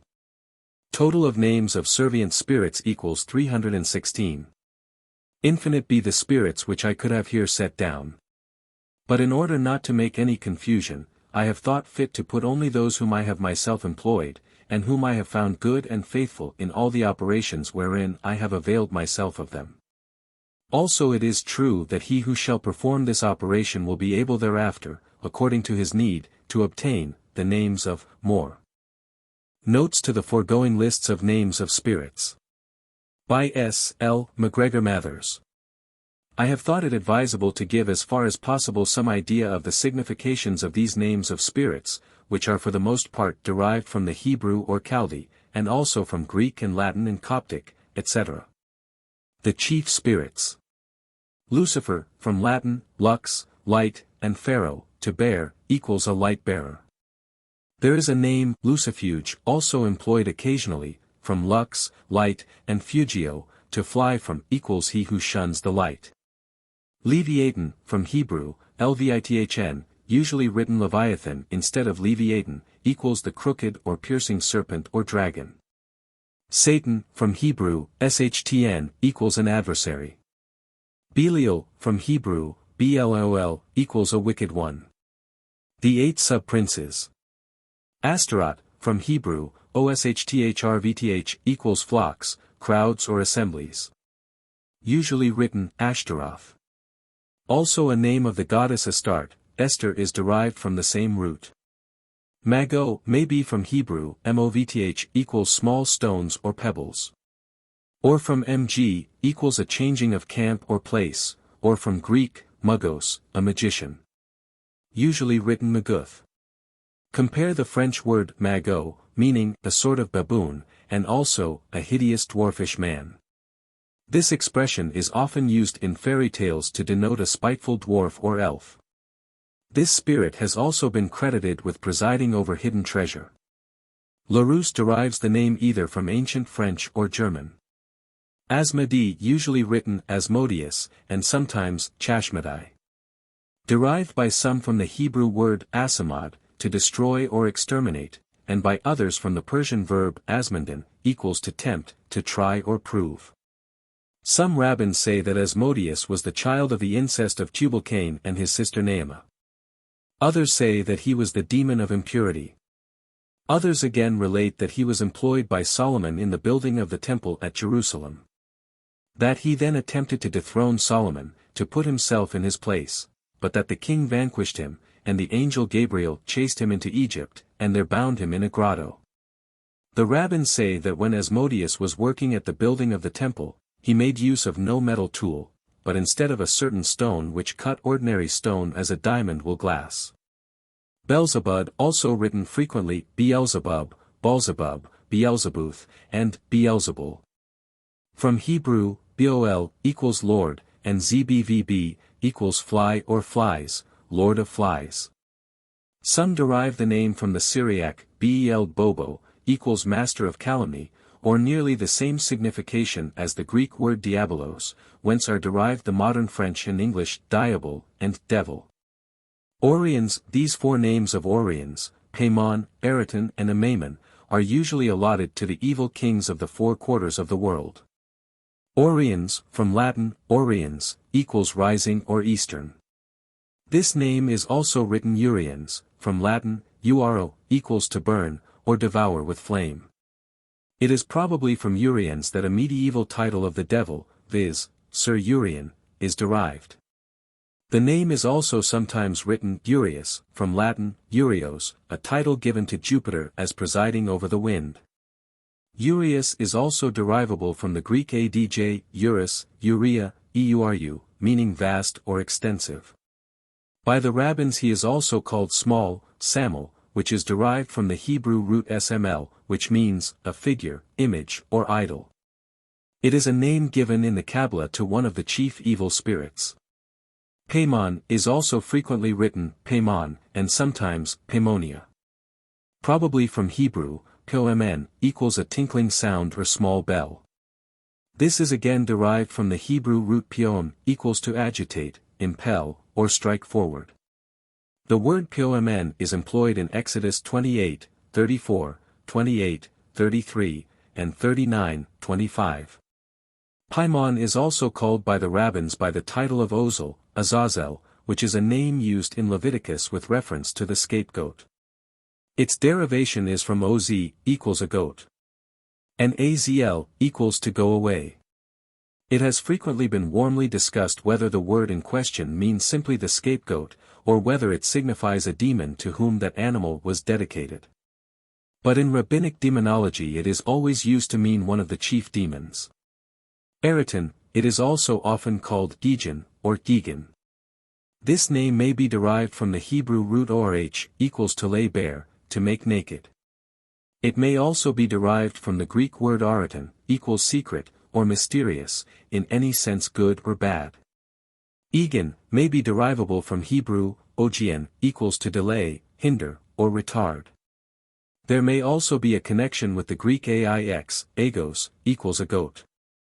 This spirit is also called by the rabbins Ozel, Azael, from the root oz, which means both a goat, and also vigor, vehemence of force, thus having partly the same root as Azazel. Amaimon, also written frequently Amaimon. Perhaps from the Greek word maimon, present participle of maimau, and a as an enforcing particle, hence Amaimon would mean terrible violence and vehemence. This spirit is also called by the rabbins Mhcal, Mahazel, perhaps from the root mz, equals to consume, or devour. Amaimon is spoken of in the various medieval magical works as being a very potent spirit, and the use of a ring, with magical characters to hold before the mouth while conversing with him, is recommended as a protection against his deadly, fiery, and poisonous breath. The servitors of Orions, Paimon, Eraton and Amaimon. Hosen, from Chaldaic, chvsn, chosen, equals strong, vigorous, powerful. Seraph, from Hebrew, shrp, equals to burn, or devour with fire. Proxosos, perhaps from Greek, parox, proxokos, equals a kid. Habhai, from Chaldee, chba, or Hebrew, chbh, equals hidden. Akur, from Hebrew, akr, equals a tiller of the earth. Tirana, perhaps from Hebrew, thrn, equals the mast of a ship, also an apple tree. Aluf, from Hebrew, alvp, equals a leader, a duke. Also a bull, from his leading the herd. Nerkame, perhaps from Hebrew, nor, equals a boy, and chmh, a companion. Nilon, perhaps from Nilus, Latin, or Nilus, Greek, equals the river Nile. Morel, perhaps from Hebrew, mrh, to rebel. Tracy, from Greek, trachis, etc., equals harsh, rude. Enaia, perhaps from Hebrew, onih, equals poor, afflicted. Mulak, probably the same as Moloch, from Hebrew, mlk, to rule. Malutans, perhaps from Hebrew, mol, equals to lie, or deceive, or prevaricate. Hipparchus, probably from Greek, hipparchs, equals a commander of cavalry, or leader of horse. Nudatan, apparently from the Latin, nuditas, equals nakedness, derived in its turn from nudatus. Melna, perhaps from Hebrew, ln, to abide or rest. Melhur, perhaps from Hebrew, ml, to cut off, or divide, and chr, whiteness, purity. Ruach, from Hebrew, rvch equals spirit. Apolhun, from Greek, Apollyon, equals the destroyer. Shabuak, from Arabic equals to calm or assuage. Mermo, from Coptic mr, across, and moou, water, equals across water. Melamud, from Hebrew, mlmd, equals stimulus to exertion. Poter, from Greek, poter, equals a drinking cup, or vase. Sched, from Hebrew, shdd, the Hebrew name for a devastating demon. But the Hebrew root should implies the same idea as the English words, to shed, and signifies a female breast. Echelon, probably from Greek, ekduo, equals to despoil. Mansions, from Latin, mansions, and Greek, mantia, equals prophesying, divining. Obadama, from Hebrew, obd, equals a servant. Ama equals mother. But amh equals a maid servant, whence Obadama should signify a woman servant. Sakiel is a name frequently given in magical works to an angel of the planet Jupiter. Skk equals to cover or protect, but schh equals to trample down. Mashal, from Hebrew, mvsh, equals to move oneself about. Peruch, perhaps from Greek, per and euche, equals concerning prayer, or given unto prayer. Dekel, from Hebrew, dchl, equals to fear. Asperim, perhaps from Latin, aspera, equals rude, rigorous, perilous, dangerous. Katini, from Hebrew, kthn, equals a tunic, whence the Greek word chiton. Torphora, from Hebrew, thor, equals a small knife, or lancet. Badad, from Hebrew, bdd, equals solitary. I have thus far given the probable derivations at length, but I shall, for the sake of brevity, here continue them without giving their roots and remarks thereon. Latin, heavens. Chuschi, Hebrew, silent. Tasma, Hebrew and Chaldaic. Weak. Pachid, Hebrew, fear. Perek, Hebrew, roughness, savage. Rakier, Greek, sea breaking on rocks. Nogar, Hebrew, flowing. Adon, Hebrew, Lord. Trapis, Greek, turning. Najid, Hebrew, a leader. Ethanim, Hebrew, an ass, a furnace. Padid, Hebrew, topaz. Parrot, Hebrew, fruit. Emphastosin, Greek, image, representation. Pariseh, Chaldaic, divided.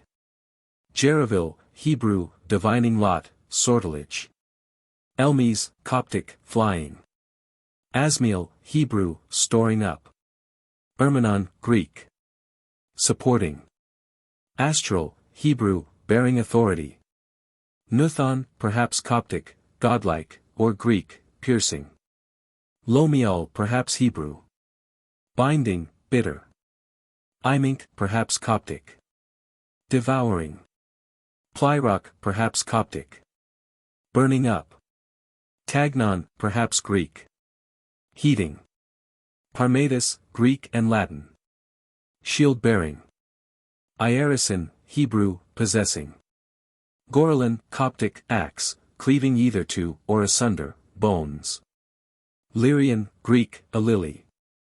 Plagit, perhaps Greek. Smiting, smitten. Audulin, Hebrew, round, wheel. Teredos, perhaps Coptic. Dispersion.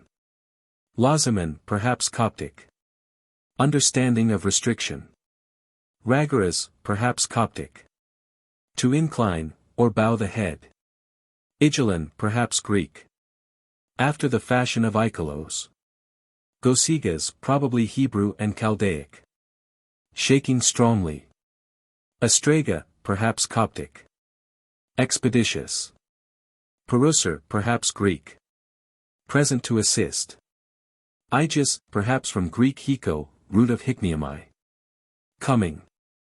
Aharam, Hebrew, separation, from chrm. Igarak, perhaps Celtic, from Kerak. Terrible. Geloma, Hebrew, glm, and Latin, glomus, wrapped, or wound together. Kilic, Hebrew, wrinkled with age. Remeron, Latin, hindering, staying. Akalike, perhaps Greek. At rest, or quiet. Iskal, Hebrew, anointing, or anointed. Elzagan, perhaps Hebrew equals turning aside. Ipikal, Hebrew, breathing forth. Heril, Hebrew, thorny. Catalan, perhaps Greek. A small vase, or urn. Iogian, perhaps Greek. Noise of battle. Zeragil, perhaps Hebrew. Scattering. Iraron, Latin. Sprinkling with dew. Elagas, Greek, obtaining, having obtained. Balalos, perhaps Greek, from ballo, to throw. Oro, probably Greek. Returning in due season. Lagasuf, perhaps Hebrew. In paleness, pining away. Alagas, perhaps Greek. Wandering. Alpas, probably Greek. Yielding. Soterian, Greek, saving, delivering. Romags, perhaps Hebrew. To throw and to touch.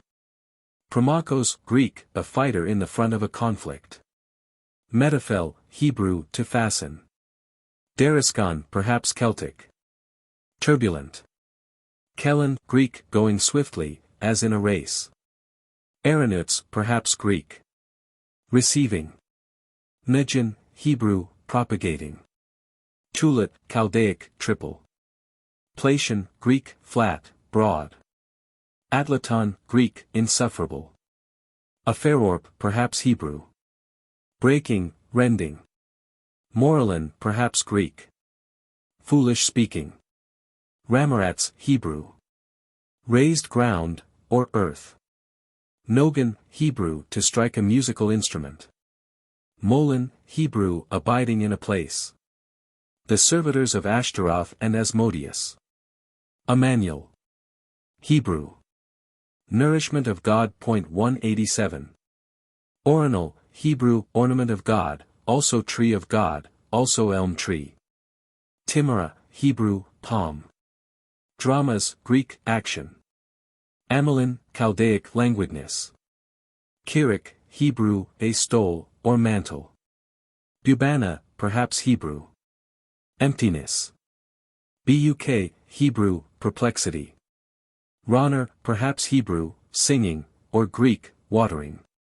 Semlin, Hebrew, simulacra, appearances. Ambilin, perhaps Hebrew. Tending unto nothingness. Abuts, perhaps Greek. Bottomless, measureless. Exterin. Latin. Without, foreign, distant. Labu, perhaps Latin, and conveying the sense of laborious. Corcoran, perhaps Greek. Tumultuous, noisy. Ethan, Hebrew, an ass. Teret, perhaps Hebrew. Dampness, tending to corruption. Tablet. Perhaps Hebrew.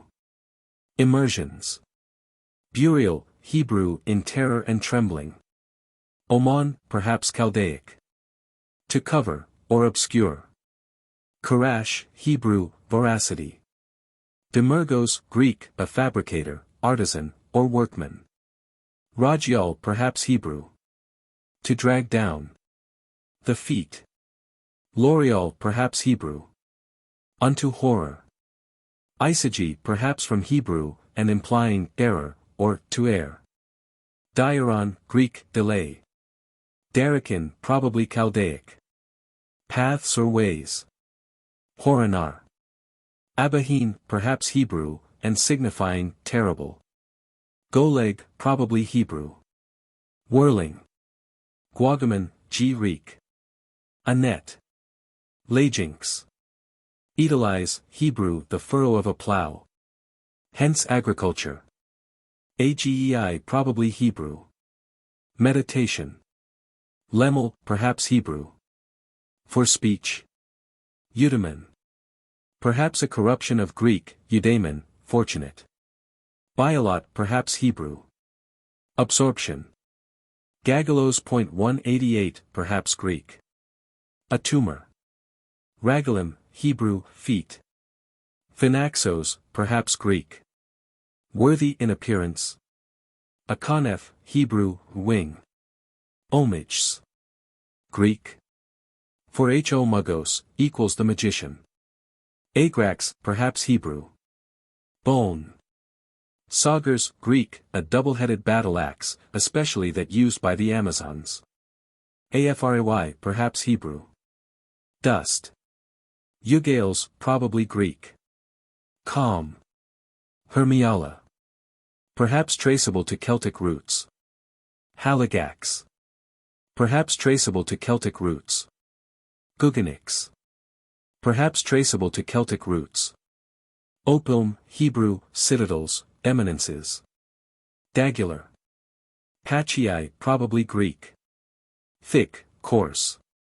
Nimelin. Perhaps from Hebrew, relating to circumcision. The servitors of Amaimon and Eriton. Hogis, apparently from the Greek auge. Brilliance. Agibal, Hebrew, forcible love. Rigalin, perhaps from Hebrew, equals to drag down. The same root also is that of the word regal, equals foot. Graceman, perhaps from Hebrew, grs, equals a bone. Elephon, probably from the Greek elephos, equals a stag. Trisaga, Greek, directing by triads. Gagalin, perhaps Greek. Tumor, swelling, ganglion. Clerica, perhaps from Greek and Latin, clericos, and clericus, equals clerical. Elaton, probably Latin. Sublime, borne away. Paphesla, perhaps from Hebrew. A sculptured image. The servitors of Asmodeus and Magath. Tun, perhaps from Hebrew. Thnh, equals higher, price. Magog, Hebrew, the well-known biblical name for a powerful Gentile nation. Diopos, Greek, an overseer. Disalel. Burial, Hebrew, stronghold of God. Siphon, Greek. A siphon or tube for raising fluids. Or Hebrew. To cover over. Kale, Hebrew, to consume. Magiros, Greek, a cook. Sartabakim. Srtn in Hebrew equals the sign Cancer. Lundo. Sob, Greek, the tail of a horse, also a fly flap. Inokos.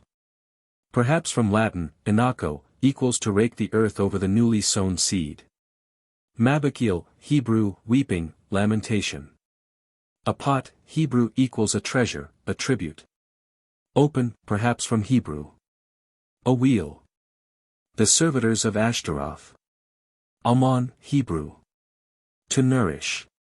Camel, Hebrew, to desire God, the name of one of the archangels in the Kabbalah. Toxai, from Greek, toxia, equals archery, or Latin, toxicum, poison. Kataron, Greek, casting down. Rax, Greek, a grape seed. Gonogen, Hebrew. Pleasures, delights. Skelegon, Hebrew, like snow. Jinar. Perhaps Chaldaic. To perfect, or finish. Isiamon, Hebrew equals solitude, desolation. Bahal, Hebrew equals to disturb. Derek, Hebrew equals away, or path. Iskigas. Perhaps from Hebrew, isho equals to save, or aid. Golan, Greek, a cavern. Graminus, perhaps Latin or Greek. To mark out. Rigios, Greek, horrible, terrible. Nimerix. perhaps Celtic. Hrg, Hebrew, to slay. Argilin, Greek, clay. Okiri. Perhaps Greek. To cause to sink or fail. Phagani, perhaps Greek. Devourers. Hippolos, Greek, a goat herd. Ilson, Greek, enveloping. Kamanix. Greek. Perseverance in combat. Baphomet. Alan, Chaldaic, a tree. Aperminos, Greek. Uncertain. Ombalat. Quartas, Latin, fourth. Eugerpen. Ariex. Greek. Shock. Lepica, Hebrew, for opening or disclosing. Koloth, Greek, summit, or height of achievement. The servitors of Magath and Kore. Naturin. Probably Hebrew. Nostrils. Catalan, Hebrew, walls. Lusaf, perhaps Hebrew. Unto loss or destruction. Masab, Hebrew, circuit. Eurigo, Latin, spoiled, unfit for food. Facharab, perhaps Hebrew. Interpretation. Firstbus, perhaps Greek. A bringer of veneration. Beruel, Hebrew, food or nourishment from God. Euberin, Greek, insult, outrage. Buterab. Iskaron, Greek, strong, mighty. Odax, Greek, biting. Roller. Eroder, Greek and Latin. A plowman or husbandman. Hemis, Greek, half, halfway.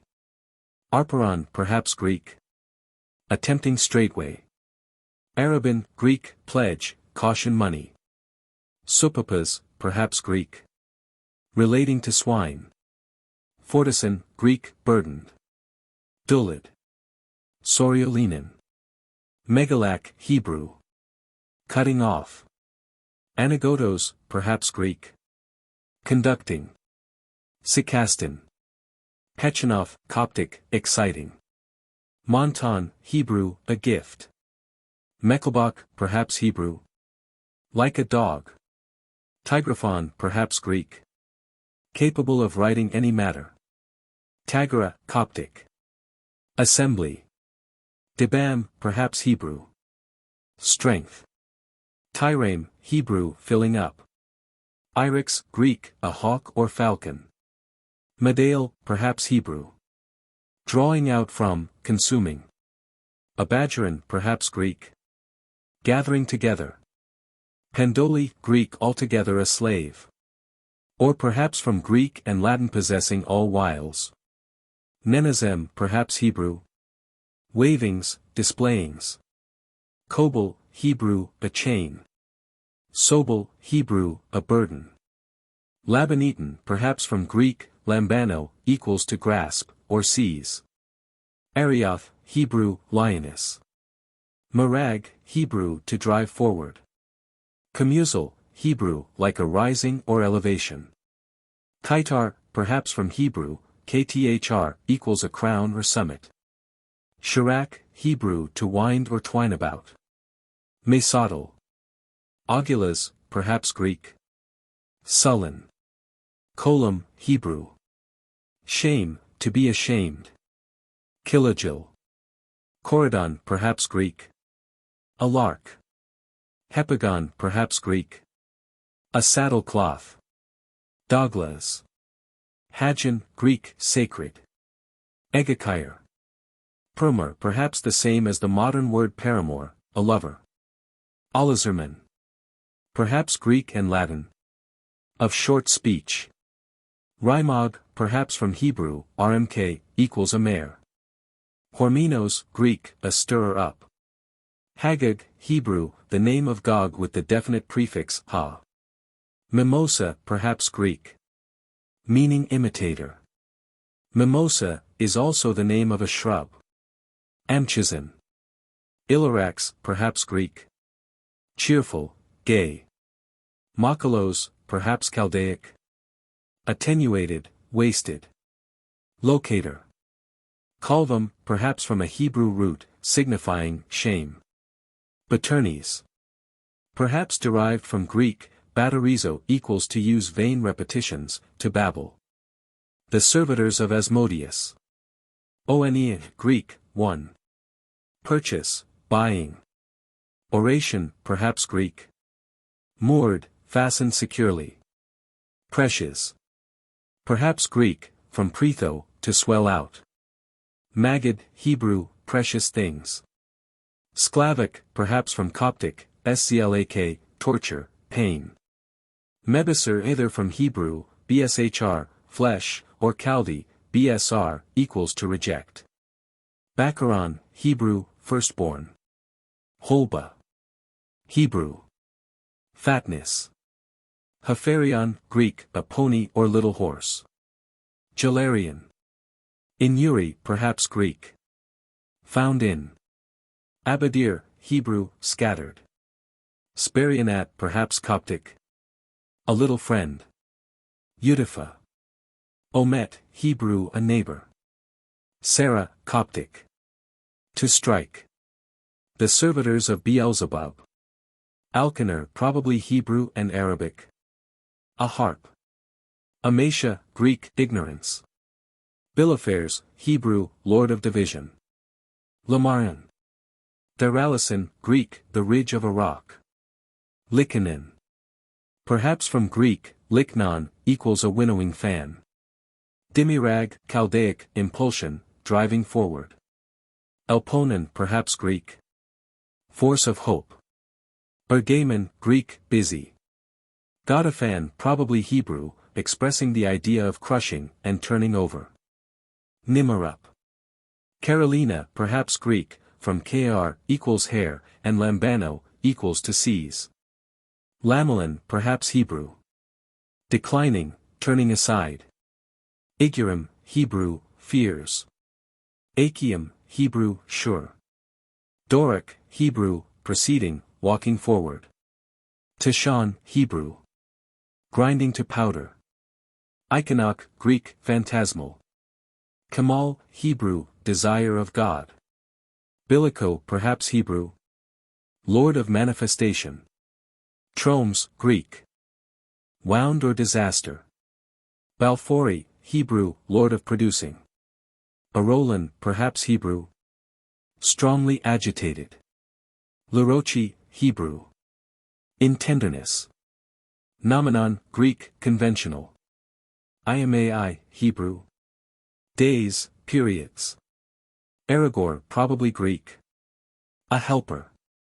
Halastri, perhaps from Coptic, holsc, equals to surround. Hakamuli, Hebrew. Withering, fading. Samulo, probably Hebrew. His image. Plizon, perhaps Greek, from pleo, to swim.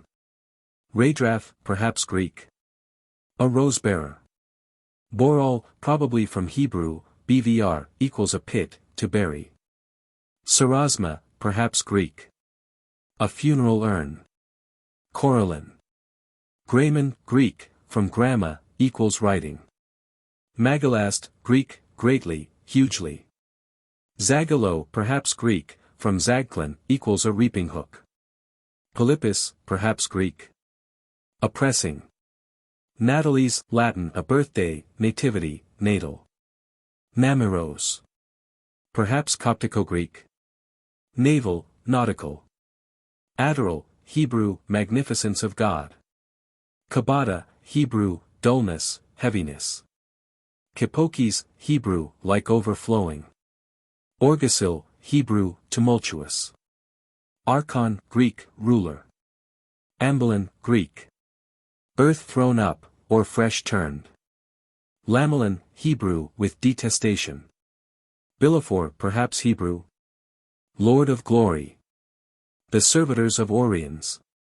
Sarasol, Hebrew, minister of God. Gasserons. Sarasma 189. Turidal, Hebrew, mountain cast down. Balakan, Chaldaic, ravagers. Gadgeson, Hebrew, spread out flat. Maphalak, Hebrew, a fragment. Agab, Hebrew, beloved. The servitors of Paimon. Aglaphos, Greek, bright light. Agaphali, perhaps from Greek, ag, reverence. Dyson, Greek. Divided. Akaniel, Hebrew, truth of God. Sudaron, Greek, probably a false gift. Kabursa, Hebrew, wide measure. Eberon, Greek, not burdensome. Zalons, Greek, trouble-bringer. Ugala. Greek. Perhaps equals fluent in speech. Came, Greek. Tired. Raffles, Hebrew, the lion trembling. Manalik, perhaps Greek. Winnowing with fury. Tikaros, Greek, soft or tender. Astalit, probably Greek. Without garment. Rukum, Hebrew, diversified. The servitors of Eretan. Anator, Greek. A flayer. Ekarok, Hebrew, thy breaking, thy barrenness. Sibyllas, Hebrew, a rushing lion. Saris, Greek, a pike or spear. Sekabin, Chaldee, casters down. Karomos, perhaps from Greek, charma, equals joy. Rosarin. Hebrew. Evil and wicked. Sapison, perhaps from Greek, sipo, to putrefy. Nadasur, perhaps Greek, equals putter to flight. Flaxen, Greek, about to rend, or to be rent asunder. Harambrub, Hebrew, exalted in greatness. Megalosin, Greek, in great things. Milium, Hebrew. The ender or destroyer of day. Elemless, Hebrew, the silent lion. Gallic, Greek, milky. Androkos, perhaps Greek. Arranger or orderer of men. Marinton, Greek, quenched, having extinguished. Charon, Greek. The name of Sharon, the ferryman of the souls of the dead in Hades. Reginon, Hebrew, vigorous ones. Illyrian, perhaps Greek. A laugher or mocker. Sermiat, Hebrew, death of the flesh. Erminos, perhaps from Greek, Herminius, equals an expounder. The servitors of Amaimon. Ramarak, Hebrew, violent thunder. Ramazan, Hebrew, the movers with a particular creeping motion. Scrylus, probably Latin, from sacrilegium, equals a sacrilegious offense. Burial, Hebrew, devouring fire of God. Teralim. Hebrew. Mighty strongholds. Burison, Hebrew, destroyers by stifling smoky breath. Akasoli, Greek. The distressful, or pain-bringing ones. Erekia, Greek probably. One who tears asunder. Illyricum, Hebrew. They who shriek with a long-drawn cry. Labisai, Hebrew, the flesh enclothed. Akoros, Greek, overthrowers of authority. Maims, Hebrew, they who move by backward motion. Glisai, Hebrew, one who glistens horribly, like an insect. Vision, Latin. An apparition. Ephregus, Greek, one who quivers in a horrible manner. Apelki, Greek, the misleaders or turners aside. Dollop, Hebrew, decaying in liquid putrefaction. Dressop, Hebrew, they who attack their prey by tremulous motion. Hergodis. Greek. A laborer. Nilima, Hebrew, the evil questioners. End of notes on names of spirits. XX, how the operations should be performed. The aforesaid operation being finished, it is necessary, in order to render this instruction complete, to say how we should manage the operations which he who operateth wisheth to put into practice. Firstly, then, having come unto the end, and having obtained all that is necessary, you cannot sufficiently praise and honor God, and his most holy name, even although you had 1,000 tongues. Neither also can you sufficiently magnify and thank your holy angel guardian as he meriteth. However, you ought to render thanks proportionate to your estate and to the great treasure which you have received. It is necessary also that you should fully understand how you ought to enjoy these immense riches, so that they may not be in your hands unfruitful, or even harmful. Because this art is like a sword in your hand, capable of serving for all kinds of evil and for hurt unto your neighbor. But in putting it into practice for that sole end for which it hath been made, namely for vanquishing therewith the demon and enemies, then shall you be making a good use hereof. I wish also further to give you some instruction upon certain necessary and principal points. The operation of the spirits being finished, ye shall continue a whole week to praise God. And as regardeth yourself personally, ye shall do no servile work during the 7 days, neither shall you make any convocation of the spirits in general, nor of the familiars. And afterwards, when the 7 days be past, ye shall commence to exercise your power, as shall be hereafter said. 1. Take heed before all things to perform no magical operations soever, or invocations of the spirits on the Sabbath day, during the whole period of your life, seeing that that day is consecrated unto God. And is the day on which you should repose and sanctify yourself, and you should solemnize it by prayers. 2. Keep yourself as you would from the eternal fire, from manifesting unto any living being that which your guardian angel shall have confided unto you. Excepting unto him who hath given unto you the operation, unto whom you have as it were a greater obligation than unto your own father. 3. As far as lieth in your power, take heed in no way to make use of this art against your neighbor. Except for a just vengeance, although I counsel you even in this particular to imitate God, who pardoneth even you yourself, and there is not in the world a more meritorious action than to pardon. 4. In the case of your angel dissuading you from some operation, and forbidding you to do the same, keep well from becoming obstinate therein, for you would in such a case ever repent it. 5. Fly all kinds of evil, science, magic, and enchantments, because they be all diabolical inventions. Also put no trust in books which teach them, though in appearance they may seem reliable to you, for these be nets which the perfidious Belial stretcheth out to take you. 6. In conversing with spirits good or evil, never employ words which you do not understand, because even so will you have shame and hurt. 7. You shall never demand of your guardian angel any symbol wherewith to operate for an evil end, seeing that you would grieve him. You will find only too many persons who will beseech you to do thus, see that you do it not.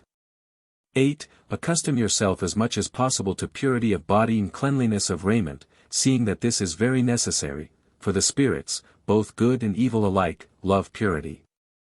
9. As far as possible shun the employment of your wisdom for others in evil things, but first well consider him to whom you would render a service, because it often happeneth, that in doing service unto another one worketh evil for oneself. 10. In no way attempt to procure the operation of the holy angels unless you have extreme need thereof, seeing that these holy angels be so far above you that it is useless for you to wish to compare yourself unto them. You being nothing in comparison of them who are the angels of God. 11. If the operations can be performed by the familiar spirits, it is not necessary to employ others therein. 12. Though it should be an easy matter for you to employ your familiars to annoy your neighbor, seek to abstain therefrom, unless it were to repress the insolence of such as might attempt aught against you personally. Never keep the familiar spirits in idleness, and should you wish to give one over unto any person, see that such person be distinguished and meritorious, for they love not to serve those of base and common condition. But should such person unto I whom you give them have made some express pact, with spirits, in such case the familiar spirits will fly in haste to serve him. 13. These 3 books of this present operation ought to be read and reread an infinitude of times, so that in the space of 6 months before commencing, he who operateth should be fully instructed and informed therein. And if he be not a Jew, he should further be conversant with many of the customs and ceremonies which this operation demandeth, so as to become accustomed unto that retirement which is so necessary and useful. 14. Should he who performeth this operation during the 6 months or moons commit voluntarily any mortal sin prohibited by the tables of the law, be certain that he will never receive this wisdom. 15. Sleep in the daytime is entirely forbidden, unless absolutely requisite, owing to some infirmity, or to old age, or to debility of constitution, for God is always willing to employ mercy 190 towards mankind, because of their infirmities. 16. If you have not the fixed intention of continuing the operation, I counsel you on no account to commence it, because the Lord doth not care to be mocked, and he chastiseth with corporal maladies those who make a mock of him. Howbeit, he who is hindered from continuing through some unforeseen accident, sinneth in no way. 17. It is impossible for him who hath passed 50 years of age to undertake this operation. Thus also was it the custom in the true and ancient Jewish law concerning the priesthood. Also, he should not be less than 25 years of age. 18. You shall not permit the familiar spirits to familiarize themselves too much with you, through your disputing and arguing with them, because they will propound so many affairs and things at once as to confound and trouble the mind. 19. With the familiar spirits you should not make use of the symbols of the third book, unless it be those of the 5th chapter thereof, 191. But if you desire anything, command them aloud to perform it. Never commence many operations at once and in the same time, but when you have finished one then begin another, until you are perfect in the practice, for an apprentice artist doth not become a master suddenly, but little by little. 20. Without reasons of the very last importance, the 4 princes 192 or the 8 sub-princes 193, should never be summoned, because we must make a great distinction between these and the others, who are inferior to them. 21. In operating, as rarely as possible insist upon the spirits appearing visibly, 194. And thus you will work all the better, for it should suffice you for them to say and do what you wish. 22. All prayers, orations, invocations, and conjurations, and in fact everything you have to say, should be pronounced aloud and clearly, without however shouting like a madman. 195. But speaking clearly and naturally, and pronouncing distinctly. 23. During the 6 moons, you shall sweep the oratory every Sabbath eve, and keep it strictly clean, for it is a place dedicated unto the holy and pure angels. 24. Take heed that you commence no operation at night if it be important, unless the need be very pressing. 25. Your only object during your whole life should be to shun as far as possible an ill-regulated life, and especially the vices of debauchery, gluttony, and drunkenness. 196. 26. Having completed the operation, and being now the possessor of the true wisdom, you shall fast 3 days before commencing to put it in practice. 27. Every year you should make a commemoration of the signal benefit which the Lord hath conferred upon you, at such time feasting, praying, and honoring your guardian angel that day with your whole strength. 28. During the 3 days on which you constrain the spirits you shall fast, for this is essential, so that when you are working you may find yourself freer and more tranquil both in body and mind. 29. Note that the fasts are to be understood as commencing always from the first nocturnal star, and not otherwise. 30. Keep as an indubitable precept never to give this operation unto a monarch, 197. Because Solomon was the first who abused it. And if you should do the contrary, both you and your successors would alike lose the grace hereof. With regard to this command, I myself having been sought by the Emperor Sigismund, gave him willingly the best familiar spirit which I had. But I steadily refused to give him the operation, and it should not be given unto emperors, kings, or other sovereigns. 31. You may assuredly give, but it is not permissible to sell, this operation, for this would be to abuse the grace of the Lord who hath given it unto you, and should you act contrariwise unto this, you would lose its control. 32. Should you perform this operation in a town, you should take a house which is not at all overlooked by any one, seeing that in this present day 198 curiosity is so strong that you ought to be upon your guard. And there ought to be a garden, adjoining the house, wherein you can take exercise. 33. Take well heed during the 6 moons or months to lose no blood from your body, except that which the expulsive virtue in you may expel naturally of its own accord. 34. Finally, during that whole time, you shall touch no dead body of any description soever. 35. You shall eat during this whole period neither the flesh nor the blood of any dead animal, and this you shall do for a certain particular reason. 199. 36. You shall bind by an oath him unto whom you shall give this operation, neither to give nor sell it unto any avowed atheist or blasphemer of God. 37. You shall fast for 3 days before giving the operation unto any. And he who shall receive it shall do likewise. And he also shall hand over unto you at the same time the sum of 10 golden florins, or their value, the which ye should with your own hand distribute unto poor persons whom ye shall charge to repeat the psalms, Miserere me Deus, etc. Have mercy upon me, O God, and the De Profundis, etc., out of the depths. 38. It will be a good thing, and one which will facilitate the operation, for you to repeat all the Psalms of David, seeing that they contain great power and virtue.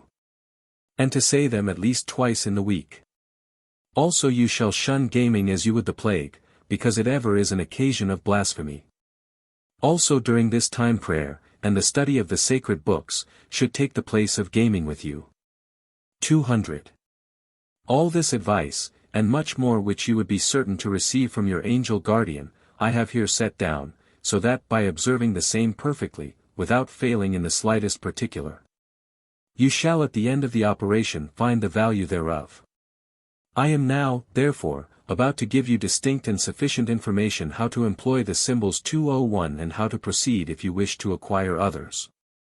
You are then to understand that once he who operateth hath the power, it is not necessary, in all cases 202, to use written symbols, but it may suffice to name aloud the name of the Spirit, and the form in which you wish him to appear visibly. Because once they 203 have taken oath, this sufficeth. These symbols, then, be made for you to avail yourself of them when you be in the company of other persons. Also you must have them upon you, so that in touching or handling them simply, they may represent your wish. Immediately then he 204 unto whom the symbol appertaineth will serve you punctually. But if you should desire something special which is in no way connected with or named in the symbol, it will be. By jeu, here is evidently meant gaming or gambling, and not simple recreation and amusement. Which latter would be almost a necessity during this period, to prevent the brain giving way from the intense nervous strain.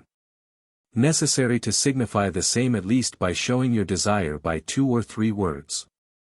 And here it is well to observe, that if you use prudence, you can often reason with those persons who be with you in such a manner that the spirits, having however been beforehand invoked by you, will understand what they are to do. But it is necessary to discover your intent unto them by words. For they be of such great intelligence, that from a single word or a single motive, they can draw the construction of the whole matter. And although they cannot penetrate into the inmost parts of the human mind, yet nevertheless by their astuteness and subtlety they be so adroit that they comprehend by perceptible signs the wish of the person in question. But when it is a grave and important matter, you should retire into a secret place apart, provided it be appropriate, for any place is good to invoke the spirits proper unto the operation. There give them their commission regarding that which you wish them to perform, the which they will either execute then or in the days following. But always give them the signal by word of mouth, or in any other manner that may be pleasing unto you, whenever you wish them to begin to operate. Thus did Abramelin in Egypt, Joseph in Paris, and as for myself, I have always acted in the same manner. I have also made myself a very great man, and especially one who hath been of service unto princes and great lords. I will hereafter tell clearly what operations belong unto this or unto that spirit, and how it is necessary to act. Now will I teach you how all those symbols, which be in this book, as well as those which you will, hereafter, receive from the spirits, themselves, ought to be written down and acquired. For the number of operations is infinite, and it would be an impossibility to set them all down in this work. If therefore you should wish to perform certain fresh operations by the use of a symbol not set down in any way in the 3rd book, I am speaking of good and permissible operations. 205 You shall make the demand thereof from your guardian angel in this manner. Fast the day before, and on the following morning you, being well washed, shall enter into the oratory, put on the white tunic, illumine the lamp, and put the perfume in the censer. Then lay the lamen of silver upon the altar, whereof the 2 angles shall be touched with the holy anointing oil, fall upon your knees and make your orison unto the Lord, rendering unto him grace for the benefits which you have received in general. Then shall you supplicate him to be willing to send unto you your holy angel, that he may instruct you in your ignorance, and that he may deign to grant your demand.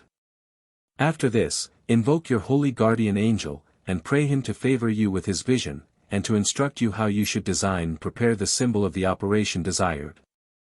Also you shall remain in prayer until you shall see appear in the room the splendor of your angel. Then wait to see if he shall expound or command anything touching the form of the symbol demanded. And when you have finished your supplication, arise and go to the plate of silver, whereon you shall find written as it were in drops of dew, like a sweat exuding therefrom, the symbol as you ought to make it. Together with the name of the spirit who should serve you for this operation, or else that of his prince. And without touching removing the layman, copy at once the symbol just as it appeareth, and leave the plate of metal upon the altar until the even. At the which time, after having made your ordinary orison, and returned your thanks, you shall put it away in a piece of clean silk. The most convenient day for procuring these symbols is the Sabbath. Because by such an operation, we do not in any way violate its sanctity, neither do we injure the same at all. Also we can prepare all things necessary the day before. But if the angel should not appear, and should not in any way manifest unto you the symbol, then may you be certain that the pretended operation, although it may appear good in your eyes, is not so considered by God and by your guardian angel, and in such case you shall change your demands. Now, as regardeth the symbols for evil operations, these shall you obtain more easily, seeing that after putting on the perfume, there is nothing else to do but to make your orisons. Then being clad in your white tunic, ye shall put on over it the silken vestment and the girdle, and after that the crown, taking the wand in your hand, and placing yourself at the side of the altar towards the terrace. Then, holding the wand, conjure in the same manner as you did on the second day. And when the spirits shall have appeared, ye shall command them in no way to quit the place, until they shall have manifested unto you the symbol of the operation which you desire. Together with the names of the spirits capable of putting the same into execution, together with their symbols. And then you shall see the prince unto whom the operation appertaineth avow, write, and sign upon the sand the symbol, together with the name of the spirit who is to serve for this operation. Then shall you take the surety and oath of the prince upon the symbol, and also of his ministers, as you will have previously done in accordance with the directions given in the 14th chapter. 206. And should several symbols be given, make them take oath upon them all. This being done, you can dismiss them in the manner we have already described, taking heed before this to copy the symbols which they shall have traced upon the sand, because in departing they will destroy the same. And when they have gone, take the censer and perfume the place, as before said. I do not however write this, so that you may hereby, as well as by the use of certain of the symbols described in the third book, work evil. I have in no way written them down for such an end, but only that you may understand the full perfection of this art, and what we can herewith perform. For the evil spirits be exceeding prompt and exceeding obedient in the working of evil. It is to be wished that they were as much so for the good. However, take heed that you be upon your guard. And remember, that as there is a God to write these aforesaid symbols, there is no particular preparation necessary of pens, of ink, and of paper.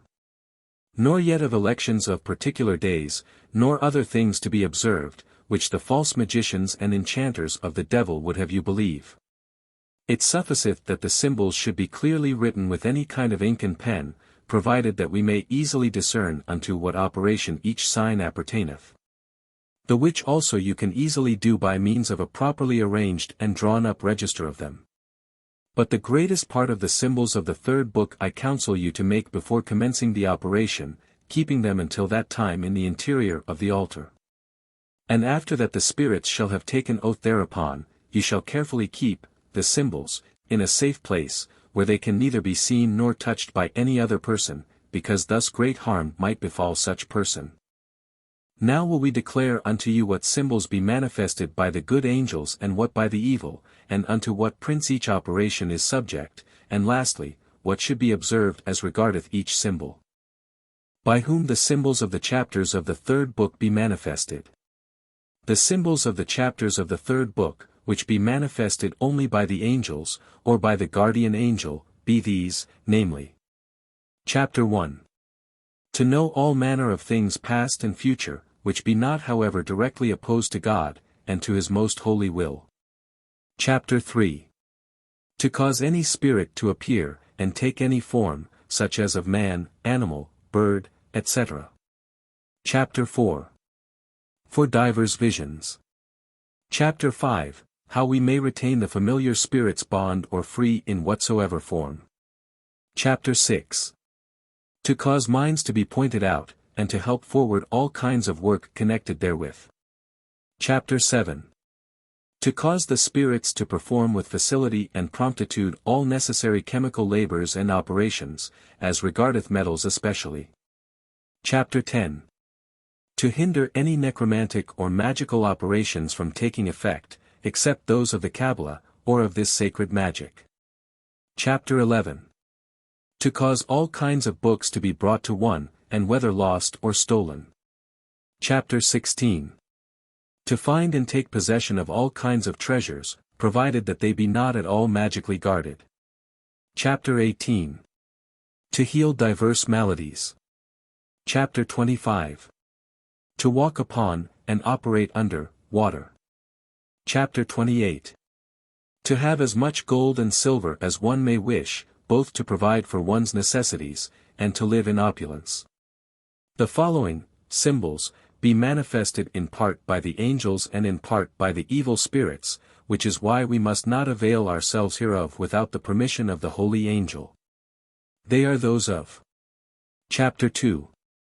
To obtain information concerning, and to be enlightened upon, all sorts of propositions, and all doubtful sciences. Chapter 8. To excite tempests. Chapter 12. To know the secrets of any person. Chapter 13. To cause a dead body to revive, and perform all the functions which a living person would do, and this during a space of 7 years by means of the spirits. Chapter 14. The 12 symbols for the 12 hours of the day and of the night, to render oneself invisible unto every person. Chapter 15. For the spirits to bring us anything we may wish to eat or to drink, and even all kinds of food that we can imagine. Chapter 17. To fly in the air, and travel any whither. Chapter 19. For every description of affection and love. Chapter 20. To excite every description of hatred and enmity, discords, quarrels, contentions, combats, battles, loss, and damage. Chapter 24. To discover any theft that hath occurred. Chapter 26.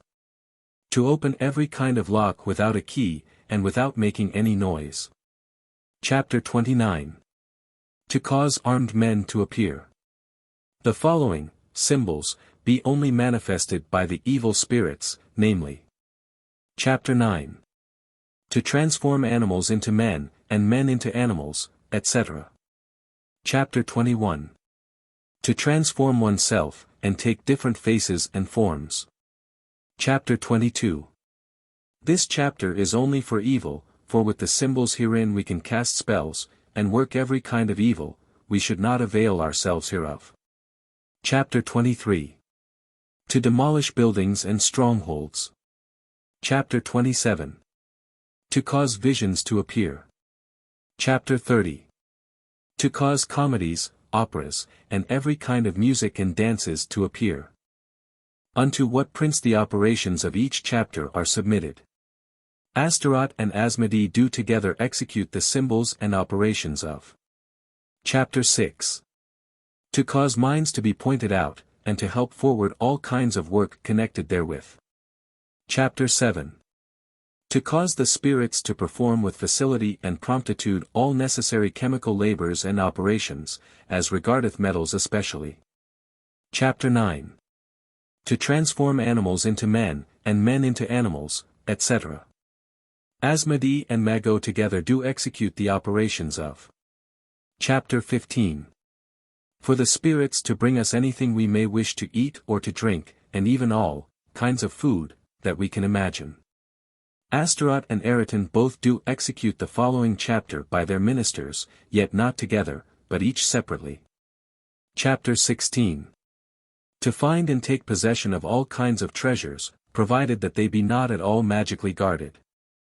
Orions, Paimon, Eriton, and Amaimon will execute by means of the ministering spirits common unto them, the following, namely. Chapter 1. To know all manner of things past and future, which be not however directly opposed to God, and to his most holy will. Chapter 2. To obtain information concerning, and to be enlightened upon all sorts of propositions, and all doubtful sciences. Chapter 3. To cause any spirit to appear, and take any form, such as of man, animal, bird, etc. Chapter 4. For divers visions. Chapters 5. How we may retain the familiar spirit's bond or free, in whatsoever form. Chapter 13. To cause a dead body to revive, and perform all the functions which a living person would do, and this during a space of 7 years, by means of the spirits. Chapter 17. To fly in the air, and travel any whither. Chapter 27. To cause visions to appear. Chapter 29. To cause armed men to appear. Abramelin and Aretin together perform. Chapter 26. To open every kind of lock without key, and without making any noise. Oriens alone performeth. Chapter 28. To have as much gold and silver as one may wish, both to provide for one's necessities, and to live in opulence. Paimon, alone, performeth. Chapter 29. To cause armed men to appear. It is to be noted that this chapter has already been classed under those performed by Oriens, Paimon, Aretin, and Abramelin, together. Aretin performeth. Chapter 24. To discover any theft that hath occurred. Abramelin, performeth. Chapter 18. To heal diverse maladies. Astaroth, performeth. Chapter 8. To excite tempests. Chapter 23. To demolish buildings and strongholds. Mago, performeth, 207. Chapter 10. To hinder any necromantic or magical operations from taking effect, except those of the Kabbalah, or of this sacred magic. Chapter 11. To cause all kinds of books to be brought to one, and whether lost or stolen. Chapter 21. To transform oneself, and take different faces and forms. Chapter 24. To discover any theft that hath occurred. Chapter 30. To cause comedies, operas, and every kind of music and dances to appear. Asmodee, performeth. Chapter 12. To know the secrets of any person. Beelzebub, performeth. Chapter 9. To transform animals into men, and men into animals, etc. Chapter 20. To excite every description of hatred and enmity, discords, quarrels, contentions, combats, battles, loss, and damage. Chapter 22.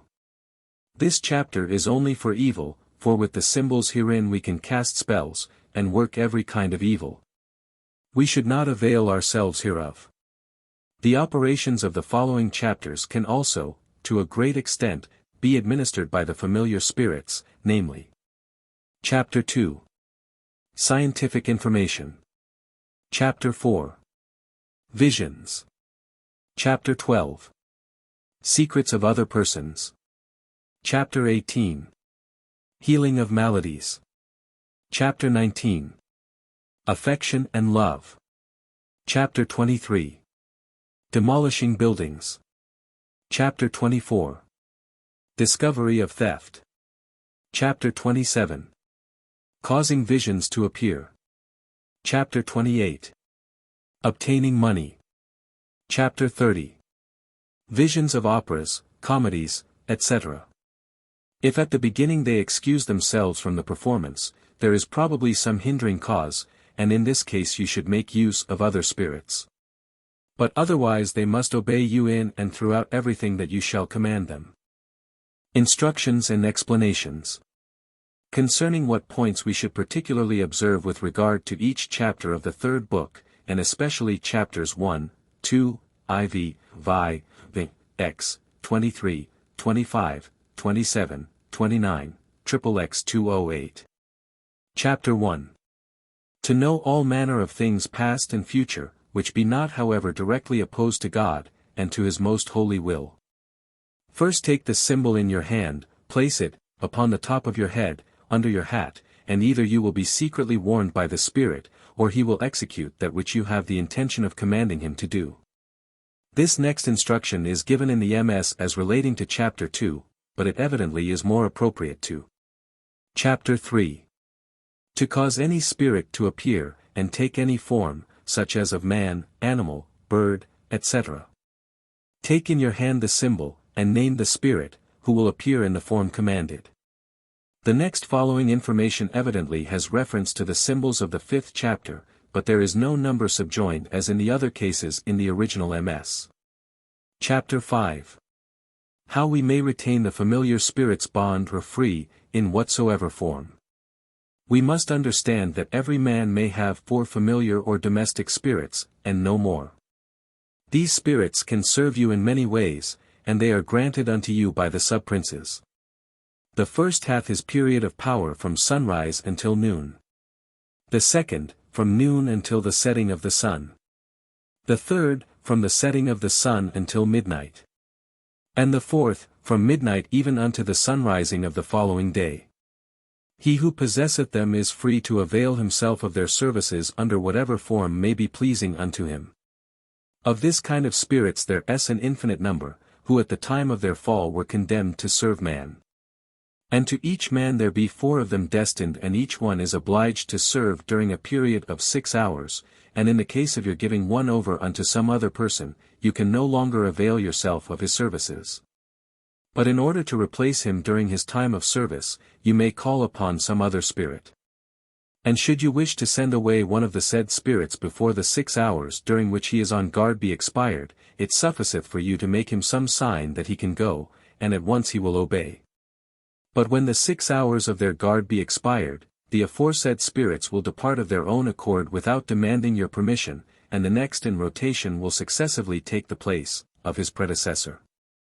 But if you have given one away, unto another person, you will employ one of the common kind in his place. 209. Chapter 8. To excite tempests. If you should wish to excite tempests, give the signal above your head, and touch the symbol on the top, and when you wish to make them cease, you shall touch it on the underneath side. Chapter 9. To transform animals into men, and men into animals, etc. Let the being, whether man or animal, see the symbol, and then touch them suddenly with it, when they will appear transformed, but this will be only a species of fascination. When you wish to make it cease, you shall put the symbol upon the head of the being, and strike it with the wand, and the spirit will then restore matters to their former condition. Chapter 11. To cause all kinds of books to be brought to one, and whether lost or stolen. Our predecessors, from the commencement of the world, have written many and diverse excellent books of the Kabbalah, whose value surpasseth that of all the riches of the world. These books have been for the most part lost by the providence or command of God, who hath not been willing that his high mysteries should be made public by such means. Seeing that hereby through such books the worthy and unworthy can equally arrive at the enjoyment and possession of the secret things of the Lord. Some also have been burned in fires, or swept away by the waters, and other similar accidents, have occurred, through the evil spirits, who are jealous of man's possessing such great treasures, and of being obliged to obey him. But this third part, of this book, that is to say the sacred magic, is that which hath not been entirely lost, but the greater part hath been hidden and built up within a wall, and this hath happened by order of the good spirits, who have not permitted this art to altogether perish, being willing that he who should desire the same, should employ honorable means to obtain the same from the true and only God, and not from that perfidious one and deceiver, the devil, and his following. This operation being completed in the proper manner, you will be able to see and to read these books, but it is not permitted unto you to copy them, nor to keep them in your memory more than once. As for myself, I have made every effort to copy them, but as fast as I wrote, the writing used to disappear from the page.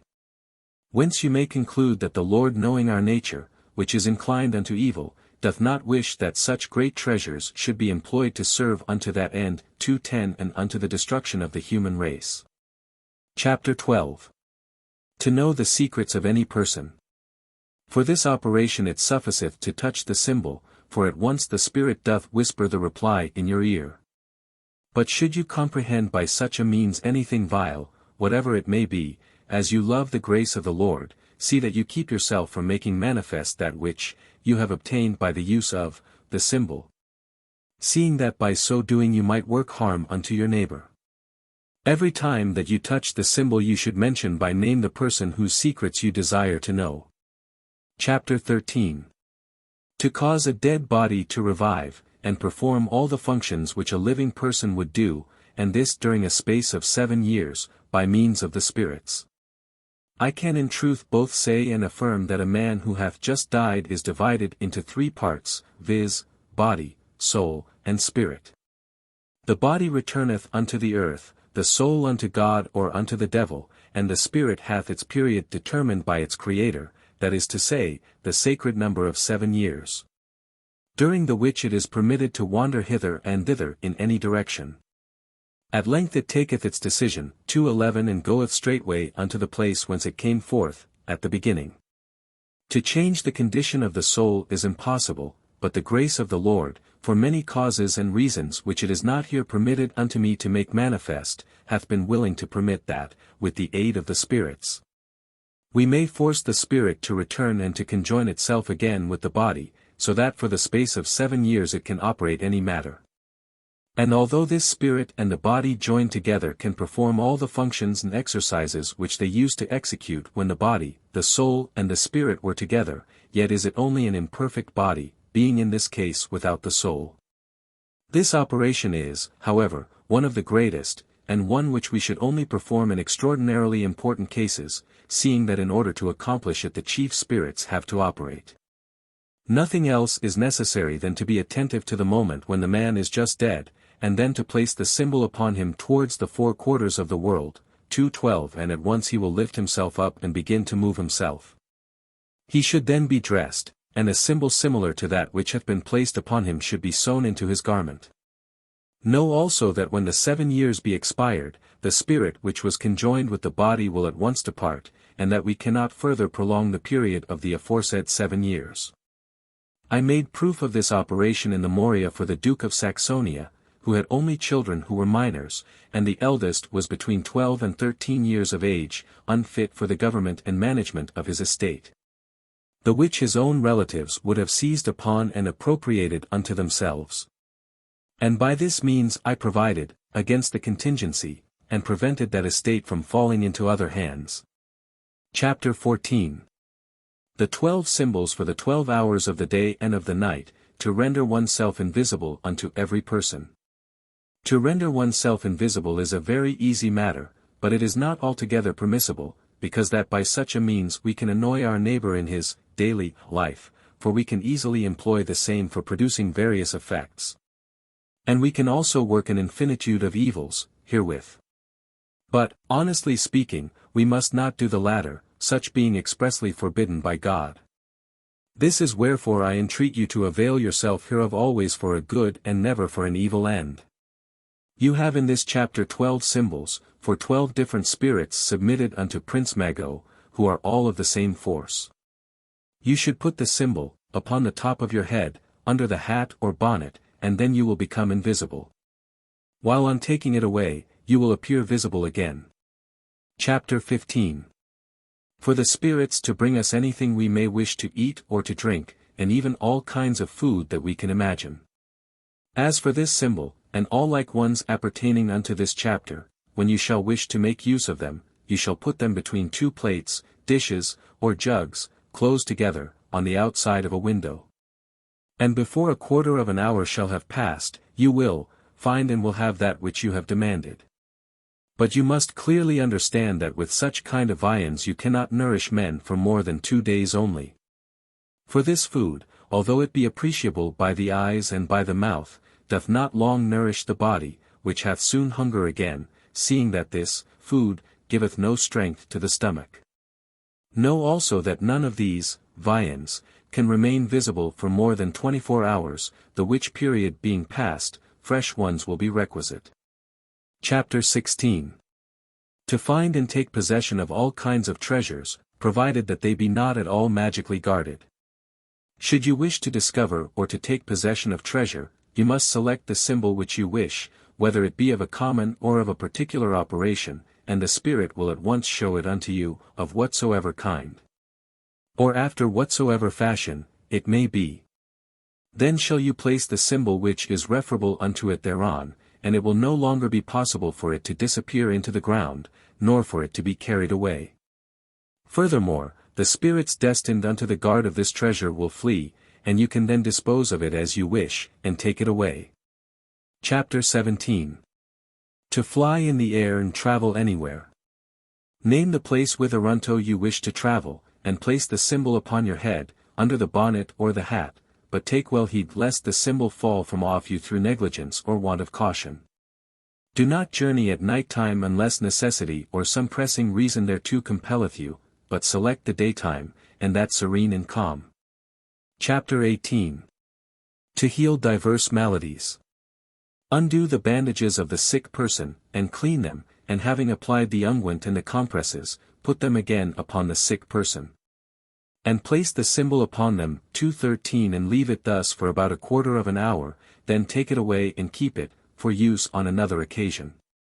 But if it be an internal malady, you shall place the symbol upon the bare head of the patient. These symbols may be seen and examined without any danger, howbeit it is always better that they should neither be seen nor handled by any other person than yourself. Chapter 19. For every description of affection and love.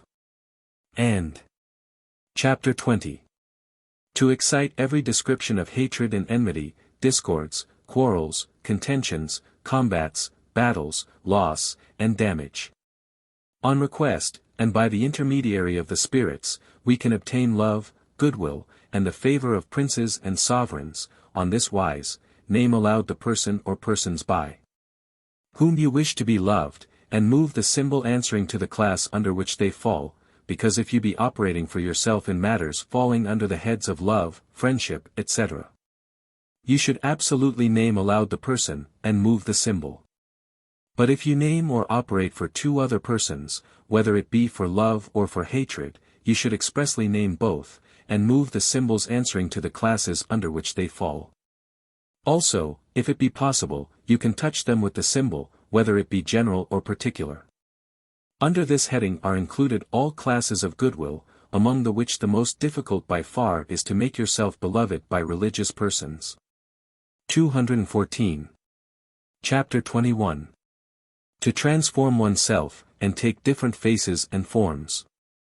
In this transmutation, which is rather a fascination, the method of operating is as follows: take the symbol in your left hand, and with it stroke your face.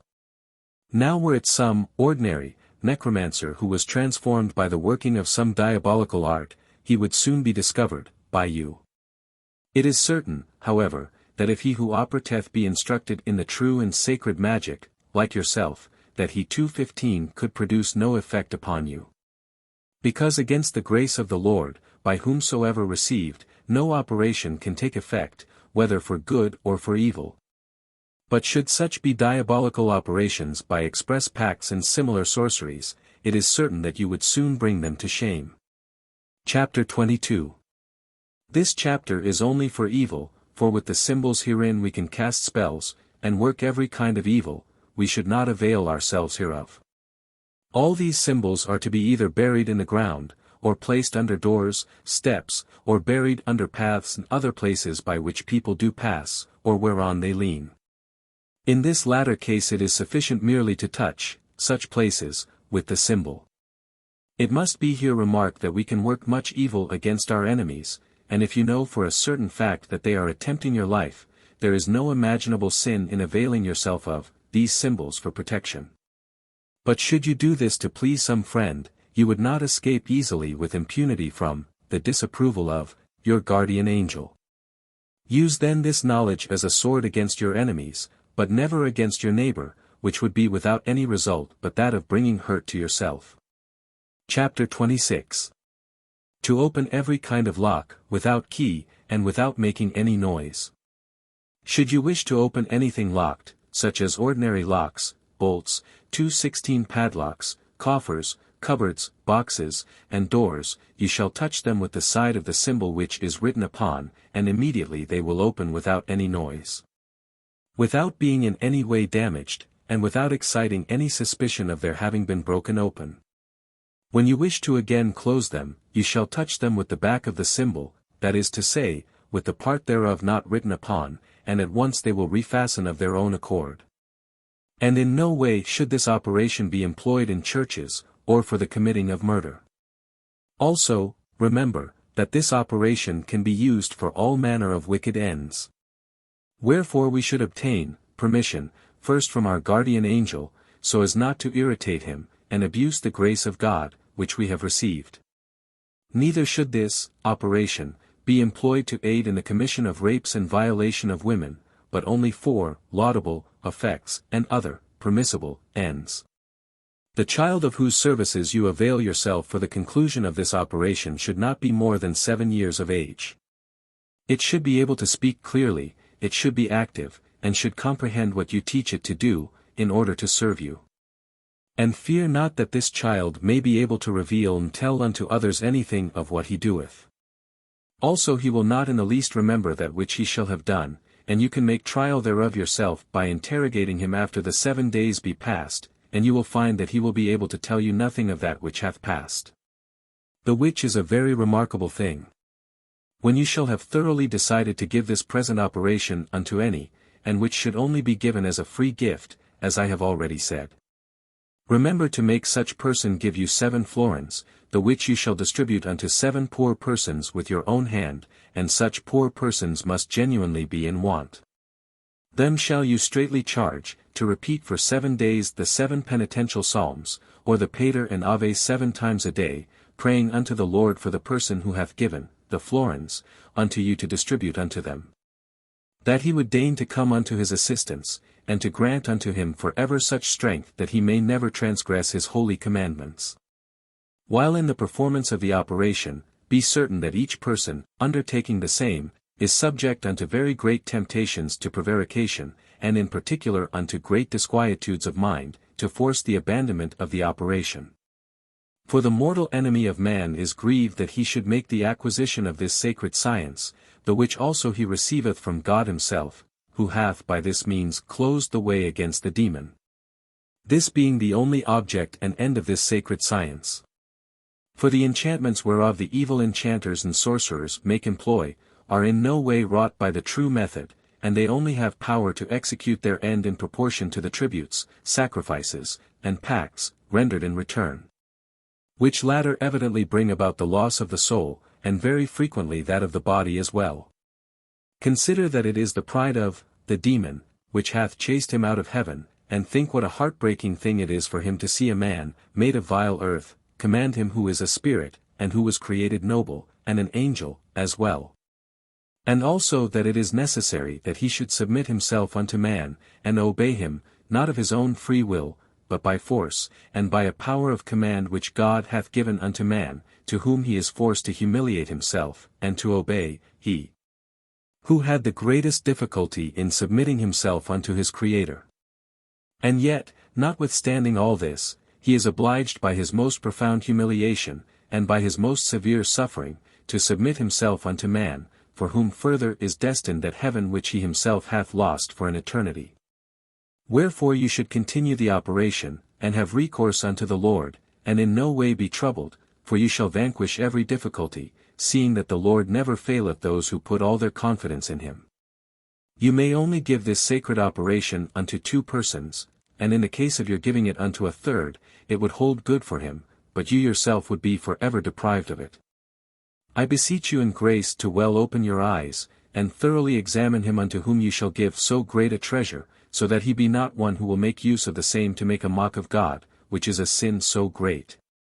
That we Jews are a living proof thereof. For since our predecessors began to make use of this sacred magic for evil, God hath granted it unto so few among us, that in my whole lifetime, ourselves included, we be but the number of 7 persons who by the grace of God possess the same. When the child shall warn you that your guardian angel hath appeared, then shall you, without moving from your place, repeat in a low voice Psalm CXXXVI. Which beginneth, confitabor tibi Domini, in toto cord meo, I will give thanks unto thee, O Lord, with mine whole heart, etc. And, on the contrary, when you shall convoke for the first time the 4 chief spirits, you shall say Psalm XIII. Ca habitat in agitorio altissimi, whoso dwelleth in the defense of the Most High, etc., and this not in a low voice as in the preceding case, but, aloud, as you usually speak, and standing where you happen to be. Chapter 28. To have as much gold and silver as one may wish, both to provide for one's necessities, and to live in opulence. And whereas I have allowed the 28th chapter to pass without notice, I now refer hereto. Place the symbol of the money you require in your purse, let it remain there for a short time, then put your right hand in your purse, and you will there find 7 pieces of the class of money which you have intended to obtain. But take heed to perform this operation only thrice in the day. And the pieces of money whereof you have no longer need will disappear at once. This is why when you have need of small change you should take heed at the same time not to ask for large pieces. I could have here set down other values and symbols, but I have only given those which I have found the most necessary for a beginner, and partly also to avoid confusing you. And also it is not right that I who am only a mortal man should give further instructions hereon unto you who are about to have an angel for master and for guide. We have already said that providing he recogniseth a God, any man, of any religion soever, may arrive at the possession of this veritable wisdom and magic, if he employ right and proper ways and means. Now I say further that unto whatever law 217 he who operateth may pertain, he can observe the feasts, etc. thereof, provided that they hinder not the operation, with a firm and true conviction that he shall have from his angel greater lights as to the points wherein he may be liable to err.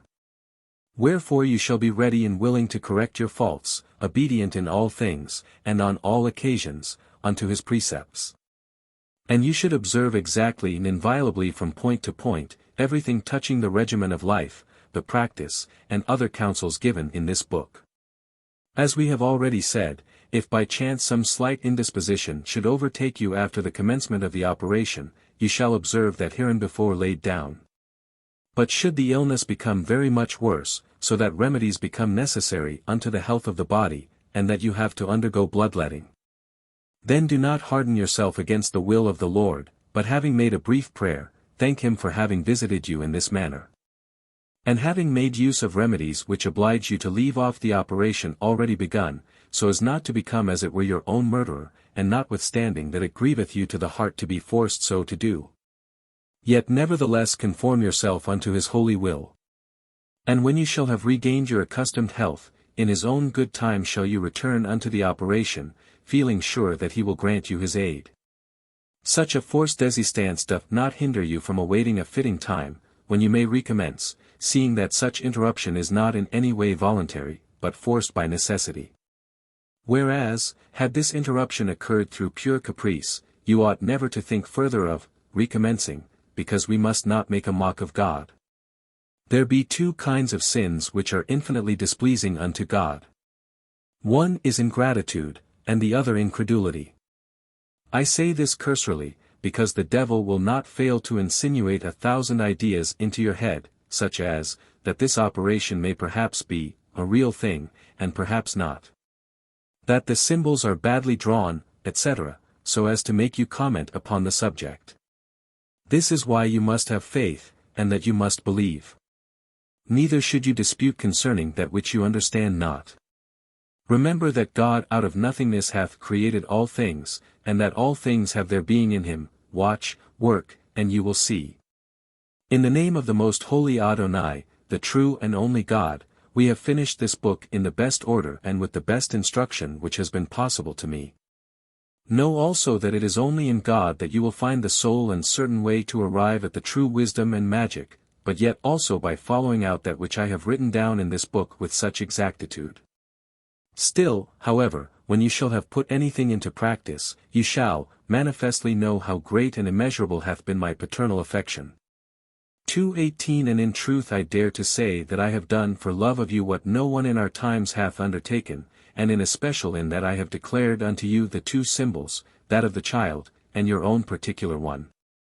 2:19 Without the which I swear unto you by the true God that out of 100 persons who might undertake this operation, there would be only 2 or 3 who would actually attain unto it. I have, however, removed most of the difficulties, therefore, be now tranquil, and despise not my counsel. It need not appear strange unto you that this book is not at all like unto so many others which I have, and which are composed in a lofty and subtle style. Because I have composed this work expressly in order to spare you so much labor, and to enlighten therein the difficulties which you might, otherwise, have encountered in order to comprehend its meaning.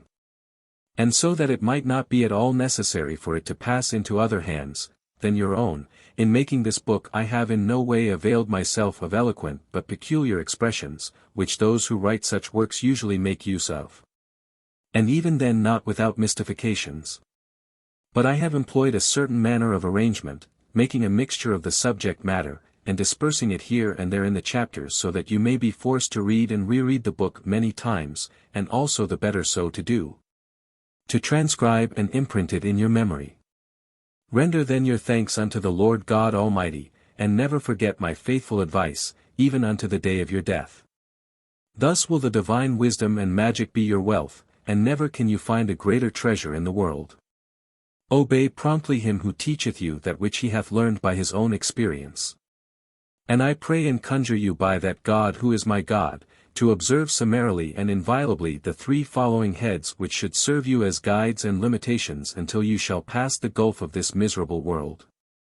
1. Let God, his word, all his commandments, and the counsel of your angel, never depart from your heart and from your mind.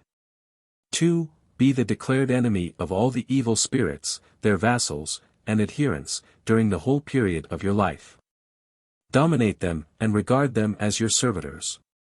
2:20 If they make propositions to you, demanding from you pacts, or sacrifices, or obedience, or servitude, refuse them with disdain and menaces.